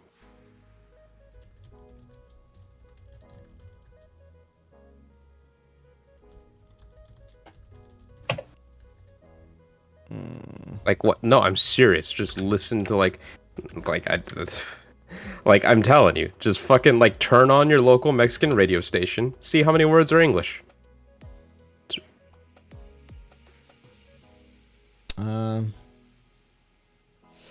Let's see. All languages. No, they're being redefined in organic. Oh, It's these not are inorganic. these are fun. Like, you know what they call a webcam in Spanish? What? A webcam. A webcam. Yeah. Yeah. You know what they call email? Email. Yeah. We're straight to francize that word. Nobody says the French word for email. It's so funny. Oh yeah. Also, Central yes, Rabbit. Smiley, like the fucking Hey, Rabbit. French Academy is trying. Yes, Rabbit. Well, the largest organization, the nation's oldest and largest Latino civil rights organization, has been specifically instructed in official communication from their president that they should stop using Latinx in all official communications, as it's very disliked by the Latino community. Yes. So, yes, at least the country's largest civil rights organizations for Latinos has officially canceled Latinx. Yeah. Open GL, I meant like Mexican American. No, actually, no. I'll just stick to that. There are some stations that get broadcast across the border, and there's programs that you can see. Here at jail, there you are. Rabbit, there's the link to the NBC article, and it will have the quote by Domingo Garcia, president of the League of the United Latin American Citizens. So if you want to drop it from your fucking lecture and stop pretending that is a word, you've definitely got the backing of the country's oldest and largest Latino civil rights organization. Yeah. So, yep. Good luck, God bless, and Godspeed, my man. Excellent. I shall be emailing a few associates. Like, fuck. The word is dead. Put the word out. The word is dead. Dr. Ripple, have you guys been following any of the xenogender drama on political Twitch? No, it's pointless. Why would I? Whatever. I can't imagine it's people just who pointless. do that. It's fucking crazy. It's I mean, like it's you only have a certain amount of time on this planet. Jesus fuck, people. Just call someone what they want to be called and just get over yourselves. Jesus fuck. By the way, I wanted to share this before I got rid of this list. You know what they call a drag queen in Spanish?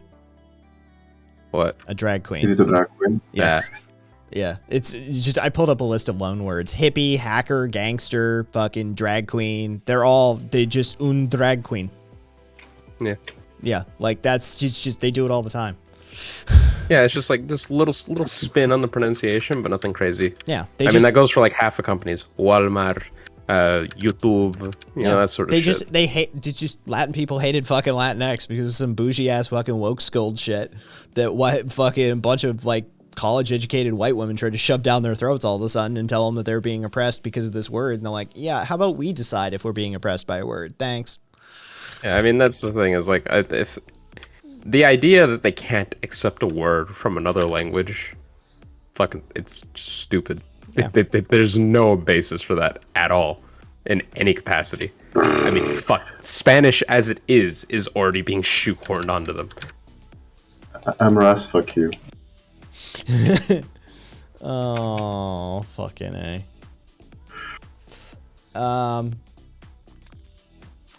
Yeah. Oh, so that the xenogender stuff is all from the RGR shit. All right, well then I definitely don't have an opinion. I mean, look, RGR's fucking stupid. She has lawyer brain. That's it. That's my opinion. She's just got lawyer brain, and is just like basically fundamentally incapable of like communicating with people. She's like actually no, I'll bite this bullet. She's a perfect example of why like philosophy, like going into the depths of philosophy is fucking worthless. You know, being a Kantian, like if being a Kantian, like, you know, straight up like Kantian imperative, fucking deontological reasoning, like the whole rabbit hole. If I fucking follow that to its core and it ends with me like thinking that wearing a crop top that I find attractive and I want to use to attract people to me equal results in pedophilia, we're gone. That's it. It's there's it's philosophically consistent. It's logical, but it's fucking stupid. It has no basis in reality, and you've just written yourself into a corner. Dumbest goddamn take. Dumbest goddamn take. I mean, not quite as brilliant as we're already living in socialism because society, but fucking definitely a dumb goddamn take.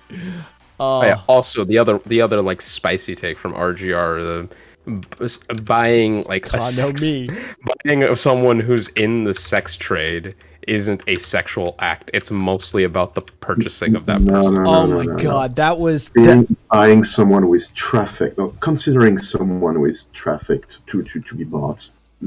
Is not a sexual act. It's monstrous. No. She said the buying. No. She said the buying. Yeah. She wasn't talking about the trafficking. She was talking about the buying of that person that was being trafficked. To a childhood trafficking victim. She says this. To a in front of an audience of thousands. I mean, to someone who was trafficked as a child. Oh, that's just transactional.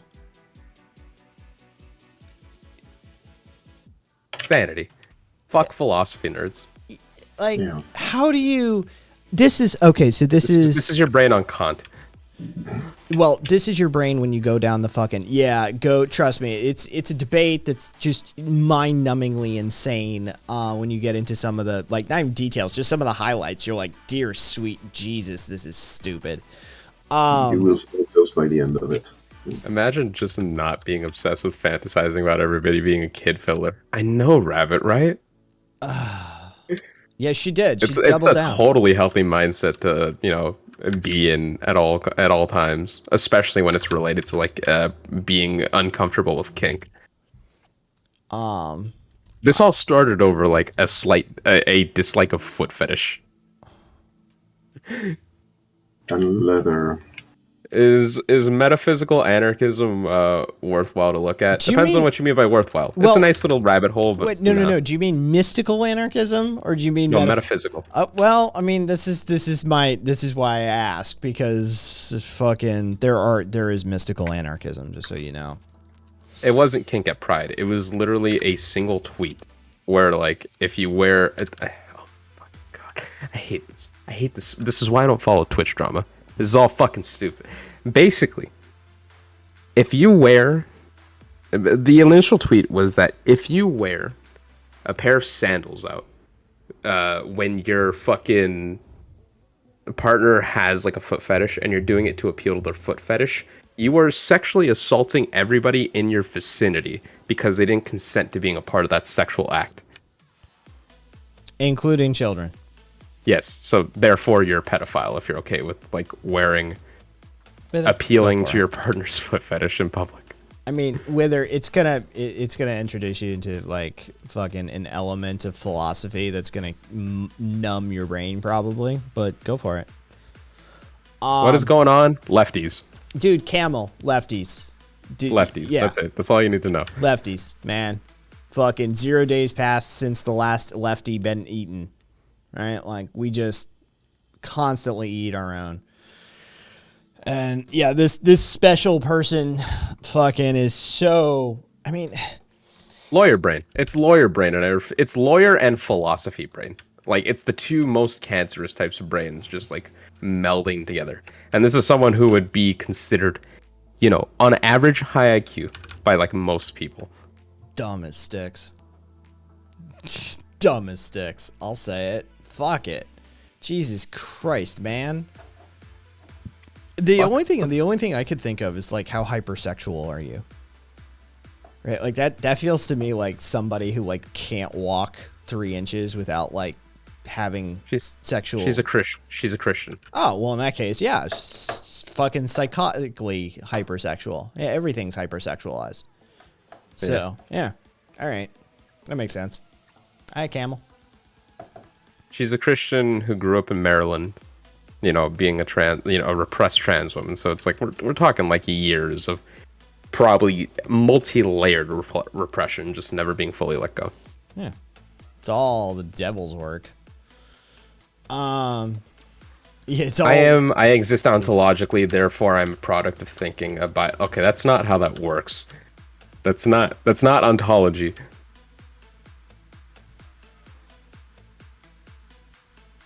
I mean, that was bad enough that I was tempted to like consult my own references. I'm like, wait a second. I mean, I think therefore I am is not an ontological statement. I mean, it would fall under the branch of ontology, potentially as philosophy, but like you can't ontologically exist. Be usable as a countable noun in that reference? No. Is there any real difference between deontologists and consequentialists? If they actually know what those terms mean, then yes, but 90% of the time, no. Oh, and by the way, Blingsco has basically failed. Who was on the line when I said my one word? That like anytime I'm reading a brief or a document, like somebody sent me one of their friends fucking thing recently, and it's fucking thesis, and basically I was on the line with some people and I was trying to get through it, and I said, basically, here's my rule: if I see the word ontological, that's you already lost. You lost the argument. You just it's over. There's no point in reading past this point. Yes. Right? If you have to roll out ontological, we have issues. Yeah. Yeah. Also, what I'm getting at is that like thinking therefore you are does not necessarily entail that you ontologically exist. Because then that would posit that your consciousness is something that can be verifiably proved in reality. Not possible.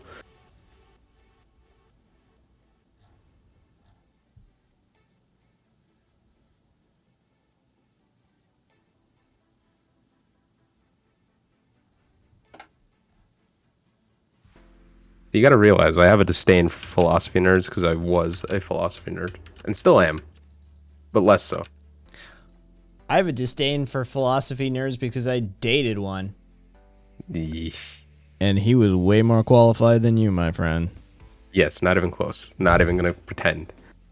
Like, not even. I was talking to him, Blingsgo or whatever the fuck. Like, yeah. Fucking. When you're headed off to do your PhD in philosophy at fucking Oxford, you're in deep. You're in deep. Oh, I wonder what happened to Zach. One of these days I'll look him up. Well, that is my argument, Rabbit. Like, just because you think, therefore you are, that doesn't necessarily mean that you're not like some consciousness that could be created by something else, or you're just some brain in a jar. You can't prove whether you actually exist. All you can confirm is that you yourself are thinking. Really? Rabbit is coming to Oxford. Really? I'm proving because I say so. That's a good way to go about it with it. So do we address the idiot in chat, or we just fucking like time him out and wait for another time? Wait, which one? Rickety Rocket. He's just doing the I can't believe it's not butter opinion. Yeah. Let chat feast for a little bit. They need it. They need a little blood to be cooked off. Also, no, Blink's code. Just because there's a matter configuration, that doesn't necessarily mean that you like exist in the classical sense. That doesn't mean that you, as your own ego, exist. Again, there's no way to know.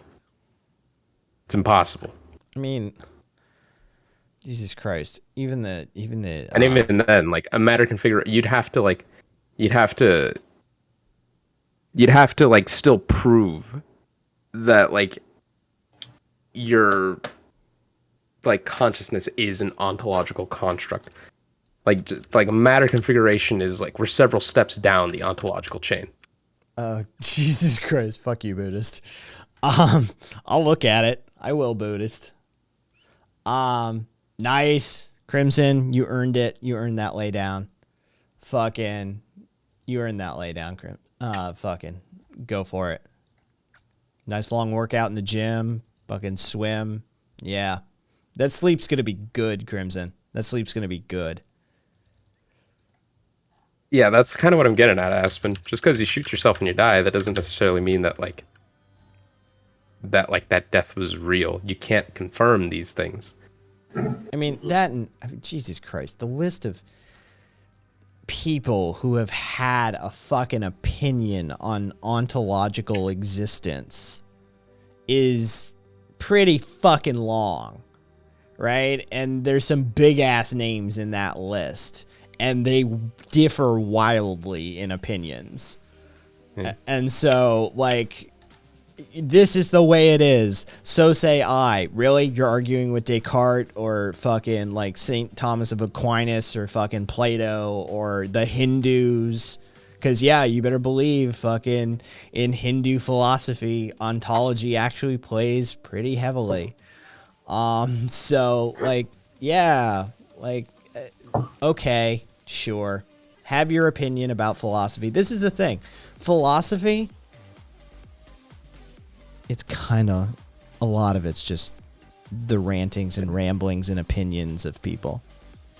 Yeah, that's all it is. It's just people talking in the void. It's us trying to self-analyze, right? Like it's like a couple of levels removed from reality at that point. It's human thought, and human thought is stupid. Yeah, its quality is largely based in its edgelordiness. That is true. Yes, that is true. If you can like justify me just being able to like rampantly murder people because my ego desires it, I'm with you. All right, I'll listen to you. I'll listen to you rant and rave. I mean, like for your opinion, your ontological opinion, for your opinion on ontological matters to matter, first you have to assure me of your epistemological certainty, right? Like how do you know this is a truth? And what's good about truth? Why should I care about it? Like, how do we identify that as a truth? And how do we know that your truth is true? And so you have to first assure me that your epistemological certainty, which is a technical thing, is actually underpinned correctly. And I don't care. Like, don't answer these questions. I don't care. Like, Things science is like way down the line. We're talking about like, what is truth and why should I care? Yeah, that's literally epistemology 101. What is truth and what's so good about it? Yeah, science is like way further down the line. Like, we're talking that when you start talking about science, you've bought into empiricism. You bought into science does not give you the truth. Not even close. That's not the purpose of science. I mean, science is just about, figuring out the stuff that. Yeah, science is just empiricism. It's just measuring reality, but that's not truth per se. It's well, science is organized information or organized knowledge. Yeah, but that's not necessarily truth because there's faulty science. It's systematic organization of knowledge. Yeah, if you because the thing is that the scientific method requires consistent reflection upon itself, and then challenging its own ideas, and then reorienting itself once it has better empirical data. That, by definition, means that either A, you believe that science as a process is altering truth with every single new discovery that it's making, or B, science is an incomplete process that is slowly being used to gain the truth over time. Which means either way, with the scientific process, you're not gaining truth. You're only getting a better insight into it. I don't know what that's about, Voss. But, okay. Anyway, So, question: what is ontology exactly? It's like it's basically like when you think you've like solved reality and you can actually determine what it is. it's literal ontology as a branch is literally the philosophy that is concerned with existence. It's existence, being, becoming, and reality. I think are the four major like subcategories of existence that ontology concerns itself with. But ontology is the philosophical introspection or inspection of existence, being, becoming, that sort of thing. All right then. So yeah, it's what is. I mean, that's to be perfectly honest. That's where we are with ontology. Is what does it mean to be? Right. And when you follow some of the conclusions of ontology, some people think they've actually come close to that. Yes. Lots of people have thought. Lots of fucking people. Yeah, lots of people. Religious folks. Yeah, well, I mean, non-religious folks, religious folks, scientific folk, fucking people that bend and fucking, sway all of it. Heidegger fucking thought he figured it out too, right? Fucking, okay, there's a whole list of ontologists that were pretty goddamn sure they got pretty goddamn close. And you better believe a whole lot of them disagreed wildly with the others. So, like, yeah. But yipperies. My God, Blinkso, come on. Don't tell me you're like you're into like scientism and shit. That's not how it works. Oh God. Can't with these fucking people. So,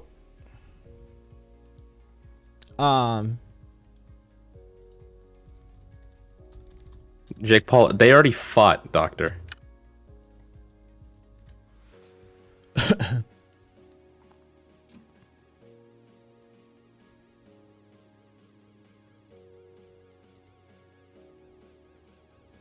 Oh, they're gonna fight again? Probably Jake Paul again. Anyone saying otherwise is like coping hard.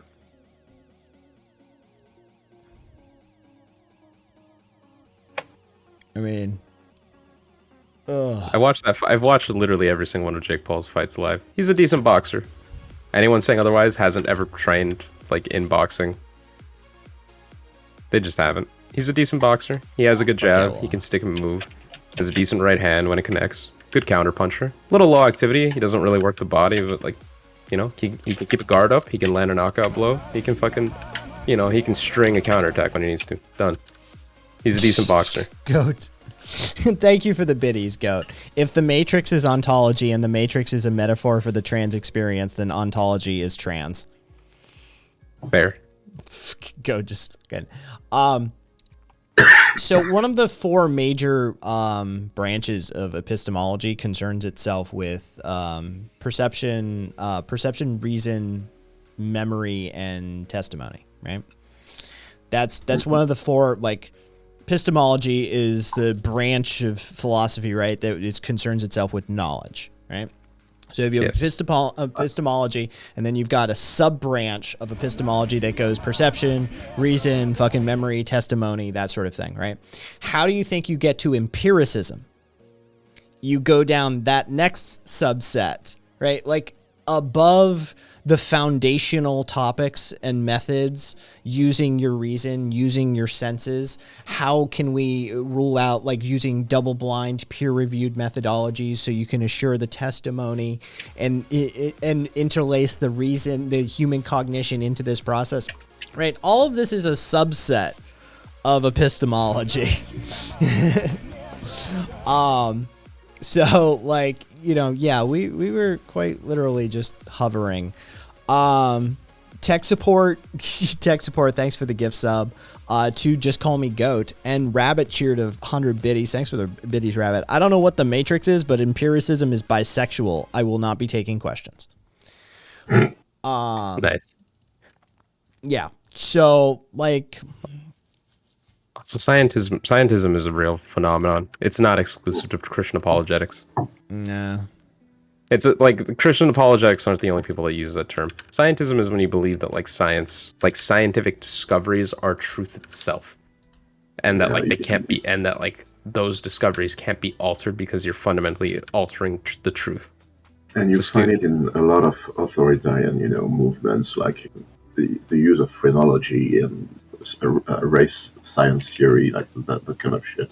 Also, just so we know, scientism is within the realm of God. I hate fucking talking about this shit. Within the realm of philosophy, scientism is considered objective. It's an objectivist philosophy. That's the problem with it. It fundamentally misunderstands science. Science is a fundamentally subjective experience. Objective epistemological valuation, right? Like that's just a fucking. It's a fun sentence. That's a nightmare of a fucking box to open. Objectivist epistemological valuation. Wonderful. Either way. I want to get to fucking Bad Movie Night, so we're going to do that. We're going to get to Bad Movie Night. I don't know. Let's fucking make a thing happen here.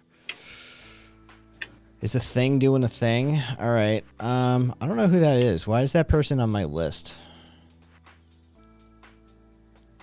Who are you, and like, would you hate me, and would I like you? No. Peaky, thank you for the biddies.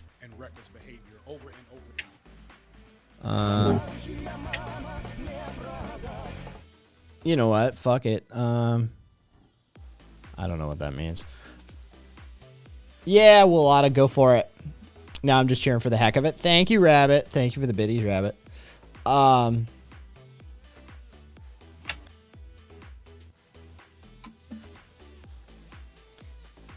Yeah, but yeah, go for it, Wada. Goddard. Science gave us iPhones. You telling me it can't explain reality?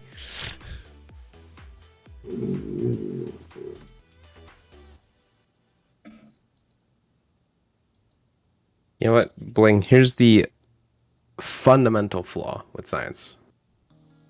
Is that it is predicated upon the idea that the nature of reality is forever unchanging. No, it's not. Well, no, if it changed, then like a lot of our methods of measurement would just fall apart. It all depends on the perspective too, though. Yeah, it depends on how it's taken. Yeah, I don't care. It changes from person to person. By You get people who watch Rachel Maddow; they're going to have a very scientifically illiterate perspective of what exactly science is versus like actual working scientists who are on the cutting edge. It's just they know that it's a shift of perspective.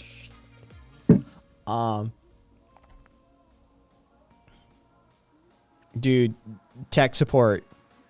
That was some cursed ass shit, you know it. Is nonsense on? We could raid over to nonsense. I'm not on. I'm right here.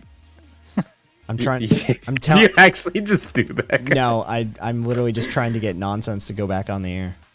Damn. Now I'm done. I actually got to restart all my shit. I'm trying to make my taco suitcase. Nice. Let's see.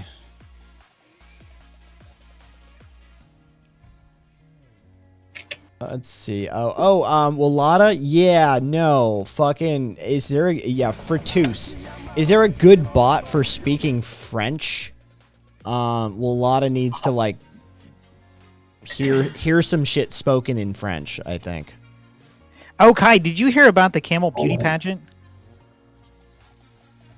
No, but I swear I think I've seen a camel beauty pageant before. Botox has been banned there. Botox has been banned on the camel beauty pageants because like 40 of them got caught in Saudi Arabia, and it's $66 million in fucking prize money. And I was watching videos on it yesterday, and they have robot jockeys. Camels have fucking robot jockeys. That I know. They've had the robot jockeys for a while. Blew my mind. They're a good bot for speaking French text. So they're doping in the robot. Yeah, you know how they test them? How? There are these two guys who go around and they feed them, and they're like, if they eat naturally, they're okay, but if their lips are a little fucky, then we bring them aside. Oh my god. Good. Buddhist, are they on? Give me a name. Somebody give me a name. Your rabbit. Yeah, they started using the robots for consistency of weight on the camels. Done.